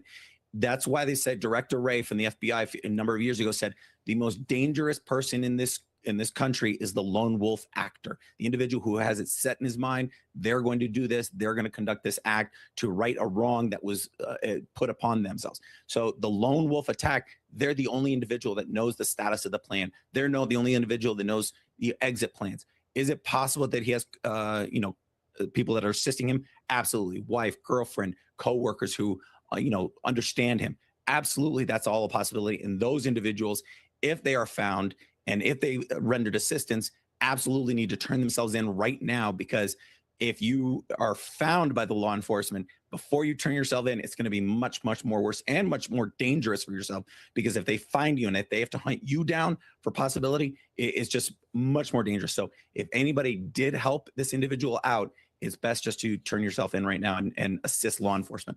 Okay, Mr. Brenner, we are looking at live picture from Salem, New Hampshire, and we can see that the roads are blocked off there. Again, we know that authorities are on the scene from Providence. We do believe this is connected to the mass killing at Brown University. What do you think is going on the streets there in Salem, New Hampshire? This just looks like Salem police blocking off a road. At this point, they have to obviously want to secure the scene. They don't want to have anybody that's, a threat to the community, a threat to them, to them, making sure that what is being contained, whatever they are containing, if it's the suspect, if it's, more evidence, they want to contain the scene, lock it off to vehicular traffic, make sure that he or she doesn't have reinforcements coming in. Retired FBI agent Daniel Brenner, thank you so much for your insight. You've been a wealth of information. We really appreciate it. Thank you. All right, My we want pleasure. to switch gears now and go back to Dan Janig. We're hearing he has some new information for us. He's live once again at Providence Police Headquarters. Dan, what are you hearing? Emily, Patrice, everyone home. I'm here with my colleague, Brian Crandall from the I-Team. What we're hearing is not a blockbuster, but what we are hearing now is that we're seeing more communities in and around Salem warning residents to be on the lookout for a suspicious person who may be walking in the area. Now, if some of you are familiar with Salem, Massachusetts, this storage facility is located close to the Tuscan Village. And I know you said that you were up there for the primary. Yeah, a couple of years ago. So A it's nice area. Yeah, it's the Tuscan Grill. I think they have one in Boston. High-end restaurants, high-end shops, condos.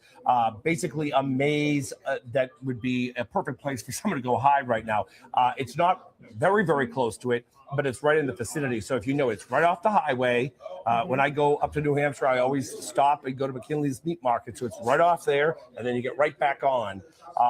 So that's a really busy area. So that is where, we're saying, Patrice and Brian, why would you be alerting people in that area to be looking for somebody who is walking, who might be suspicious? And we see a car, the gray Nissan, that authorities and sources have told me that they were looking for today. And now we're again a couple hours into this law enforcement activity in the Salem, New Hampshire area, and we're talking a massive police presence, Right. FBI agents, U.S. Marshals, notably Providence Police there as well. Yes. After we learned that the activity there was connected to the investigation into the shooting Saturday at Brown University, and as we've been reporting, now again they're looking at a link with the killing of an MIT professor on Monday. So you've got law enforcement. There's a lot of things coming together here. Pieces Law of the enforcement puzzle. down here, Right. a lot of activity in Boston as well. And your sources told you that Salem was busy related to this case. So Yes, we nailed that. We the want to make sure we law nail the enforcement information activity that in we're New breaking Hampshire. down too.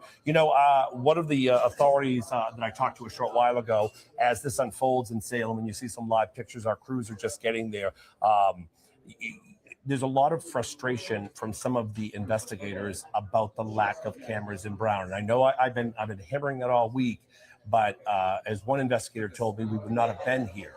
And if there were cameras and the suspect was captured quicker, and if he's related to the shooting of the MIT professor, So I know the Brown University president is here, but there was a lot of frustration by parents at Brown and now investigators that think they would have been so far ahead on this case if they just had installed cameras in that facility. And again, the gunman was wearing a mask. Right. So if there had been cameras in there, it might have just been a closer up image. And remember, the first ones we saw from the front of that person of interest was on Monday, I believe. Right. So we're talking 2 days after the shooting. So if there had been more cameras in that building, because we were talking about, the Attorney General had said, well, this is an older building extension.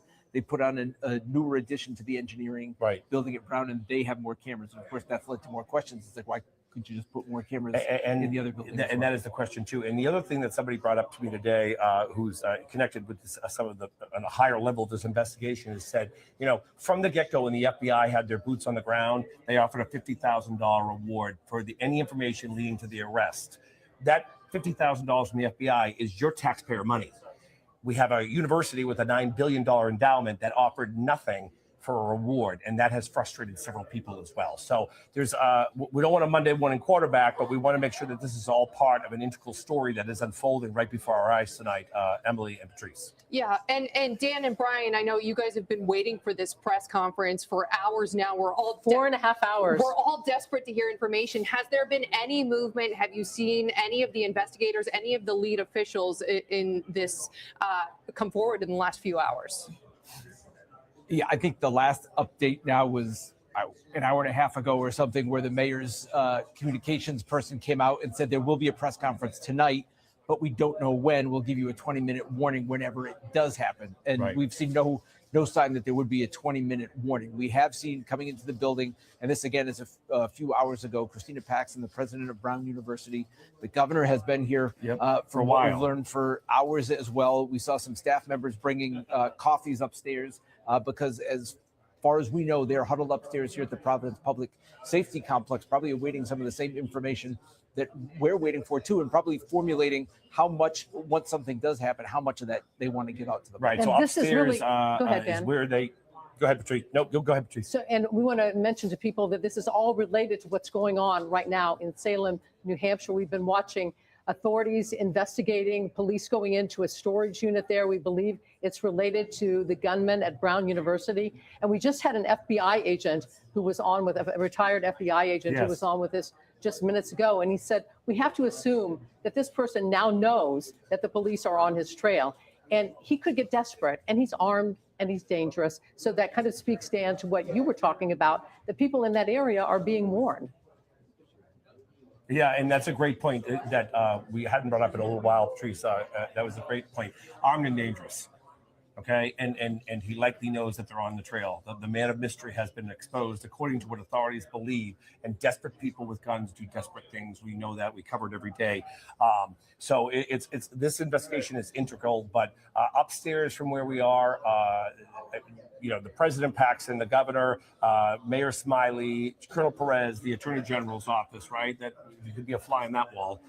And they're basically waiting for what we're waiting for. I think here at the public safety headquarters, there was almost a sense, I saw two officers fist bump each other. It was kind of like, okay, we've got our man. And now it looks like he may have escaped one more time. Yeah, possibly. Right. And again, I think there is definitely caution. And I was told there would be a press conference no matter what. And potentially even if the person wasn't in custody. We'll see if that holds true and how late they're willing to go. But you want to think they want to come out here and tell people that they do have somebody in custody. Yeah, I would think that they would. I think that they would actually. Patrice and Emily, why don't we go back to you, because I think Leanne is on the ground there in Salem. She just got up to Salem, New Hampshire. We've been watching live pictures there as police converge on a storage building there. Leanna, what do you see? Yeah, well, Patrice, right now we're about 80 miles north of Providence, 35 miles of Brookline, where that MIT professor was shot and killed. And we're learning through our NBC 10 sources that police are now connecting those two incidents. And what we're seeing here is the intensifying of those two investigations. If you look behind me, you'll see that there's a pretty significant law enforcement presence here. And from our aerial view from the sky, we know that there are multiple different jurisdictions here. So in addition to Salem Police, we're also seeing members of the Providence Police Department as well. Federal agencies. They've brought us back a few feet, about a quarter of a mile from where the main investigation seems to be centered. So there isn't much we can see as far as what exactly is happening past that police line, but we do know that there is something seriously intensifying as far as the manhunt for the person that opened fire at Brown University last Saturday afternoon. Again, we know that they've been here for at least an hour thus far. There are a lot of people here as far as the media circus, but also residents here who are trying to figure out what exactly is happening as well. We are told that there's a public information officer on scene, so we're hoping at some point we're going to get some information. We know that Dan and Brian have been standing by in Providence for some type of update from the press conference. Until that happens and until this happens, what we see here is exactly what we know, that there is a pretty large investigation happening in Salem, New Hampshire. As you mentioned, it is focused on this extra space storage facility. It's hard to see exactly how what people are doing up there as far as what kind of evidence they're looking at or who exactly they're looking for. But as we've confirmed earlier today, we've been able to kind of figure out through our NBC 10 sources again that the person of interest in the Brown University shooting has been identified. That means that they know who he is. We are trying to figure out exactly what's happening as far as whether or not there's some type of confrontation or whether or not the person is actually here at the storage facility. We know that there's been reports of a vehicle that's been connected to both locations. So again, more questions than answers, but I'll do my best to give you guys what you need. And Leanna, I'm curious too. I know I'm not super familiar with Salem, New Hampshire, and I'm guessing you aren't either, but do you have any idea of how far you are from that storage facility right now? Yeah, so we'll have our camera guy, Scott. If we pan over to show that storage facility from where we are standing, it has to be at least, no more than 500 feet. Okay. Essentially from where we're standing as far as the entrance of in and of itself. The police line goes back a little bit farther than that, but again, this storage facility can't be more than about 500 feet from where we're standing. And this is really a mixture of commercial area and residential. So there are houses around there? Parking lot that they have most of the media set up in is a Pep Boys. Next to that is an IHOP. Across the street from that is a CVS and then an AutoZone. So all surrounding this area is a kind of a commercial district. This is probably where most people in Salem come to do their day-to-day errands. And now that place that, is home for them, the place that they just go to, pick up a quick groceries, grab some pancakes, is now the center of this major police investigation. And Leanna, when we were talking with Dan earlier, he mentioned that viewers from the Salem area were contacting him, telling them, if you're outside, watch out for someone suspicious walking around. Once you arrived there in talking with officers, were they at all issuing any precautions, like watch out for a potential suspect who could be walking around? What are police saying to the media? We are actually, there's an officer right here that's been essentially just trying to direct traffic, making sure that there's a path clear in case any first responder vehicles need to pass through. Besides that, we haven't received much communication from them telling us whether to either stay back, stay close. I know that prior to us arriving, the line in which media was being told to stay in was a lot closer to the scene. So you could maybe see a bit more as far as what the investigation here was looking like. Now we've been pushed back. So the visual just are what we're seeing here from where we're standing isn't much as far as what's happening inside that building. What exactly what's the manpower look like over there? So it's a bit far, but we are still seeing the fact that there's a big investigation here. So there's a big investigation at that storage building, but then you have all these businesses and homes. Have they been evacuated? Are those businesses still open? Businesses are definitely still open from what we're seeing. And there are also a number of just residents that are showing up here as well. The curiosity has definitely gathered a lot of folks here just to see what exactly is going on. I guess because of everything that's been, as we've been following the story and has as big as it's gotten just kind of across the country, across the world, it's now reached Salem, New Hampshire. And the residents here have definitely showed up, just trying to look and see what exactly is happening in my town. And Leanna, too, I know that the officers primarily are setting up a perimeter and kind of blocking off the area. Have you seen any officers that appear, with flashlights, look like they're looking through that neighborhood that you're near at all? Unfortunately, I haven't seen any of that as of yet.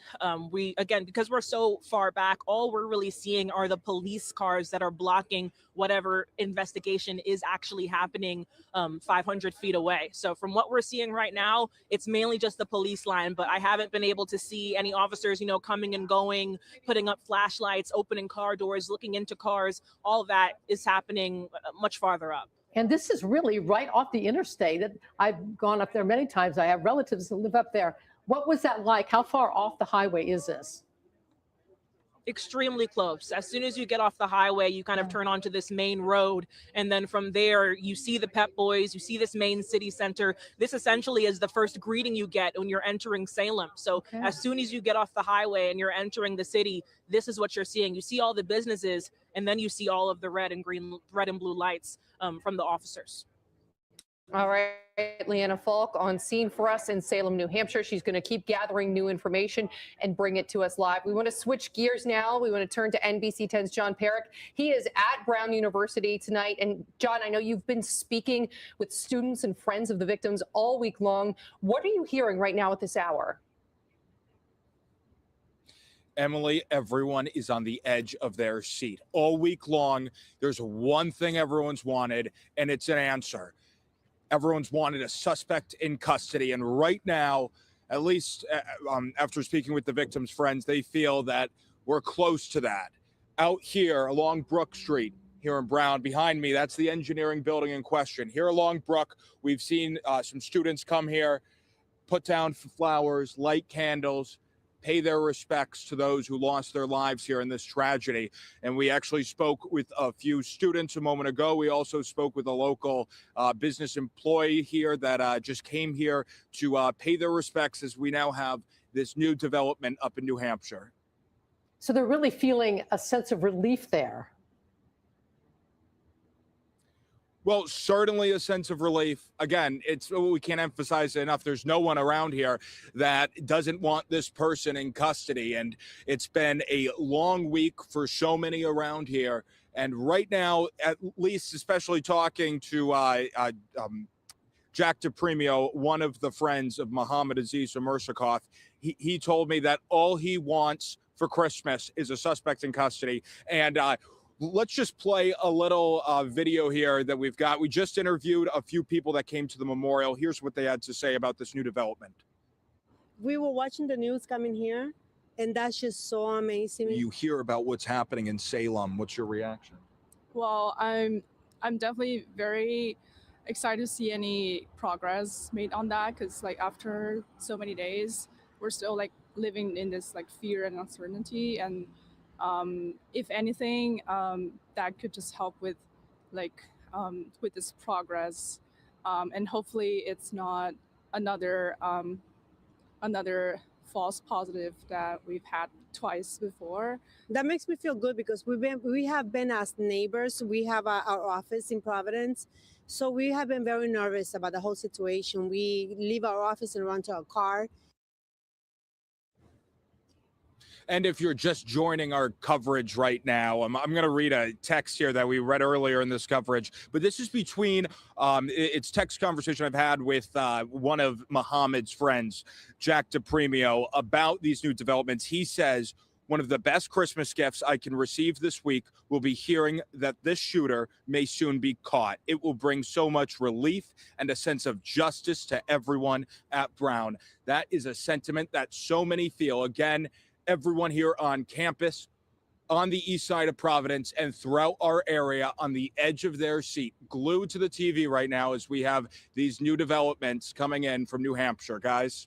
Exactly. NBC 10's John Perrick at Brown University. And, you know, one of the things that one of the neighbors he spoke with said is they're running to their cars. There's still such fear in the neighborhood, and how huge this would be for the entire east side and the greater Rhode Island community. And of course, Massachusetts, too, if this is linked, if someone is brought to justice this evening. We are now 4.5 hours past the time that we were expecting to have a news conference. We are expecting still to have a news conference now with authorities, but we believe that they are waiting until possibly they have somebody in custody before they come out. We know they're all in the public safety building in downtown Providence, but we are waiting now to see if anything comes out of this incident that's been going on for the last couple of hours in Salem, New Hampshire, where they had a storage unit that was surrounded, and they have people in tactical unit pointing their guns, possibly a car related to it, but still no suspect. And we've been talking to a lot of folks in law enforcement.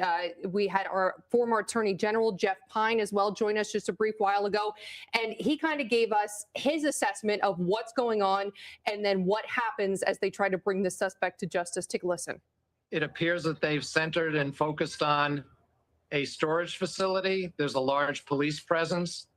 I'm guessing, without knowing, that they're trying to establish a plan of action because they may know in a general sense where this individual is, but a storage unit can get fairly complicated inside. They may not know a specific location for an individual.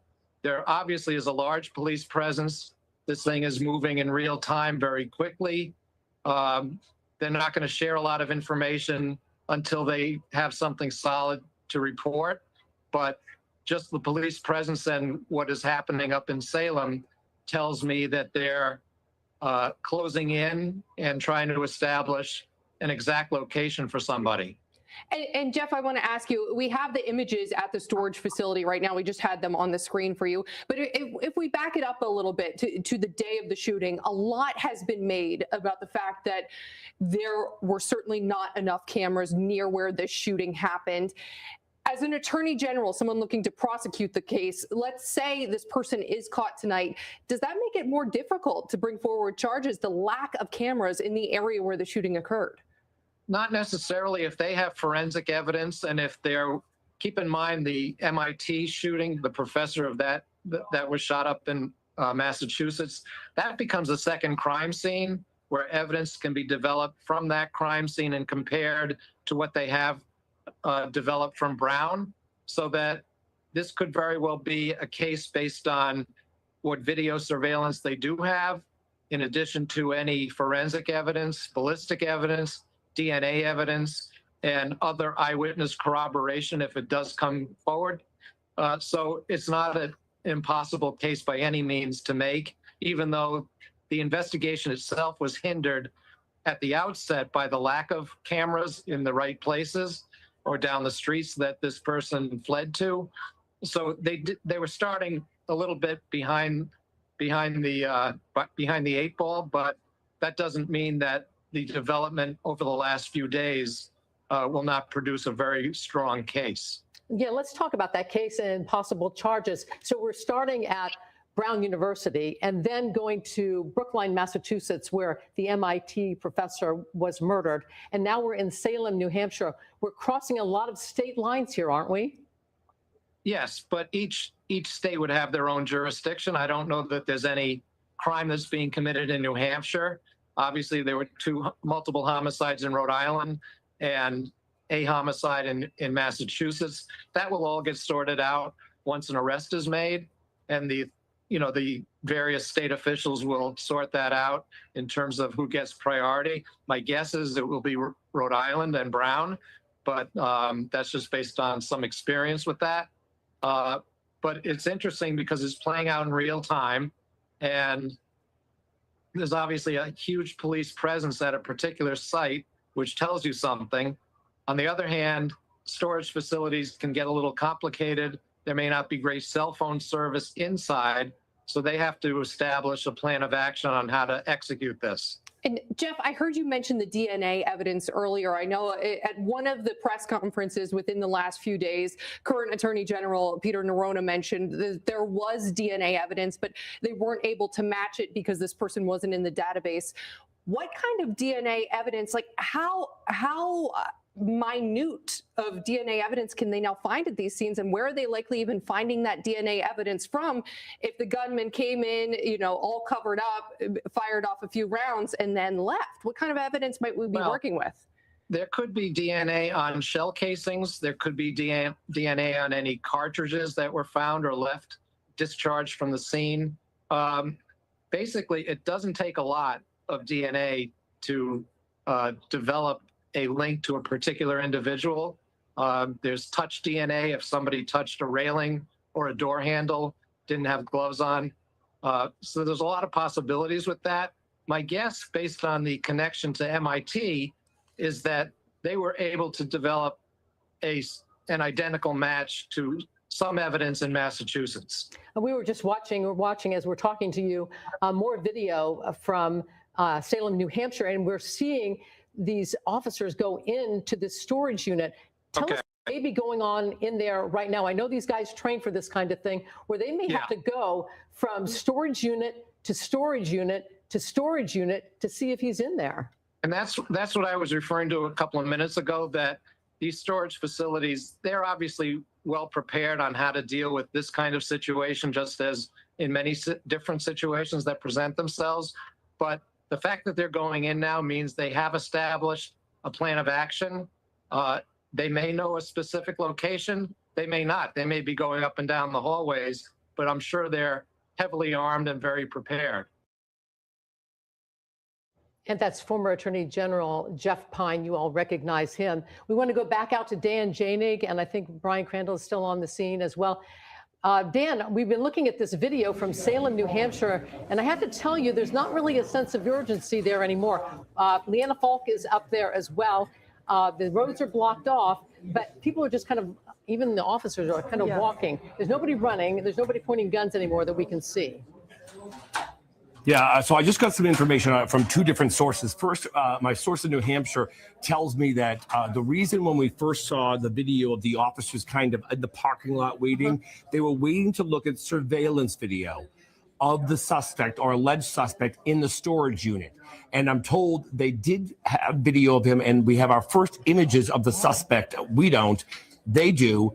And once they realized he was in it, then they knew they had to call in enforcements. But they don't believe he's in it right now. So this may have been surveillance video when he allegedly first arrived. Good. This is all source-based, but a very good source in New Hampshire is telling me that when you saw the officers, they got there, they wanted to make sure he was in there. So this is really our first look without a mask on at the suspect that they now have, which obviously confirms more about the case. So that is an important thing. Now they went in there right now. Now, I told you, neighborhoods around that area being alerted to look for somebody suspicious who's walking. And we're also seeing that Salem police is driving around the neighborhoods just to make sure everyone's safe. So it would believe at this point that he is on foot right now in that area. And if you're familiar with this particular area, it's pretty vast, and there's a huge mall across the street. Yeah, and it lends into like why we're not really hearing anything right now or an update as to what may be happening there in terms of, I think you assume when you hear they've surrounded a place a couple hours ago that it's going to happen fast. Right. And that hasn't happened. We have not gotten a word on what's maybe happening with the suspect in terms of where he may be. Right. And I just want to, I have one other thing I want to report, which is pretty big, but it all comes back to surveillance tape. The storage facility had a surveillance camera. So they went in and they looked at it. There's our guy. It's definite. Let's move. We didn't have that a week ago. Now, the other thing I'm told is that the White House has been briefed about this situation. Obviously, this is a national story that's unfolding, and they want this to come to an end. So the White House has been briefed. But it's all happening in Salem, New Hampshire. Now, it's interesting. Leanna said that she was about 500 feet from the storage facility. And it makes you wonder, because if it's an active scene, they are certainly not allowing the media 500 feet away from the storage facility. Right. Or if there could be potential gunfire or anything like that. So, I mean, we can go back to Leanna. Obviously, she's at the ground zero right now in Salem. So, Patrice and Emily, that's the latest information I have from my sources. Dan, I do have a question. Did your sources indicate at what time the suspect was in that storage facility? Did they have any clue? Was it recently, within the last few hours? What are they saying to you now? They're I'm ordering sorry, pizzas. we were distracted. They're ordering pizzas, I think. That sounds nice. Yeah. We thought there was a big announcement. It's an announcement about pizzas. So it's been a long night here. So let's get back to our reporting. Emily, do you want me to ask it again? They don't. Sorry, now I'm thinking of a slice, so I'm a little distracted here. But getting back to your question was very pointed. Do they know when? It was earlier than when they got there, I believe, based on what my source told me. But I think the big thing was that they have video of him. Obviously, if he's still in that storage, it would be more active where Leanna is, and they wouldn't be alerting neighborhoods and having police cars drive around Salem looking for a suspicious person on foot. Does that seem fair? Right. That would be an assessment, as you said, and I think it's just telling that we haven't heard anything in a couple hours as to where this person may be. Right. So that's the latest from here, guys. We're going to hopefully get a couple of slices of pizza. We've been here all day, but we'll keep you updated. But let's go back to you. All right. Now we're going to go out to Judge Robert Flanders. What are you making of all this, Judge? Well, obviously, this is all going down in real time. It is. And legally, the concern I have, and we all should have, is that the steps that are being taken to close the net on this suspect are all done legally and with appropriate caution, and making sure that warrants are obtained whenever possible, so that we can head off challenges to this evidence, because we want to use whatever is discovered in court eventually, and you don't want it thrown out because of illegal seizures or searches or anything along those lines. So it's very important that they take their time and be deliberate and get whatever approvals are needed in order to move ahead. And as I'm not sure if you've been watching any of this footage out of Salem, New Hampshire, but we've been talking about how they don't seem to be moving at a hurried pace, at a rushed pace. We noted that they were all kind of standing out there at one point. Do you think that's part of this, waiting for the proper warrants to go in to specific storage units to gather evidence? Is that part of what we're seeing? It could well be. We're all speculating about why they're taking their time, but it's not a bad thing that they're doing that, especially if they're being cautious and getting judicial approvals so that they can seize whatever evidence that they find and make it available in court later on. I mean, think back to the Mangione situation where after they arrested him in Pennsylvania, they seized a whole cache of very incriminating evidence that they want to be able to use. And now it's being challenged on whether that was a lawful seizure. So I think it's very important that they do whatever they can to take the extra time and steps needed to get judicial warrant approvals for any searches of containers or other things, cars, whatever they might have to go inside to look at to seize evidence that they have a warrant. That will be helpful later on. Yeah, you don't want this guy getting a great lawyer and then getting off the hook because somebody rushed something. This is going to be a complicated case because we're talking about Brown University, and now we're talking about Brookline, Massachusetts, and now they're in Salem, New Hampshire. Yes, it's absolutely spreading all over, and we don't know where he originated from, where he came from, where he went. But yes, this is becoming more and more interesting and complicated because we're in different jurisdictions and different judiciaries might be involved. So it's all playing out, but it's becoming apparent that this person gave a lot of thought about how he went about doing these horrific acts. And we may still be shocked and surprised by what we keep learning. But the idea that there's a connection between this murder of the Massachusetts nuclear scientist at MIT and what went on in Brown is just astonishing if that evidence holds up. Yeah, and based on what you've seen so far, the few grainy images we've had of this person for the last few days, does it seem like, in your experience prosecuting in these cases, does it seem like this person put a lot of time into planning this shooting? This doesn't seem like it just happened randomly, correct? No, I think that's absolutely right, because think of how he was able to avoid the cameras inside the Barris Holly Engineering Building and find a place where there apparently were no cameras to videotape whatever went on, even though the place is otherwise chock full of them in other locations. So, and consider how he seemingly staked out the surrounding area and walked it before and after. And so that all suggests to me that this individual put a lot of thought into what he was about to do. Yeah, there seems to be one of these planning situations where he's unfortunately made some mistakes that are now catching up to him. But it's indicative that this isn't just some lunatic. He's someone who's given a lot of thought to how he's going to pull all this horrific acts off. Do you think he's a lone wolf? Well, we don't know yet. That's so far, we don't have any solid evidence or indication that there are others that are involved, but that could well be the next development. We just don't know. And so that's why it's important for the law enforcement folks to take their time and do their homework as they are doing. And it's encouraging to see that finally progress is now being made and the net seems to be closing around this suspect. And we now have a name and an identity, and that's a lot further on than we were just a few days ago. They got a lot of criticism, but we see now that they were doing a lot of work behind the scenes. Yeah, Judge Robert Flanders, thank you so much for your time and insight. We really appreciate it. We're going to head out now to NBC 10's Leanna Falk. She is live in Salem, New Hampshire. She's here to bring us an update from the scene of this very active investigation. Leanna, what are you seeing? Yeah, Emily, within the last 5 minutes or so, about a dozen federal FBI vehicles arrived here at the scene. They drove in through passing the Salem Police Department vehicle. And something that we noticed is that some of those agents were with the evidence response team. We saw them taking some items out of the back of their vehicle, and I noticed our NBC 10 cameras captured one of those boxes said car cover. It looked like it was about 1 or 2 or 3 sheets, white sheets, and then a box that said car cover that was taken out of these FBI vehicles. Now, again, what we've learned through our NBC 10 sources is that there was a vehicle that was possibly connected to the Brown University shooting and the MIT professor that was shot and killed in Brookline.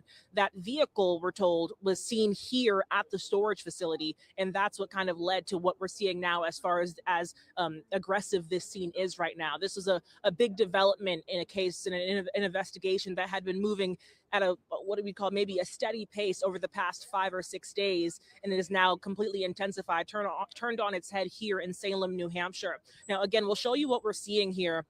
Again, several agencies. The scene was already packed with local law enforcement, but now it is severely packed with federal agents that have now arrived. Again, it was about maybe 12, 13 vehicles that had all kind of packed in here. And this investigation continues to be centered at the Extra Space storage facility here in Salem, New Hampshire. Now, we've been talking to some of the residents that have been camped out here as well. One resident lives at a house just basically a few doors down from where this police barricade line has been set up. She said she hadn't really been following either case, and it wasn't until she arrived here hoping to get home for the evening that she realized how obviously serious this was. She said that she had been kind of following it sparsely on social media and could not believe that such a serious incident, such a tragedy, could somehow be connected here in Salem. We talked to her just moments ago, and we'll give you a listen of what she had to say. I arrived here trying to go home to Spicket Commons condo complex, and all I saw was just lined up police vehicles with the blue lights on. All of you news folks here, and not able to even get down my street. I bumped into some folks who were just standing around here. I asked what happened, and they let me know that they think it was the shooter. What's going through your head right now? It's scary because it's so close to where I live and so many people live. There's kids, you know, lots of little kids in the area. So it's a little frightening. I don't think Salem knows what hit it. You know, this is nuts. And now we are seeing another vehicle arrive here. It's hard to tell what agency it's with. It doesn't have any writing on it, and it's hard to sparse out whether the license plate is local because of the bright lights, but that's a pretty significantly large truck that's now moving into the scene at this point, about 5 minutes after about a dozen FBI vehicles came through. So again, this investigation is really intensifying here in Salem, New Hampshire, and we're going to continue following it here for new updates. Back to you. All right, and you've been watching live coverage of the Brown University shooter. We believe that person went up to Salem, Massachusetts. They have surrounded a storage unit there. We have seen people going in and out, collecting evidence, coming back out. There's not a lot of action going on in an urgent way there. So we're not sure where that individual is, but people in that area are being told to be careful. Yeah, a scary scene. We are monitoring it. We've got a chopper overhead bringing you these images. We've got Leanna on the ground. We have both Dan Jadig and Brian Crandall at Providence Police Headquarters waiting for an update from authorities about what is going on in this investigation. We're going to take a brief break and go to scheduled programming, but if anything happens at all, we will bring it to you live on air and, of course, keep you updated online on turnto10.com and our social media channels. We will see you at 11 as well for the NBC 10 News 19.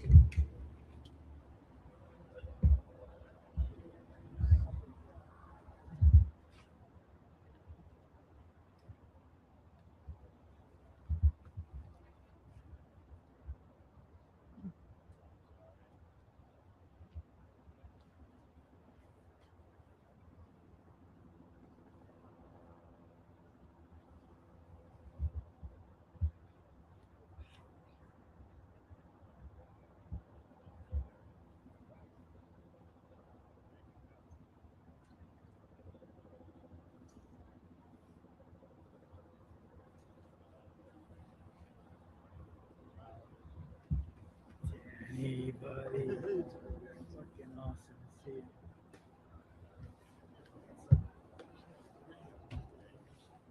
So I'm told that the van is the FBI crime processing. Yeah, the evidence, the ERT guys all just came up and took care of it. What are they carrying in? No, they came in caravan. Oh yeah. How many? Did you count how many cars came through? It's around a dozen. I mean, I don't know exactly. All right, but I know it was a shit ton. All mass plates.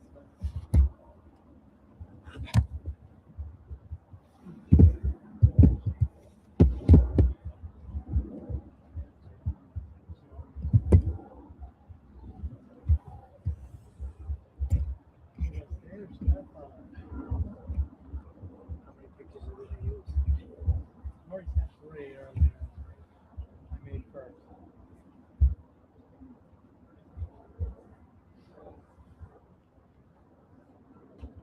Got it when it wants to. 6 degrees. Like both of them. Do you lift up?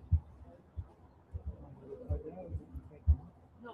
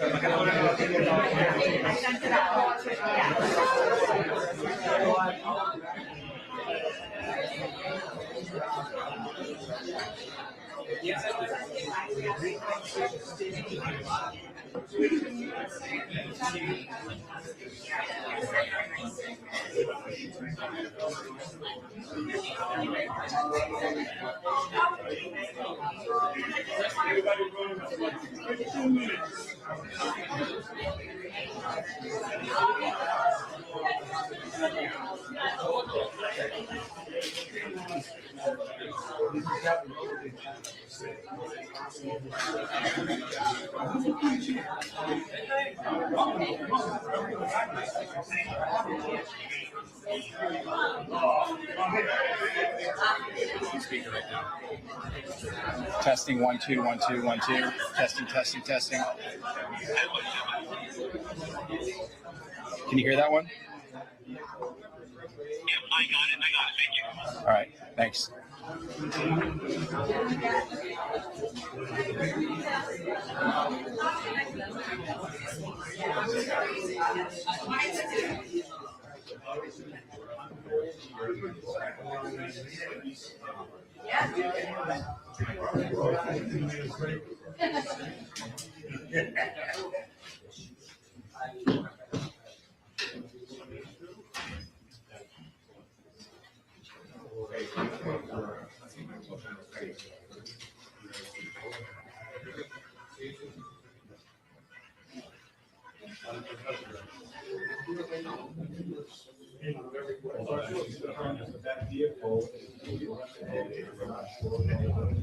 Okay.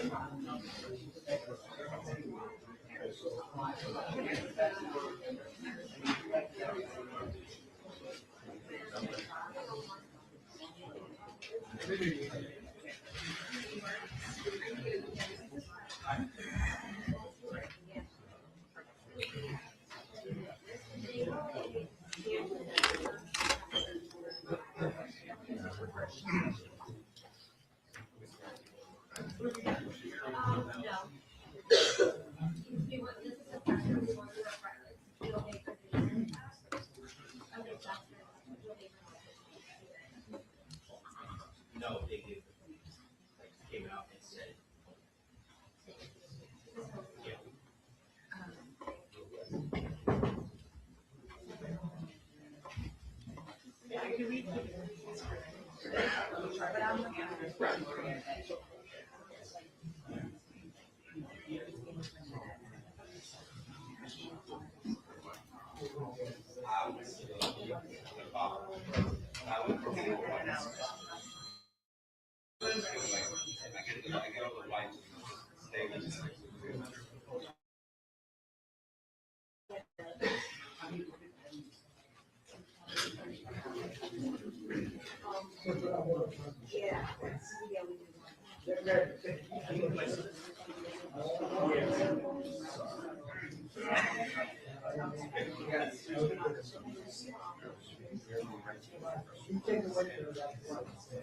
They gave 20 minutes, and that was like maybe 16 minutes.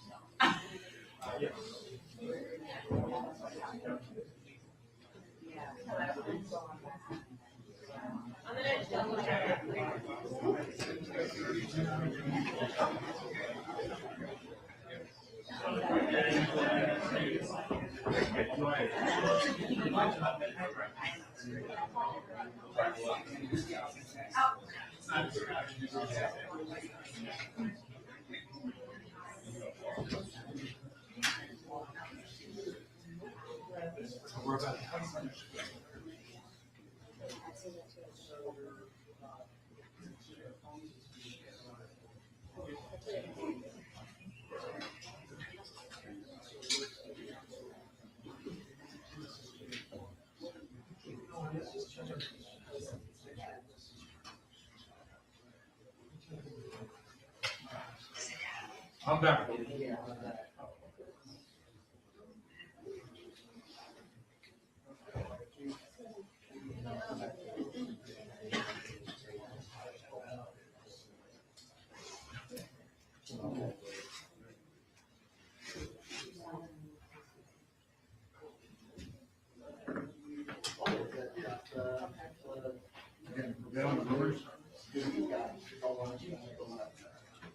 Salem, New Hampshire, George Container, several people.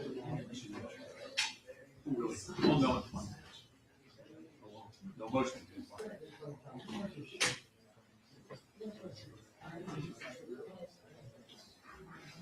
Allegedly, highly.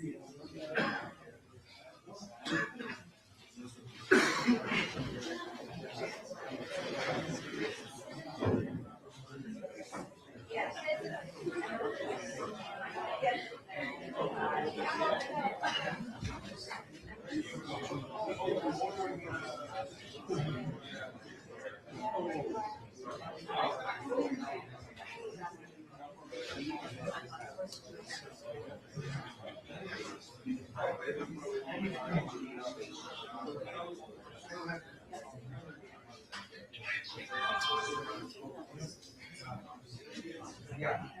Sure.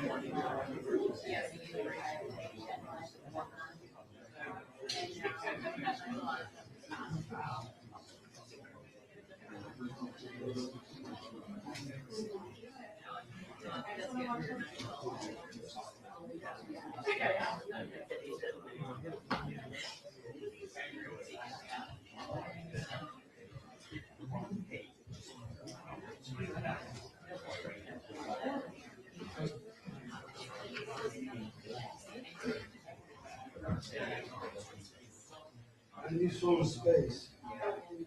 You want me to start a bullshit like over here, Ocean? She want me to start this bullshit? You guys want to get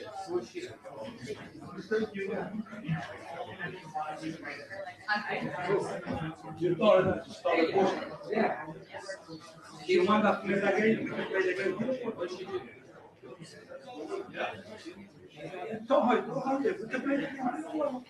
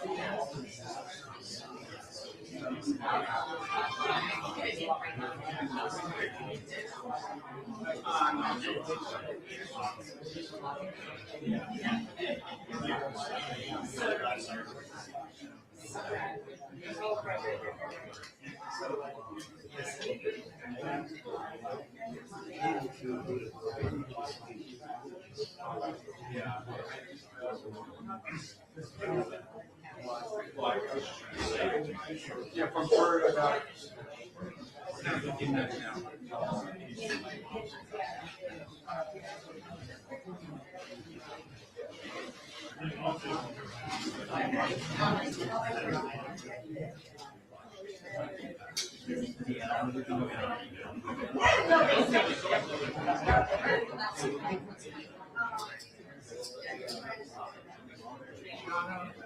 I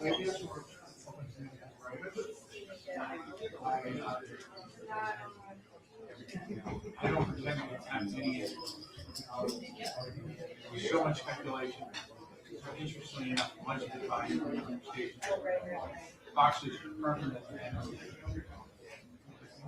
See.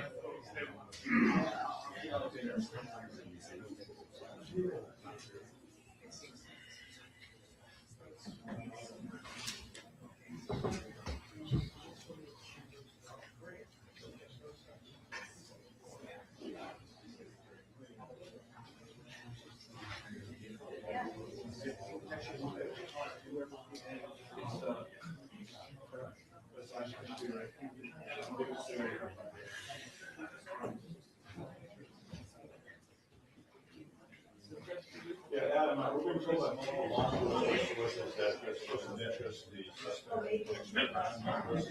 shooting over the weekend is in fact dead. He was found at a storage facility in Salem, New Hampshire, a short time ago, and they're expecting to hear from authorities within the next few minutes. In less than 10 minutes from now, we can tell you that 44 sources sort of moving to explode.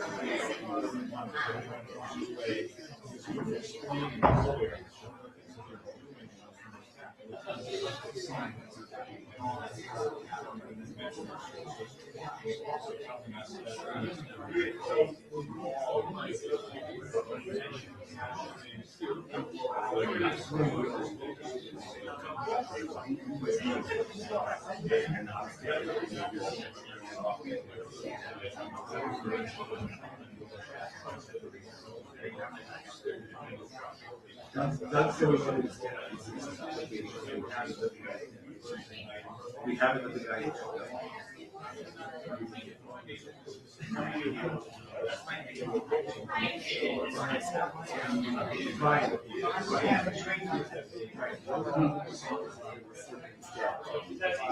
Okay, so I just need direction from somebody.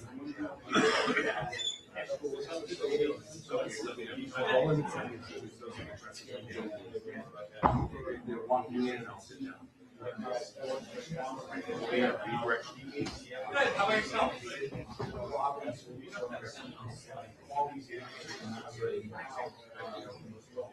5 hours later, Marsha Fernandez.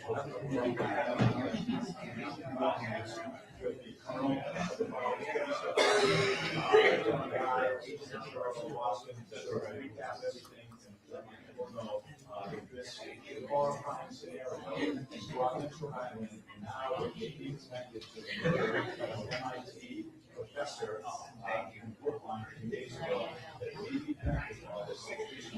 You don't want to we were playing that.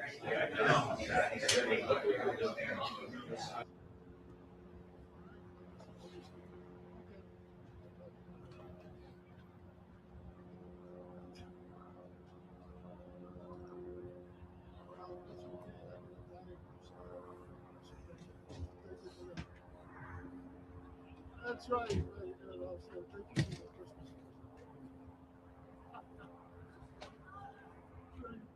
Exactly. You'll have to send me a picture of you in a red suit.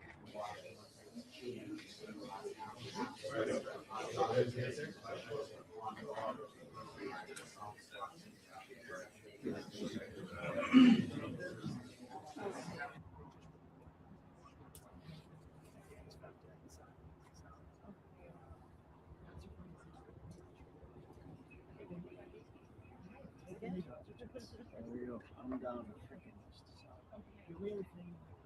I'm down there. I'm just recharging batteries now.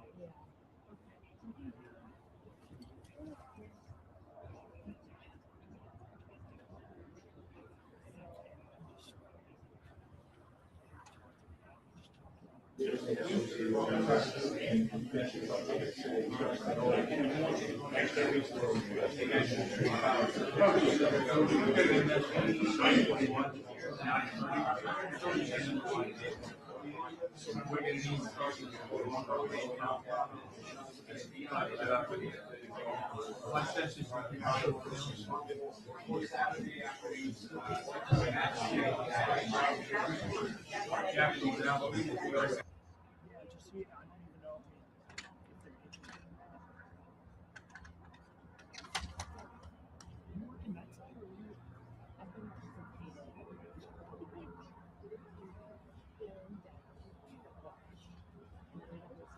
So they're saying. There's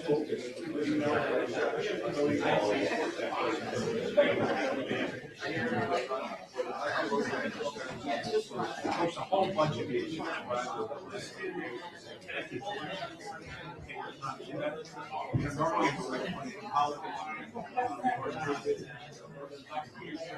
And how did it all go down? So you definitely have similar I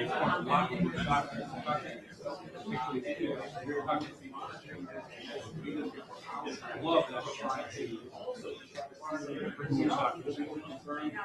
this person is ready to go after the year. I'll be 3 days a week. A lot of folks we're also margin strong and might be ready to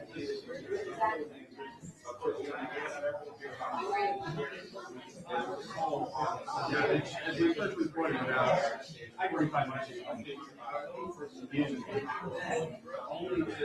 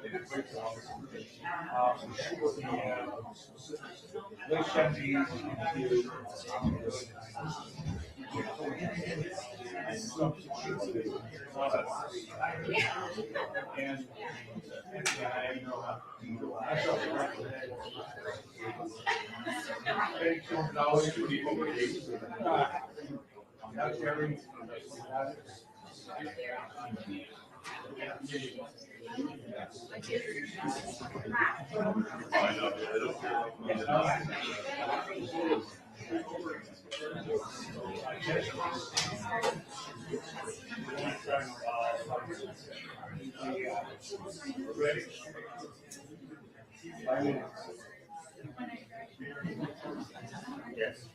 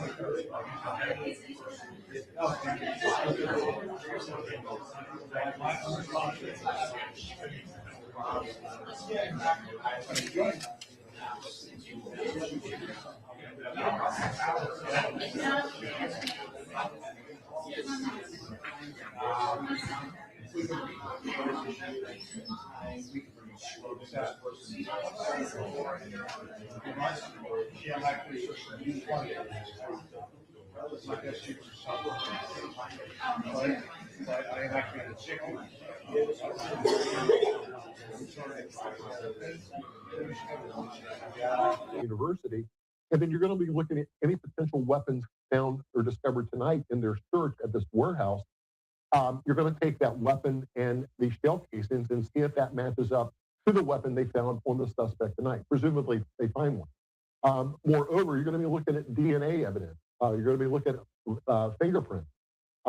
Somewhere on that university, he had to have made entry into that school.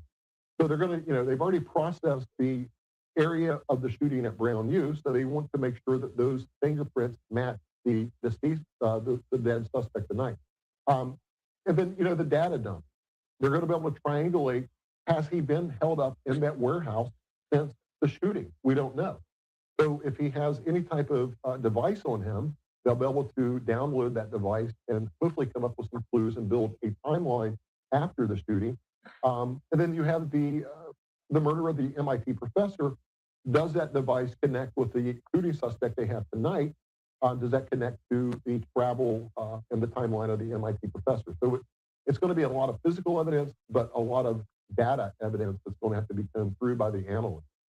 So in a case like this, and by the way, Jamie Copenhaver joining us, being generous with his time tonight. I'm Austin Westfall. We are awaiting, for anybody just joining us in progress, we're awaiting a press conference from officials in Providence, Rhode Island, the Providence Police Department. Expected to give an update sometime shortly.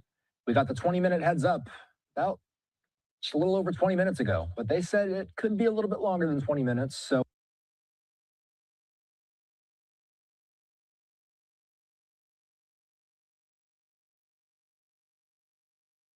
and yet the police department in that town and the police department neighboring just to the south in the middle of it, after we're getting information that the person is probably dead inside, they're now telling their residents and sort of alarming them in some way, watch out for any individuals walking around. So that makes it sound like there's that there's someone else. That makes it sound like that, yeah, And there may the be, investigation or might may- involve other people. And that's, certainly a possibility. And maybe they, at that point, when they put that out, thought that was a possibility. Okay. I mean, how many times have we seen, the fact that they think there are two people involved in a Yes. shooting, and then, later it'll be determined there was only one person. It's almost always one. It's almost one. But many times there is, in the flurry of activity, that there's some thought that there could be a second person, and maybe out of an abundance of caution, they put that out. Is it possible for us to take the live picture of the podium down in Providence? Because sometimes you can sort of get a sense by the activity in the room as to whether we're getting close to the news conference. And this is that live picture. You can see, of course, reporters from all over New England, from all over the U.S. at this point, gathered together and waiting for a news conference that, was originally scheduled for 4:00. And then they said, we're going to have something when something has been resolved. And as we now know, it has been resolved with the suspect in the Brown University shooting found dead at a storage facility in Salem, New Hampshire. And it'll be interesting to see in this news conference how much they tell us about what led up to this. What were the breaks that they got? Did they get tips? Did they get phone calls? Was there something with the picture that they sent out yesterday? How much will they tell us today? Sometimes they just make the announcement and they say there'll be a lot more to talk about tomorrow. So we'll see. Yeah, and Cheryl, curious, Special Agent in Charge, Ted Dox, who's been in Providence all week, is out of the Boston office. safe to assume that the FBI, as it's been working this, has the benefit of all of that information from Providence and then begins working with investigators in Boston, sort of all the way through. That sort of through line has to have been helpful, I would think. You know, ever since the Boston Marathon bombing, all of these agencies all work together, and especially in a case like this was so big. This was such a big case, from the moment it happened. The FBI was involved with the Brown University shooting, and then as soon as there must have been some details that came out of the Brookline shooting that led investigators to say we need to reach out and say with this possible connection here. And whether that was the ballistic evidence, whether that was the car evidence, whether that was video evidence, or all three, we don't know. But they certainly had some. And we're looking at the live picture now of where the search ended for the suspect in Salem, New Hampshire, about 5.5 hours after we learned that they had identified their suspect in the deadly Brown University shooting, and the connection between that shooting and the deadly shooting of MIT professor Nuno Loureiro. And then we ended up with a 3-state manhunt going from Providence, Rhode Island, through Massachusetts, up to New Hampshire. And I believe, at least for me, the first time I heard that there was a possibility of New Hampshire being involved came from you, Cheryl, and your sources saying that a car had been abandoned there, but the person was not found inside. Still unclear. You don't know yet where that car was found. Salem, but do we know if it was outside of the storage facility yet? That I don't know.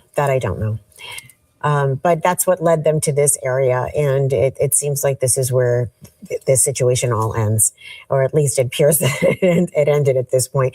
As I said, there's still a lot for the officers to do there. The investigators, they still have to collect whatever evidence there is there, preserve the scene. Maybe they are still waiting for a search warrant, not clear. Still a lot more to do in this case. So the right-hand side of your screen there, you're seeing the podium all set up, microphones all plugged in, just waiting now for the officials to come out and tell us what they can tonight. We'll see who takes the lead throughout the afternoon and through this week. We have heard from the Attorney General in Rhode Island. We have heard from the mayor of Providence. We have heard from the police chief in Providence, and we have heard from the FBI from the Boston office. We shall see who walks out and takes the lead with the information about the conclusion of this manhunt. And the Rhode Island governor, who we understand from Louisa has been in the building there for hours. They believed from the beginning that they would be able to have this news conference. We're going to pause now to go live over on WBZ Channel 4.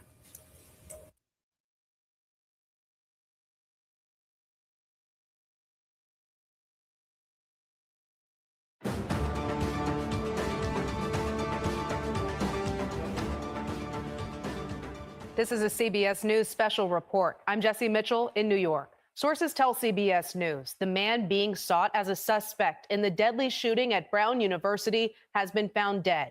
Saturday's shooting in Providence, Rhode Island, killed 2 students and injured 9 others. Sources also tell CBS News law enforcement is investigating possible connections between that shooting and the murder of an MIT professor in Brookline, Massachusetts.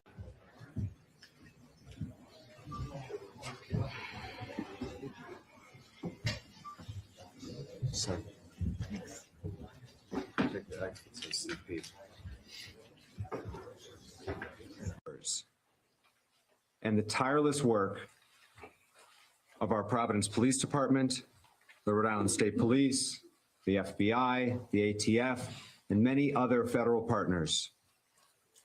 The incredible prosecutorial advice and guidance that we received from the Attorney General's office. We all worked well together to be able to identify this suspect. I know we will have a lot of questions still, and we will continue to work to get those answers. But it is a great honor for me to turn this over to our Chief of Police, Colonel Oscar Perez, and I will say on behalf of the people of Providence, we owe him and every member of the Providence Police Department the deepest debt of gratitude. Colonel. Thank you very much, Mayor. Well, first and foremost, I want to offer my deepest condolences to the families, the victims. It was for them that this work was put together to make sure that they get the justice that they deserve and to ensure that this person was held accountable. Out of this department, actually the officers, the detectives, the real-time crime center, the community response team, the intelligence division, the narcotics division, the task force. This past Saturday, as you all know, December 13th, Providence Police Department and Brown University Police Department responded to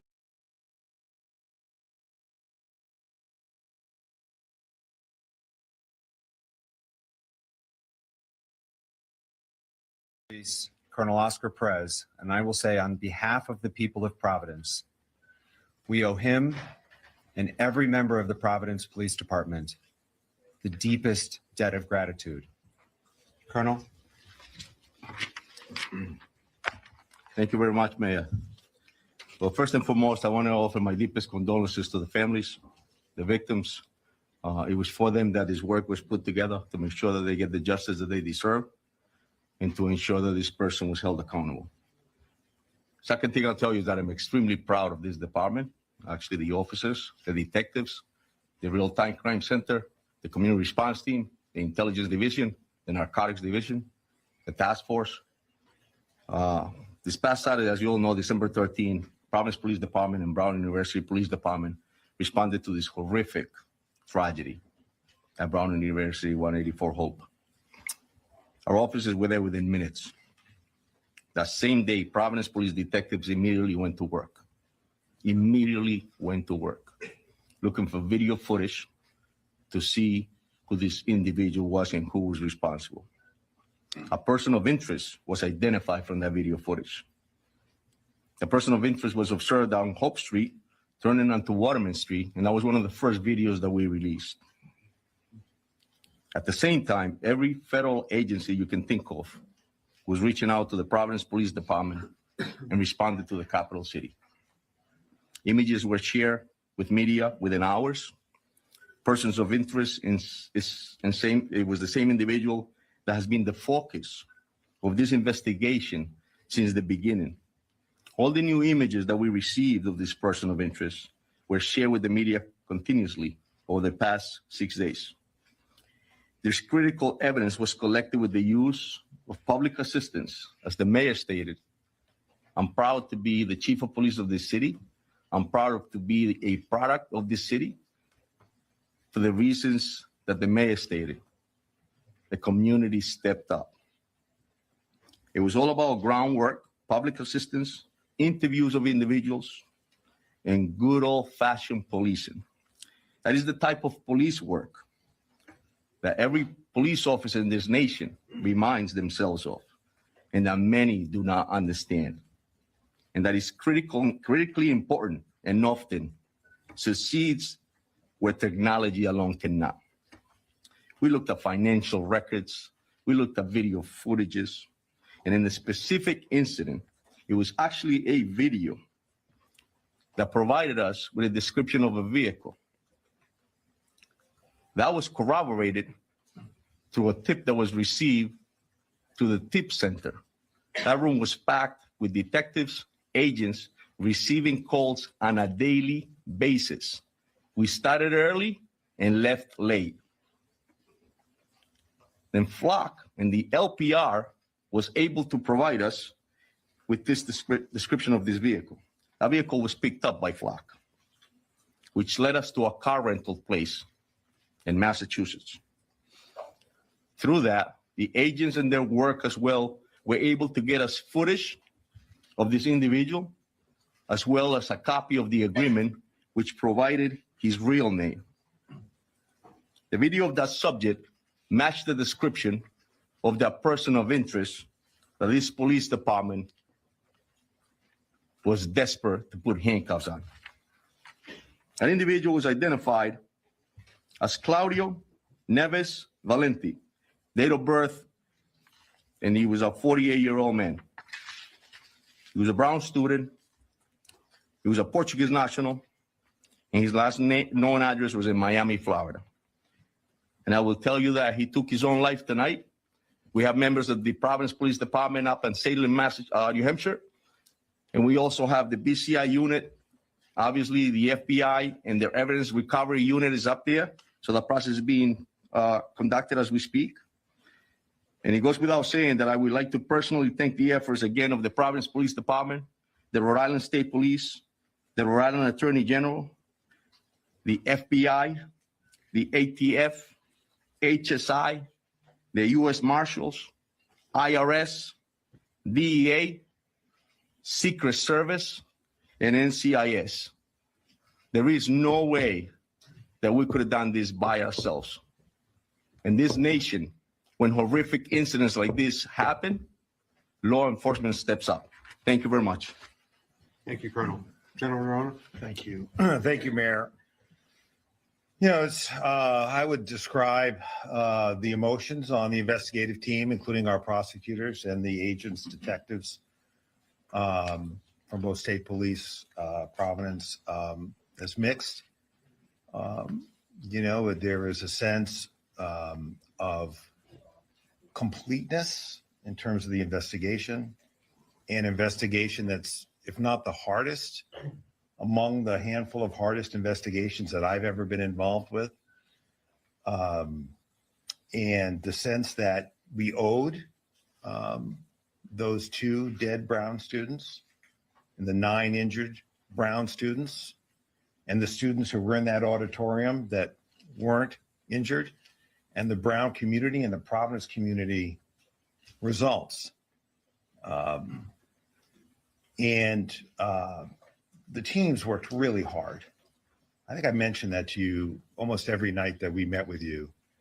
I wish they were all up here with us. That we wouldn't fit here, but it was remarkable to see the cooperation between the FBI agents, the ATF agents, the HSI agents, the Providence police detectives, the state police detectives, our prosecutors.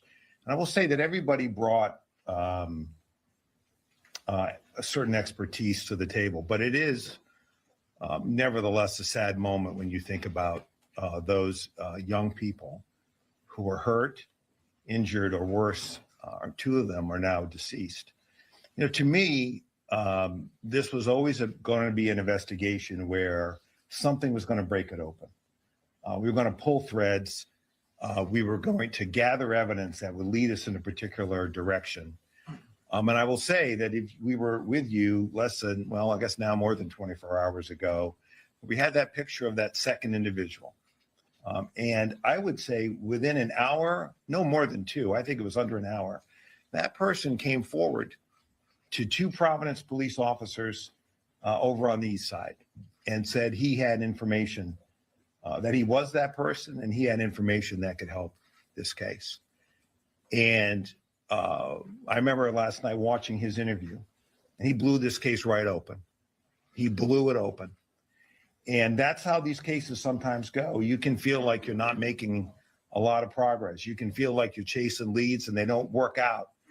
But the team keeps going because, you know, those of us with experience know that you're going to pull a lot of threads, and it's not always the first one that's going to get you where you need to go. But when you do crack it, you crack it. And that person led us to the car, which led us to the name, which led us to the photographs of that individual renting the car, which matched the clothing of our shooter here in Providence, that matched the satchel that we see here in Providence.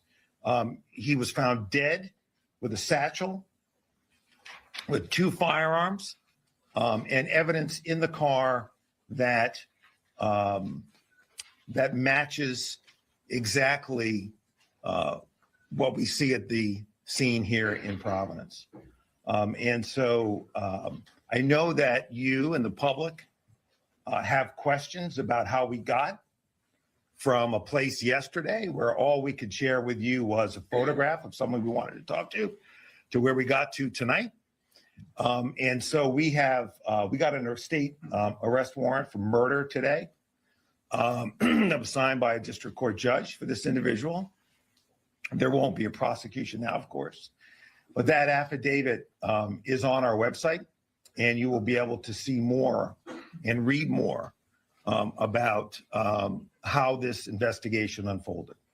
I won't get you all the way there because there are some things that happened afterwards which led us to this suspect's body in New Hampshire. But it will, I think, tell you give you a sense of the work that went into this by the line prosecutors and the line agents and detectives from the agencies that work so well together. So, as I said, it's with mixed emotions. It is unimaginable, the pain that the parents and families of the deceased are feeling tonight and will feel undoubtedly for quite a while. But I hope that by bringing this person to justice, that we can at least give them the beginnings of some measure of closure. And I want to thank you all for your patience with me when I got a little testy with some of you. Those of you who know me from Rhode Island, you know that's my nature. So I really want to thank you for your patience. Thank you. Thank you, General. As has been said several times, the partnership with the FBI was invaluable. And so it's a pleasure to introduce Special Agent in charge of FBI, Ted Dox. Thank you, Mayor. And good evening. My name is Ted Dox, Special Agent in charge of FBI Boston. We got him. Shortly before 9 o'clock tonight, the FBI SWAT team executed court-authorized search warrants at a storage unit facility in Hampshire Road in Salem, New Hampshire. This is where we located Claudio Neves Valente, the individual who we believe was responsible for the Brown shooting. The latest developments in an intense 5-day manhunt, and it's a result of an incredible amount of work dedicated by the law enforcement team standing here before you tonight. Every single agency brought their unique skills and expertise to this investigation. And we're motivated by the victims and survivors of this horrific incident. Even though the suspect was found dead tonight, our work is not done. There are many questions that need to be answered. There's a lot of evidence that needs to be processed.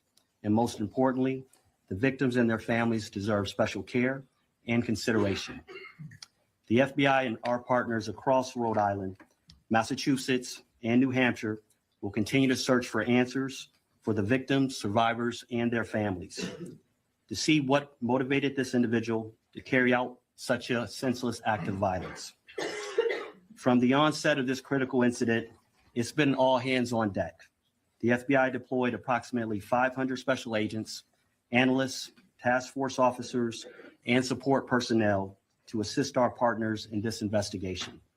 In addition to this extra manpower, all our specialty teams were activated, including Evidence Response Team, SWAT, Divert, and Victim Services Response Team, just to name a few. A special thanks to you, the media, as well as to the community. My sincere thanks to Colonel Perez, Colonel Weaver, AG Nerona, Brown University PD, and all of our partners. This was truly a team effort. Thank you. Thank you. Another critical partner at every step along the way was the ATF. I'd like to introduce Special Agent in charge of the ATF, Tom Greco. Good evening. My name is Tom Greco, a Special Agent in charge of ATF Boston. From the moment 911 reports of the shooting at Brown University came through, there's been an around-the-clock effort to identify the perpetrator and to protect the community. The men and women of ATF, including our special agents, our intelligence research specialists, and our support personnel, have been proud to support and be part of that effort, leveraging our unique experience, dedicated investigators, canine handlers, and crime gun intelligence technology, such as NIBIN, the National Integrated Ballistics Information Network, to compare ballistic evidence, and our other available tools to support the investigation, and to help identify Claudio Neves Valente as the individual that we believe was responsible. ATF's mission, first and foremost, is to protect communities from violent crime.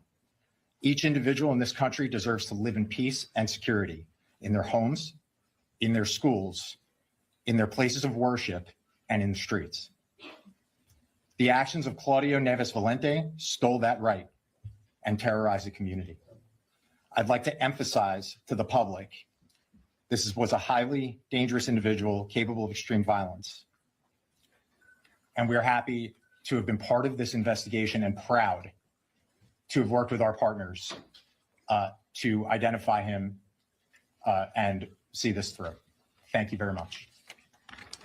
Thank you very much. From the very outset on Saturday, from our first press conference in the fire station to today, Rhode Island Governor Dan McKee has been by Providence's side every step of the way. The city of Providence is incredibly grateful for the governor's support, the state police, not just their assistance with the investigation, but in supporting the broader community. It's a pleasure to introduce Governor Dan McKee. Thanks, Mayor, and clearly your staff, I feel the same way with the team that you have, that we were happily able to assist. And as a former mayor, many of here in the audience know that I've been a mayor, some don't, but I empathize and sympathize with the position that you were in and the fact that you needed people to follow the lead of the Providence police and to partner in with some extraordinary people, whether it's with the FBI or the ATF, and of course our state police as well.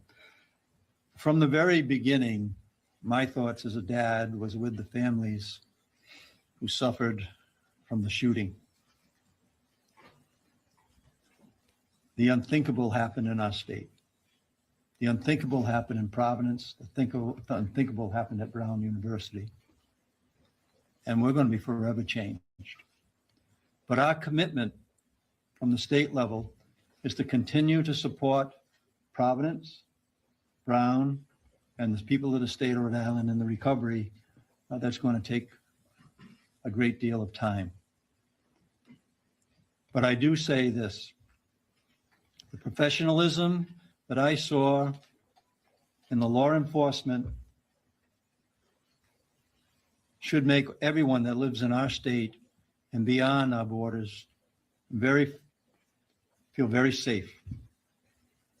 These things happen, but it requires some professional help in law enforcement to bring it to the conclusion that we've been able to bring it to. So Colonel, thank you, everybody involved. And again, we will stand with Providence and Brown University and the people of the state of Rhode Island to provide the help that will be needed in the recovery in a trauma like this. Thank you, Governor. Throughout the year, the Rhode Island State Police is an incredible partner to Providence, but during this investigation, their support was invaluable. I introduce Colonel of the State Police, Colonel Weaver.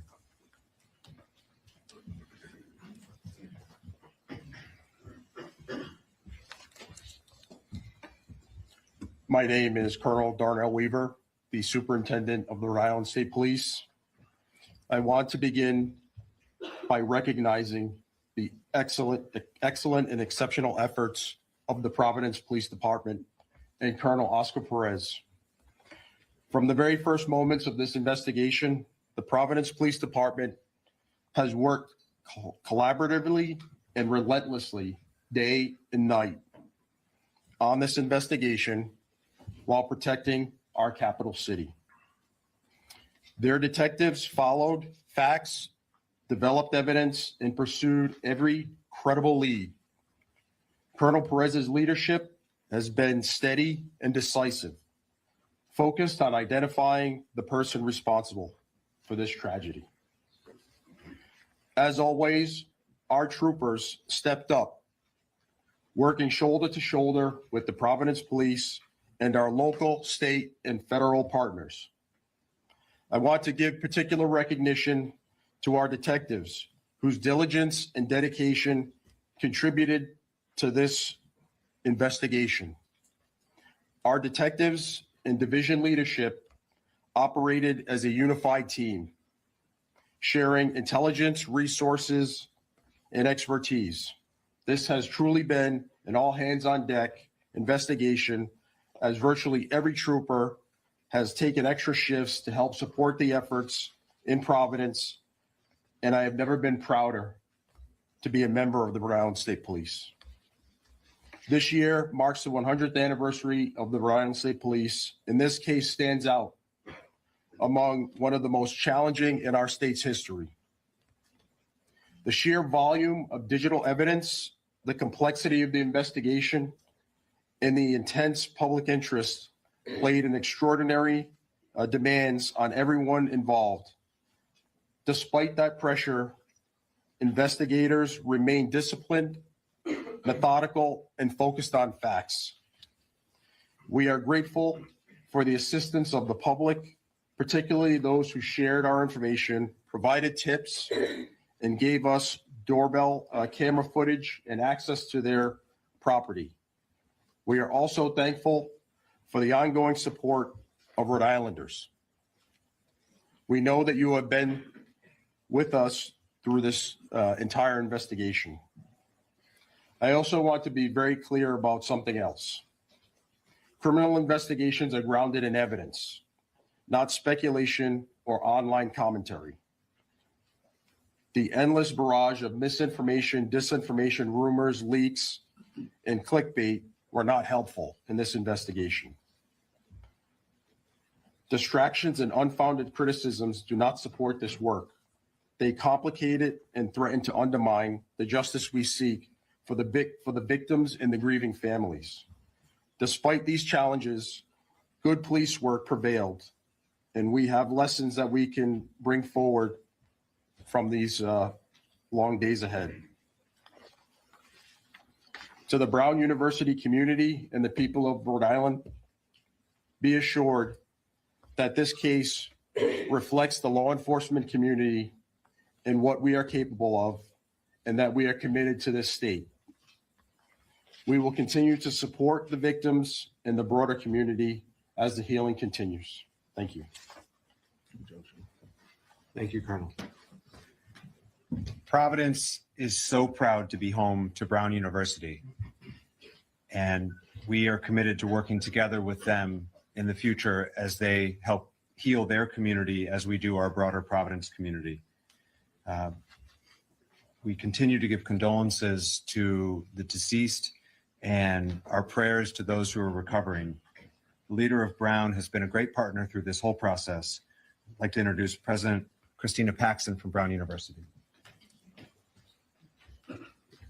Thank you. Nothing can really fully bring closure to the lives that have been shattered over the past week, but this may allow our community to move forward and begin a path of repair and recovery and healing. I want to thank the dedicated law enforcement agencies that have worked so tirelessly on this case, really around the clock, as well as our neighbors and others who participated in giving tips and helping with the investigation. We hope that this outcome tonight brings an increased sense of safety for our community at Brown and in the surrounding area. This has been a period of great fear and anxiety for many people, and now perhaps some form of relief. Truly, this week has been devastating for our community in a number of ways, including the experiences that members of our community have had with being targeted by online rumors and accusations. And I hope that this development also means an end to this truly troubling activity. So we remain focused on the safety and security of our community and in support for the victims of this senseless violence.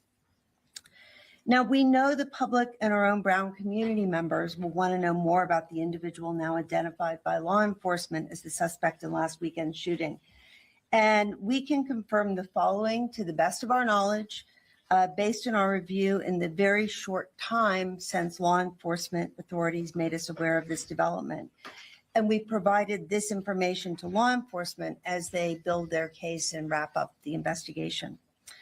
So Claudia Manuel Neves Valente was enrolled at Brown from the fall of 2000 to the spring of 2001. He was admitted to Brown's graduate school to study in the Master's of Science PhD program in physics, beginning on September 1st, 2000. And he took a leave of absence effective April 2001 before formally withdrawing effective July 31st, 2003. During his time at Brown, Neves Valente was enrolled only in physics classes. The majority of physics classes at Brown have always been held within the Barris and Hawley classrooms and labs. Now, detailed records indicating where specific courses were held Don't extend back to 2001. But we can say that physics classes typically require access to specialized equipment, including demonstration carts that are a fixed asset in some of Barris and Hawley classrooms. So I think it's safe to assume that this man, when he was a student, spent a great deal of time in that building for classes and other activities as a PhD student in physics. He has no current active affiliation with the university or campus presence. So again, we thank law enforcement and so many others for their extensive work on this case, day and night, and we look forward to a sense of restored safety for Brown, Providence, and the Rhode Island communities. Thank you. Thank you, President Paxson.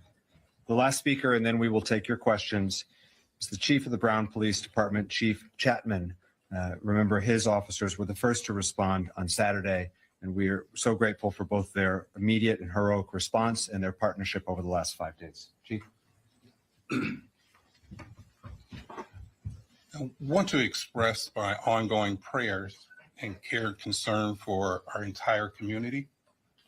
I certainly also want to acknowledge and thank the men and women of the Brown University Police and Public Safety for their efforts.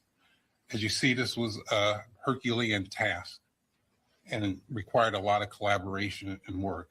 And our officers and our public safety personnel were shoulder to shoulder with these assets. I do want to also thank all of you who have helped citizens and law enforcement. That partnership and collaboration means the world to us, and we couldn't have gotten there without you. So thank you. Thank you, Chief. We'll now open up to questions. Go ahead. Go ahead. What led authorities to link the incidents between Brown University and MIT? Yeah, I can get going. And I can follow up with that. Yeah, I'll start. I'll just tell you that a lot of the information and evidence that we ended up gathering linked us to a connection up in Massachusetts, but obviously at the MIT. But I feel a respect to the authorities in Mass as well as the FBI that's for them to come in. But I'll tell you that the groundwork that started in the city of Providence by our detectives, the detective division under the command of Major LaPayan, as well as the federal partners that we had in our room upstairs, and ATF, the FBI, led us to that connection. And so that was great work. Special FBI, well, does FBI want to weigh in on that? And then I have a follow-up. I think through that particular link that you're talking about, that case is being worked out of Massachusetts with the leadership of U.S. Attorney Leah Foley. I believe that they're having a press conference today as well, where they'll reveal more to the general public at that time. I'd be remiss to start and kind of talk on this, to let them kind of have first dibs to kind of be the ones to tell the public about those particular links. And your follow-up. But your follow-up, sir. As for the second person who came forward, what did that person tell you? And did that person know the shooter? So yeah, obviously I had mentioned at the last press conference that it was a person that we wanted to speak with. The work of the video collections that we had led us to identify that there was a person that actually encountered this individual. So it corroborated everything that we saw. We saw a person of interest. We saw that there was a vehicle involved. And this person came in, broke the case in the sense that explained to us exactly what we thought we had seen and put that individual at the crime scene. Obviously, that was the break, because we knew that we were in the right direction to ensure that we were going after this individual. Obviously, took his life. Colonel. Right. Steve. Thank you, Mayor. Did Mr. Valenti act alone, and is there an anti-Semitism component behind this, do you expect? As far as we know, Steve, he acted alone. And is there an anti-Semitism component to this? No, that we know of, no. John. Colonel, what was the events that led to the storage facility? So was he pursued there? Did he know authorities were going after him? When was he last alive? Like, how did that play out? So it plays out in the sense that I just stated, we collected all the evidence. We were able to learn that there was a rental vehicle. We learned about that vehicle. There was financial records that were verified by the FBI, obviously, and other agencies. I'm sorry, actually So another agency, so multiple agencies that verify financial records that brought us to that site to know that he had actually rented a site at the storage unit. And then we ended up in Salem. In a follow-up. Yeah. When he did that, did he know authorities were coming, or did he just go and, like, how long had he been in that storage unit? That we're not aware of, John, in the sense that all we knew is that we were on a manhunt, and that's what he led us to. So. Amanda. Oh, thanks. Chief, I have some questions for you about Claudio. So he graduated, well, he did graduate. He was at Brown more than 20 years ago. His last known address was in Miami, but now he's here at Brown University, potentially also at MIT. What do you know about what brought him up here?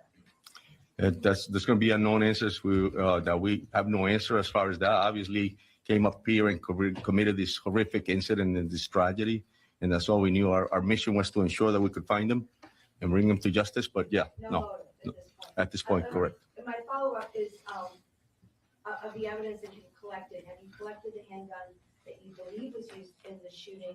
Have you collected any type of manifesto or evidence? Have you planned for shooting? So as far as I know, that's the FBI evidence recovery team is up in Salem, New Hampshire, and they're collecting whatever evidence is up there. This happened just now, as before we came up here. Bill. Any criminal history, political affiliations, any social media posts, anything of that sort that you can report to us about Mr. Valente? Nothing that I know of, Steve. Behind him. Go ahead, white shirt. Is there any indication that Mr. Valente was planning any future attacks? Nothing that we know of, no. In the way back. Special Agent Docs, can you also tell us if the connection, I know you said you can't talk too much about the MIT, but the fact that it was a physics professor at MIT and in the physics building and he was studying physics, have you tied all that up, and does that lead, why target one person in Massachusetts and then a whole class here in Providence? Yes, it is true that Mr. Valente was a physics student. Also, we know that the MIT, the victim there, was in that discipline as well. I will tell you that there's multiple phases to an investigation. And so now, in a sense that we know the subject is deceased. Now that investigation continues to find out all of those answers to your question, sir. Did you go to school with a professor? Did you go to school with a professor who was killed? Can Brown answer that? It is believed that in Lisbon, that those two individuals attended the same university in Portugal. You have a follow-up in the back. En español, si nos pudiera decir también unas palabras, ya sea ahorita o cuando se Muy poquito. Go for it. But, Sorry, empiezo desde el principio. Lo que nos pueda resumir acerca del caso, ¿qué fue lo que conllevó a que ustedes pudieran dar con el paradero del sospechoso y las conexiones que tuvieron? ¿Cómo llegaron a rastrearlo y más que nada a qué atribuye todo esto? So the question was if I can briefly explain how we got to this individual and what occurred. So, verdaderamente lo que pasó, obviamente el incidente del sábado 13 nos llevó a tomar evidencias, colectar evidencias de videos, de informaciones, y expliqué que es muy importante el trabajo de los policías y los detectives en el piso, haciendo el trabajo duro, recolectando videos, recolectando testimonios. En este tipo de casos recibimos información, obviamente, de los videos que colectamos. Nos dimos cuenta que había un vehículo de interés y una persona de interés desde el principio. Esto nos llevó a después informarnos de la placa del carro, la descripción del carro, y eso nos llevó a darnos cuenta de que esa persona había rentado el vehículo en una compañía en Massachusetts. Después de que fuimos a Massachusetts, cogimos videos de la persona. Esa persona era en la misma descripciones de la persona de interés de nosotros acá en la ciudad de Providence. De ahí pasamos con los agentes federales a investigar un poco más y llegamos a los récords financieros que nos llevó a Salem, New Hampshire, en esta noche. Allá hubo una entrada táctica del equipo del FBI y encontramos que esta persona se había quitado la vida ellos mismos. Ahora estamos investigando más si hay algo que necesitamos saber más de él. Alex. Colonel or AG, is there a note or manifesto of some kind, and is that providing any information about a motive or anything that they might have done later? Again, the FBI recovery team and forensics are up in Salem, New Hampshire. At this point, we don't have any of that. Any indication of why now? What's the significance behind why this happened on Saturday? that we don't know. Yeah, I don't think we know the answer to that question. I think there's a lot of unknowns with respect to motive. I mean, I think that the real issue here is the key was to identify this person, as we talked about yesterday. I think there are other answers that are coming, but once we were able to identify him, thanks to that individual who came forward, who led us to a plate, which led us to a rental car, which led us to that he rented that car in his own name.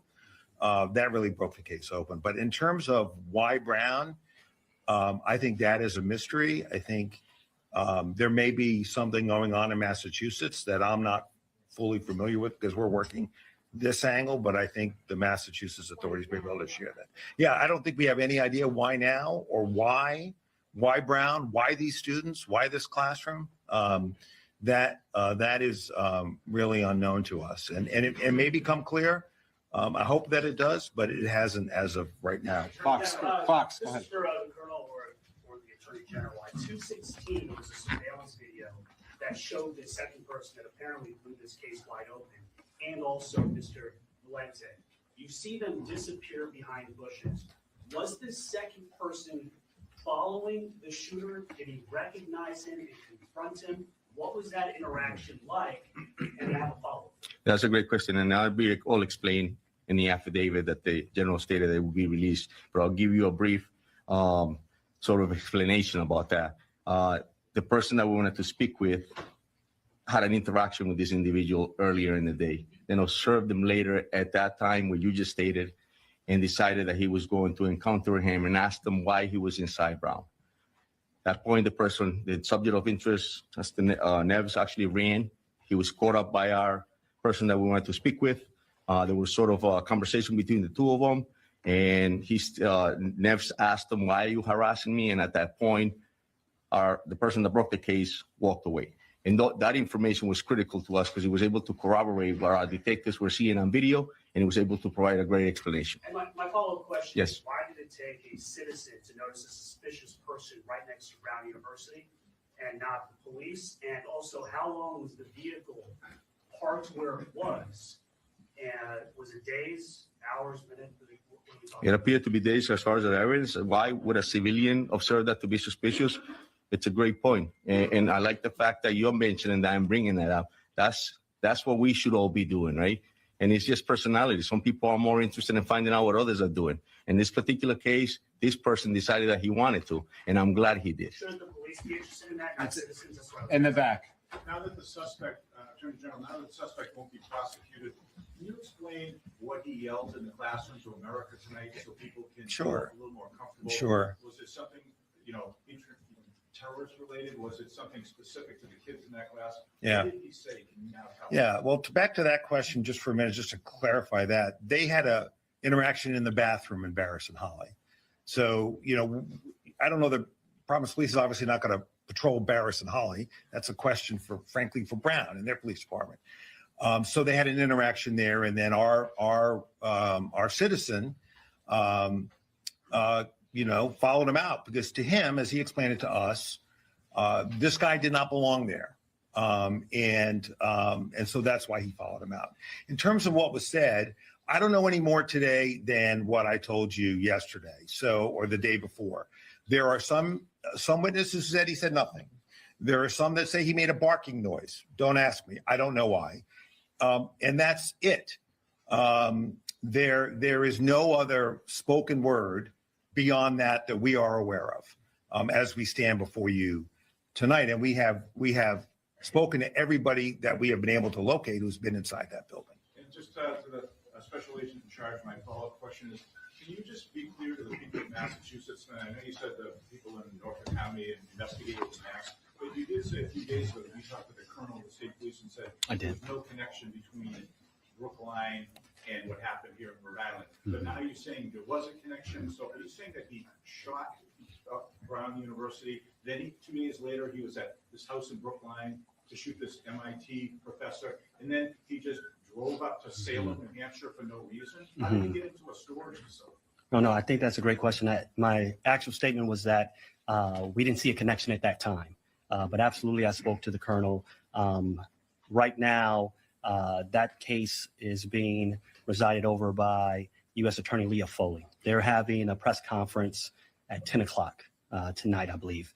I think at that time, they will speak to that particular case. I would be getting a little bit ahead of my skis if I spoke to that case without consultation with Leah Foley and her team, as we've been in the trenches working this up to the minute today, sir. I guess 2 days ago, you didn't know they were connected. Now you're saying they appear to be. Yes, and that's how cases often go. I would say at that time, when that question was asked of me, there was no indication of a link at that time. As we've talked throughout this week, these breadcrumbs develop, and we'll see what she has to say today at 10 p.m. If I just want to jump in here on that, please.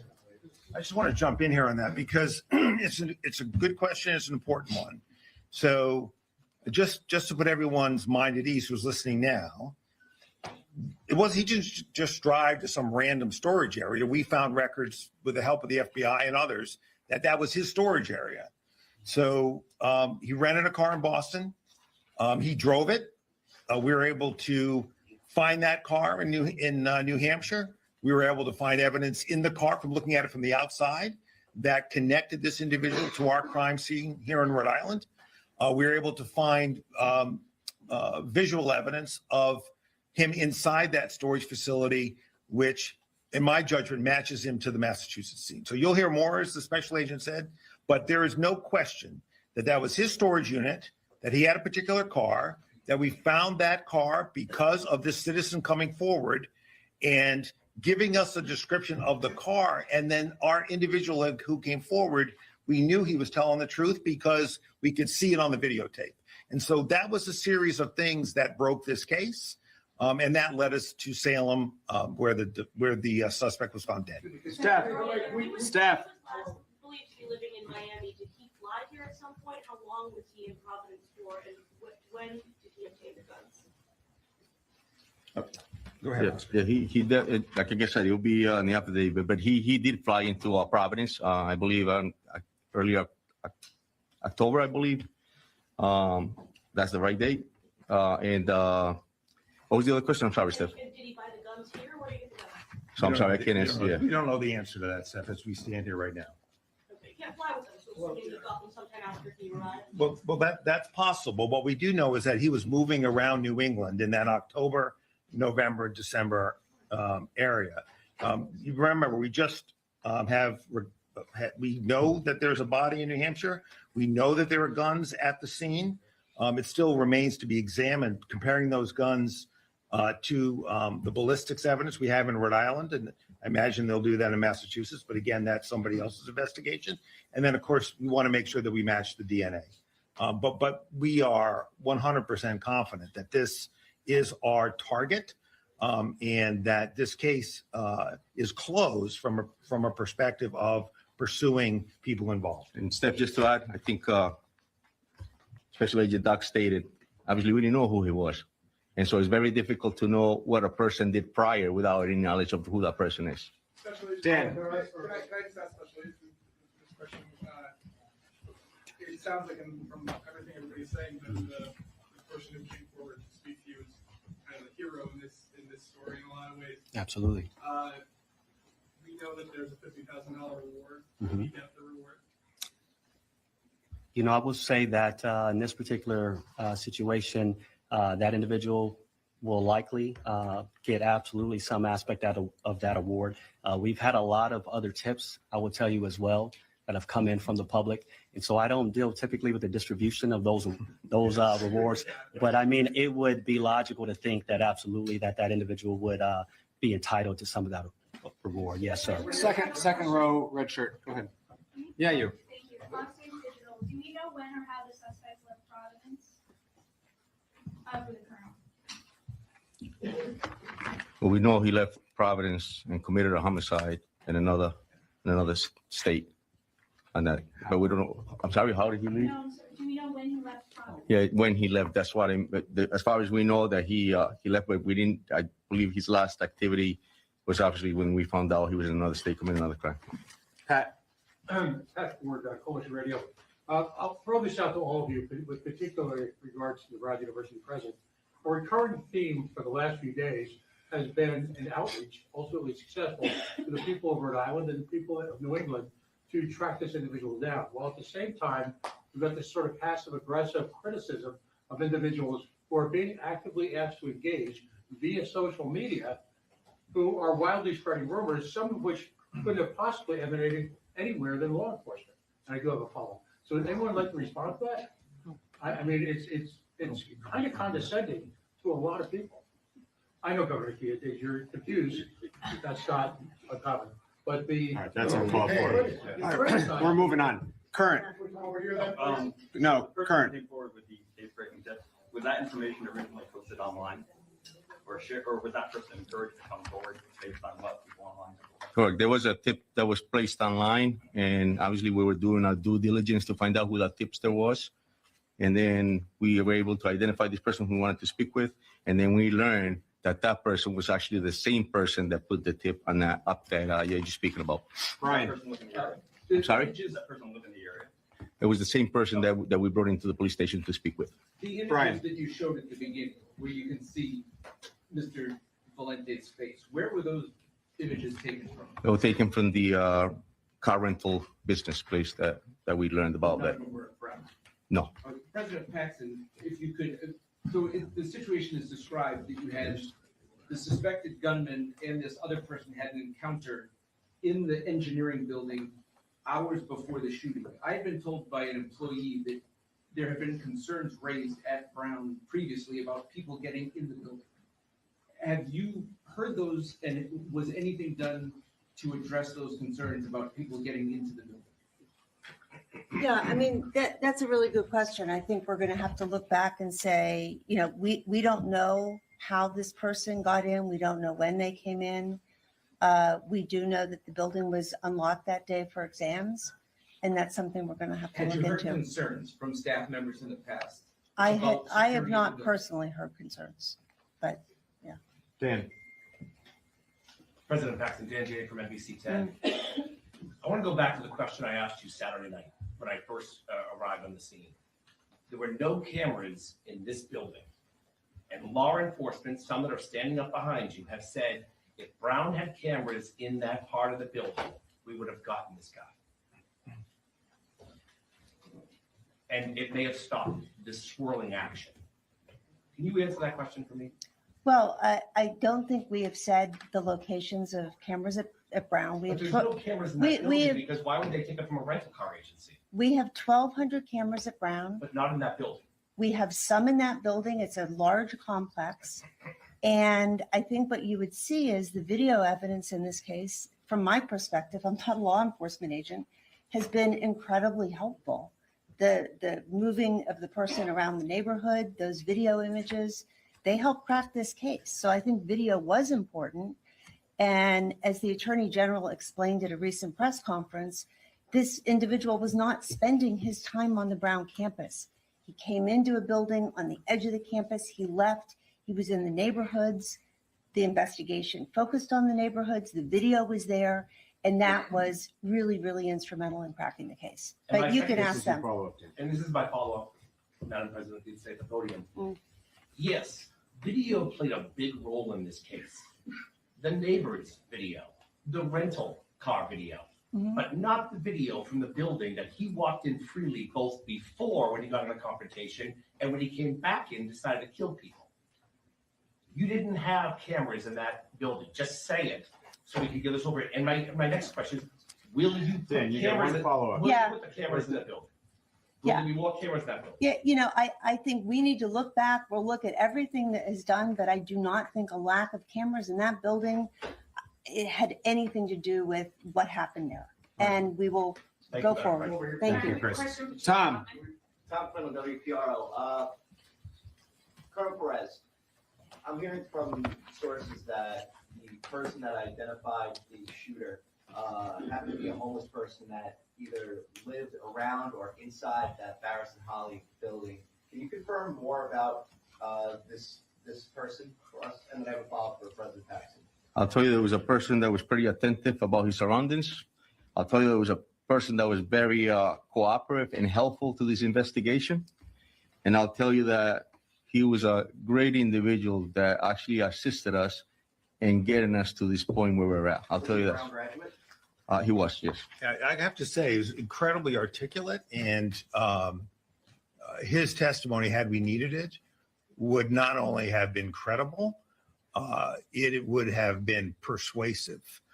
He was as outstanding a witness as I've seen, and he deserves a lot of credit. You know, recognizing there's a gunman on the loose, that the gunman knows he had this interaction with him, and he didn't. Once he knew that we were looking for his help, I mean, he came forward within an hour, and that person deserves a tremendous amount of credit. I don't know whether he's going to get the reward or not, but if I had a vote, he would. All right, Tom, you got to follow. Are you done? Go ahead. My question was for Chair Chapman, if you wouldn't mind. In October, the Brown Daily Herald reported that you had a vote of no confidence in your leadership, and students were concerned for their safety and the fact that you had prioritized desk jobs over having over field jobs and having more people patrolling the campus. Now, in light of this, do you accept any kind of responsibility for this? And now that we've given these prior warnings, are you going to reevaluate how the Brown Police operate in the future now, so this doesn't happen again and these students can feel more safe on campus when they return? Great. So as I stated earlier, I'm profoundly proud of the men and women of public safety and profoundly proud of our police department. We will continue with the heroic work that they've done and continue to work side by side with our partners. And everything else that comes with that is a continual effort to do what is best for the safety and security of our campus. But will you reassess how the people are allocated within your department? Every single day, we work and endeavor to keep our campus safe, whatever that entails and all that entails. In the back. Yes, Timothy, I was wondering, I did this question for the Colonel. Can you talk about, you said that 2 weapons were found in Melissa's car. Was that one of those weapons, the gun that was used to shoot here at Brown? Has that weapon been found? Can you speak to that? That's all part of this continuing investigation. This just before we came downstairs, actually, as you all were watching, that was developing up in Salem, New Hampshire. Can you say whether or not that the weapons were purchased? Hold on a second. Yeah, those firearms were found at the deceased body, not in a car.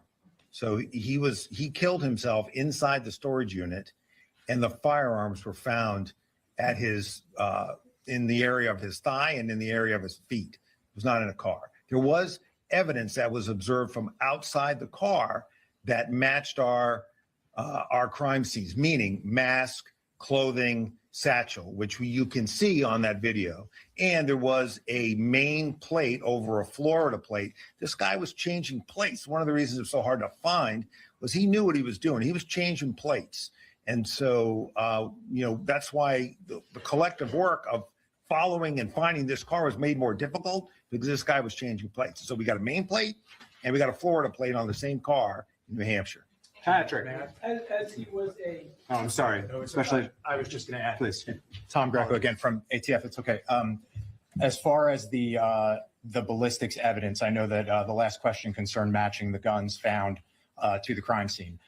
As several people up here have said, this investigation is ongoing, and in many ways, in some ways, just beginning. So those weapons that were found at the scene, we will be using our tools such as NIBIN to compare the ballistic evidence to see if we have any matches. So we use those tools to rule things in and to rule them out as well. So we'll be following up on that throughout the remainder of the investigation. Patrick. Neves Valente was a Portuguese national. Under what status was he in the country, and how did he get into the country? Do we know at this point? I have a follow-up after that. You have an answer? Yeah, I think, yeah, I do. So as far as we know, he had a student visa. He had came in here with a student visa, and we also had learned that he had applied to get a green card. Do we know, sorry, I have a question, and for President Paxson, does Brown have And Patrick, if I could just be clear on that, he got that lawful permanent resident status in September of 2017. Thank you. I was going to ask, but then, and for President Paxson, has Brown had any communication from Neves Valente in the period after he left until now? As far as I know, no, he has really gone off our radar. We will continue to cooperate with the police as they continue with the investigation to find anything we can find about him. But his last class that he took at Brown was in 2001.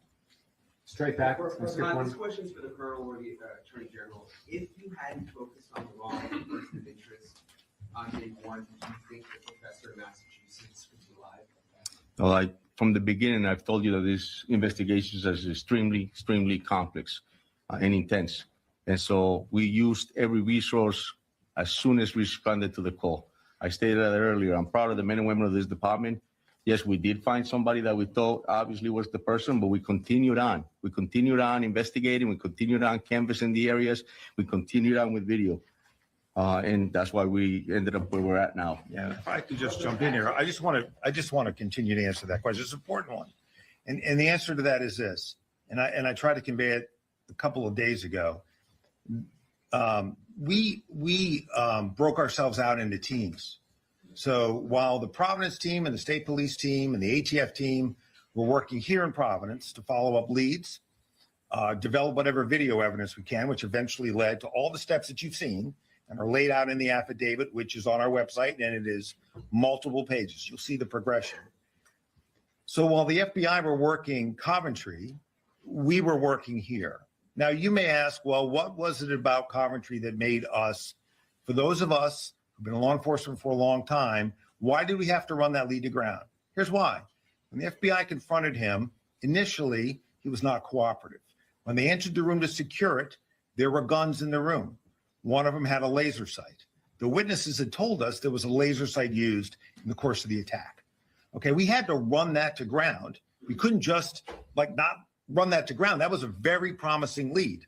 But that's why you don't get over your skis about, and word choice is important. So while we had to test those ballistics and test the DNA off those guns, and that DNA ruled this guy out, okay? But we had to run that lead to ground. But while we're running that lead to ground over the course of Sunday, for the most part, my memory's correct, we were working other leads, which eventually led us through a recreation by the great work of the team, including the marshals, by the way, that are up here. Movements, image of our cooperating witness comes in, and you've heard the rest. So, this is the way these investigations work. You don't chase one and stop. We have chased more than one lead over the course of the last 4 to 5 days. There was one lead that we followed, didn't work out. There was another lead that we followed, didn't work out. There was another lead that we followed, didn't work out. So that's, at least in my mind, 5 different leads that one worked out, 4 didn't. But you're running them all down at the same time. So I can't offer any comfort in that regard. But I don't believe that we would have found this person any sooner, given the evidence that was available to us. We're way back. Can you say why it took so long to get the tipster's tip? It looks like he posted on Reddit on Monday and then said on Reddit that he told the FBI. Was it lost in the FBI's tip? We received the tip about that post and immediately acted on it. And so that's exactly what occurred. As soon as the tip came in, we had a tip center upstairs that was staffed, as I mentioned earlier, by detectives and agents. They were going through hundreds of tips that were coming in, hundreds. We were vetting them through, ruling them out, just like the general stated. We were making sure that whatever came in, we checked it to its entire to ensure that we weren't missing anything. And so when we got to that tip, obviously, it led us to that person that we wanted to speak with, and I told you the rest earlier. So. Yeah, and I want to complete that too, because this is important. This person had to come forward. That's why we put the picture out. Once we put the picture out, he came forward, right? But we didn't know who that person was. We knew about what was on Reddit, but we didn't know who that person was. That's why when we identified another person, we didn't know when that person came forward that he was the Reddit poster. He then told us he was, okay? So all of these things kind of happened in that sequence. Go ahead, Chris. This Valente figure, this is a question for President Paxson. Do we know why he left school early in 2001? Did he have a history of mental illness that was expressed during that time or reported at that time? No, we learned his name very, very recently, and we haven't had a chance to really dig into the records, but we will if it helps with the investigation. This is another question about We're gonna a student- follow-up This is question. another question about a student visa. You said he's here on a student visa now. What school is he affiliated with? If he's here? General, Yeah, so he's not here on a student visa now. He was initially. And then he applied for and received lawful permanent resident status in September of 2017. Okay? Go right here. What was Mr. Valente's profession and have you searched his residence? Again, as I stated earlier, we just identified who obviously that person, and this developed pretty quickly. So that's all part of the investigation that's coming. And can you talk about, was there any interaction between him and law enforcement before he died? No, not that we know. I have a follow-up to her. There you That go. is, do you know any associates of his family members, friends, roommates? And if there are any in the United States, did any of them come forward through the process of this investigation? No, not at this time. This evolved extremely quickly. We've been at this for 6 days. And so here we are, and we now identify who the person is. We're about to make an apprehension. As I stated earlier, he took his own life, but that's all part of the investigation that will continue about him. Go ahead. Okay, so President Jackson, Chief Barrow said he had no known criminal history that you know of. You were asked about possible mental illness while he was here. When he was at Brown, did he have any grievances, disputes with anyone, any problems, any disciplinary issues, any problems at all that were documented? Not that we know of at this point. I mean, again, these are very, very old records. You have to understand. We learned about this very recently. And I think going forward, as we want to learn more, we will cooperate with the investigation to give them the information they need. Go ahead, in the white shirt. Hi, Brittany, WCBB. This question is for Colonel Perez. You mentioned that cardio was the primary suspect, primary focus from the beginning. If that's the case, can you elaborate more on why there was someone else detained initially? And the lead that led you to that person to being detained initially, if cardio was the primary focus from the beginning? Yeah, so And I have a follow-up. sure, Brittany. Great question. So we have received a tip about that first person. We have received a tip about him wanting to get a permit to carry a firearm. And that led us to also learn that he was a person who potentially could be, it was just where he was denied and then he went to another department and the descriptions led us there. So we had it vetted through. Obviously, the FBI responded, followed through that whole tip, ended up finding the person, taking him to custody, finding him with 2 firearms, with a laser. And so it took a while for us to be able to rule him out. But it was a tip that came in. And as I stated earlier, as soon as the call came in, it was all hands on deck. And there was nothing that we were just going to say that is not anything that had to do with it, with this case. Obviously, we wanted to make an apprehension, and we went after that. So. Yeah, I just want, if I could just jump in here, Mayor, I'm sorry to do that, but I think I heard you say that Mr. Valenti was the suspect from the start. Primary focus. No, he became the primary focus yesterday at around this time. This name was not known to us until yesterday. So when our cooperator came in last night, we were able to track the car, get the name, and then we were in the position of today, do we push that name out so that you can help us find this guy? Or do we think we know where he is?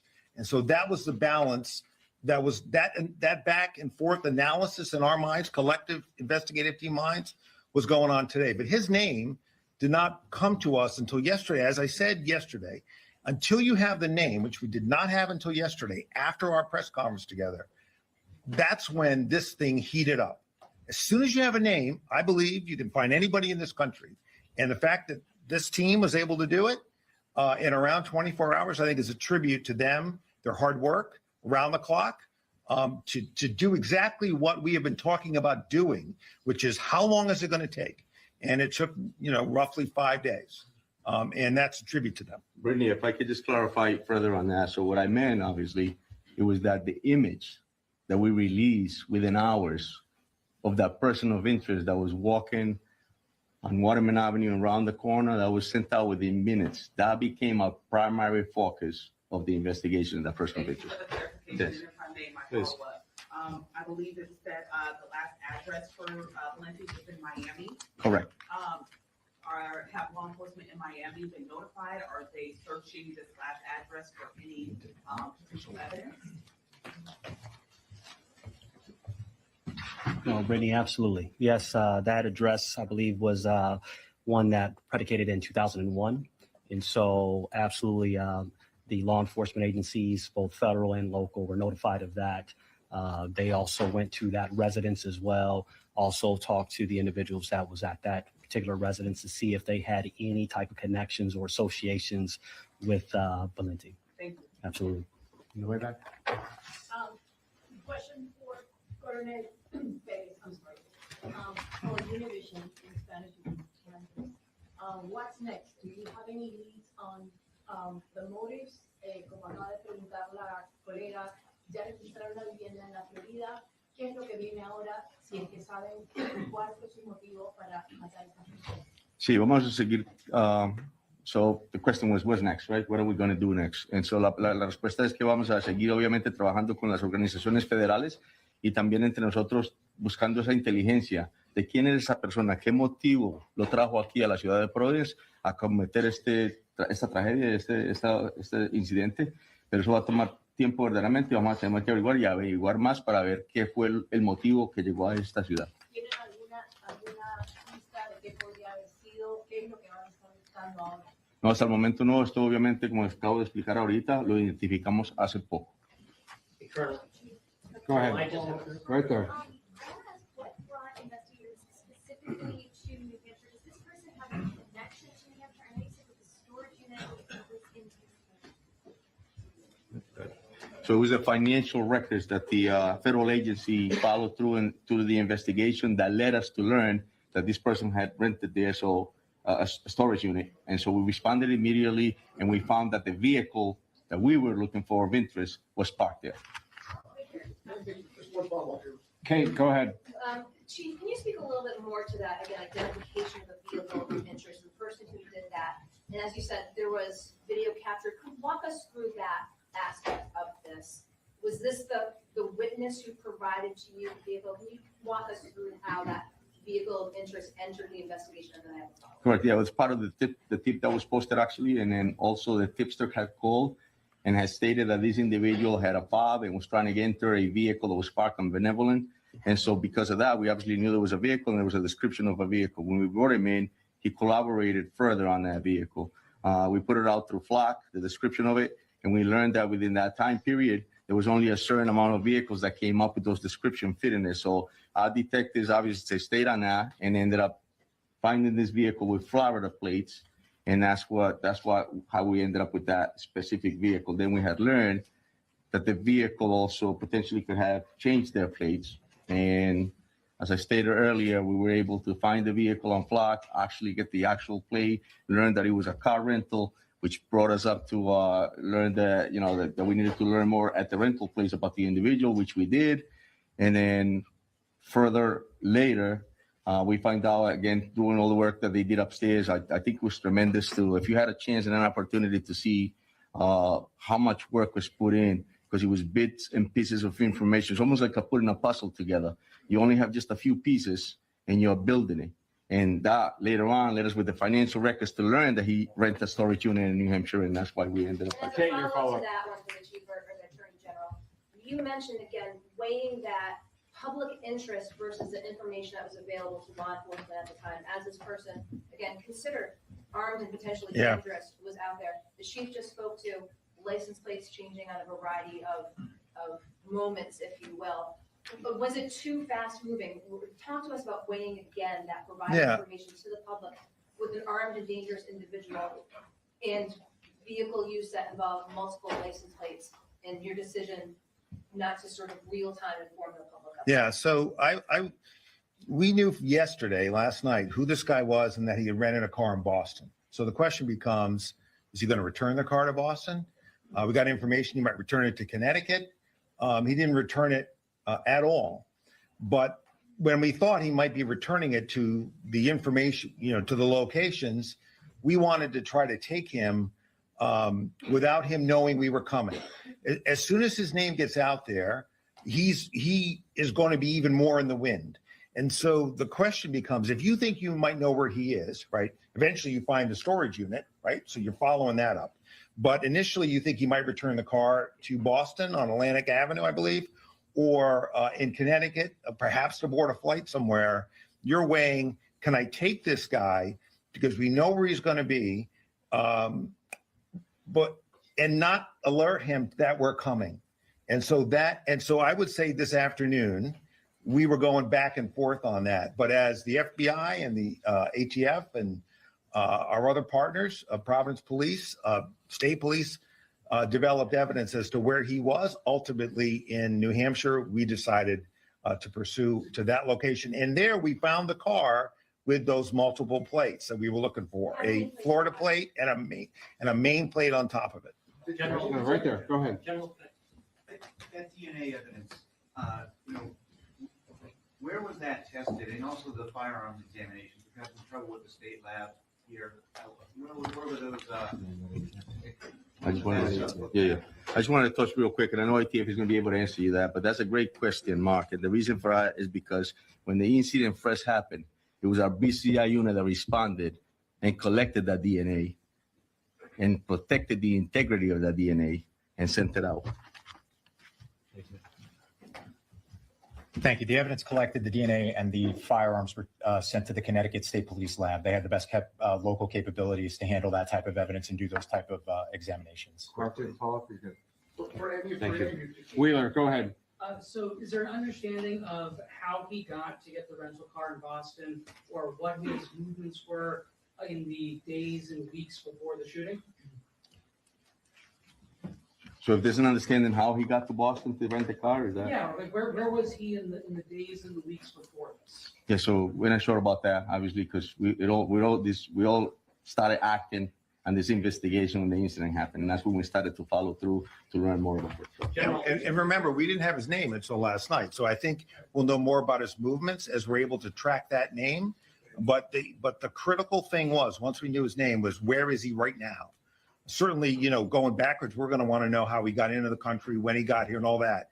But today's mission was get him off the streets where he poses a danger to Rhode Islanders and ultimately the people of New England. How close were enforcement to him when he took his own life? Were they closing in on him? Were they minutes away, seconds away from him? Yeah, I don't think we know that yet. I mean, I think there will have to be a autopsy done to figure out when he took his life. What we do know is that he signed into that place, but we didn't see him coming out. So I would say at that point, I think, the instinct, at least that I had, was that he had taken his own life. But certainly, if he came out, he would have been arrested. I mean, he was, that site had been secured by the FBI. And Go ahead, right there, please. You mentioned shell casings in the hallway. Did you start from the classroom and then move to the hallway? Can you elaborate? It looks like as soon as he entered, he started firing. We found over 44 rounds that were firing into the classroom. And that's all actually listed in the affidavit. I really want to have some respect for the family, for the victims and the students. I think that there is no reason for us to stand here and re-victimize anybody. If I was a father and I'm watching right now, I think it would re-victimize me even more. So I really want to pay some respect on some of the questions that you asked. Did the gun jam So- in the shooting? Did the gun jam during the shooting? I'm going to end with one last, I'm going to end with How one. much money it cost this investigation? Brown gonna reimburse the money to the city and the state, and she gonna give some money to the gentleman, they give the license plate number, the only person. So- I think Brown deserves to give money to that person. Thank you for the question. I will say I can't speak for other agencies. On behalf of the city of Providence, we have not yet assessed what the cost of this investigation. Let me finish my answer. We have not yet assessed what the cost. Ronaldo, we're done. Okay. Okay. Listen, one last positive announcement. As has been said multiple times, the investigation continues. I know there's lots of question around motive, and otherwise the individuals here are still hard at work. Yesterday, we gave an update with respect to the survivors. I'm happy to say that one condition was upgraded, and now all 6 survivors are in stable condition.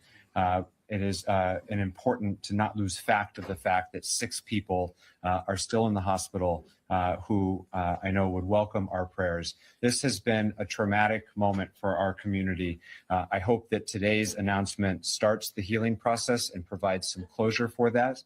As the governor, I think, very eloquently stated, lots of people are going to leave town today, but the rest of us will all still be here, and we're going to have a long road ahead.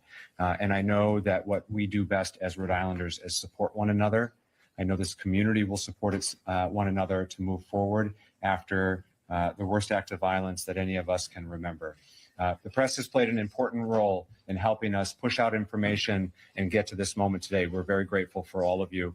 I'm sure some people will be willing to talk after the press conference. Thank you all for your time. Has President Trump reached out to anybody on the team to congratulate them? Appreciate it. Yeah, thank you. Chris, thanks. Governor, thank you. Appreciate it. Yeah, sir, thank you. Governor, thanks. General, can I just get a clarification on 2 things? The roommate was unsealed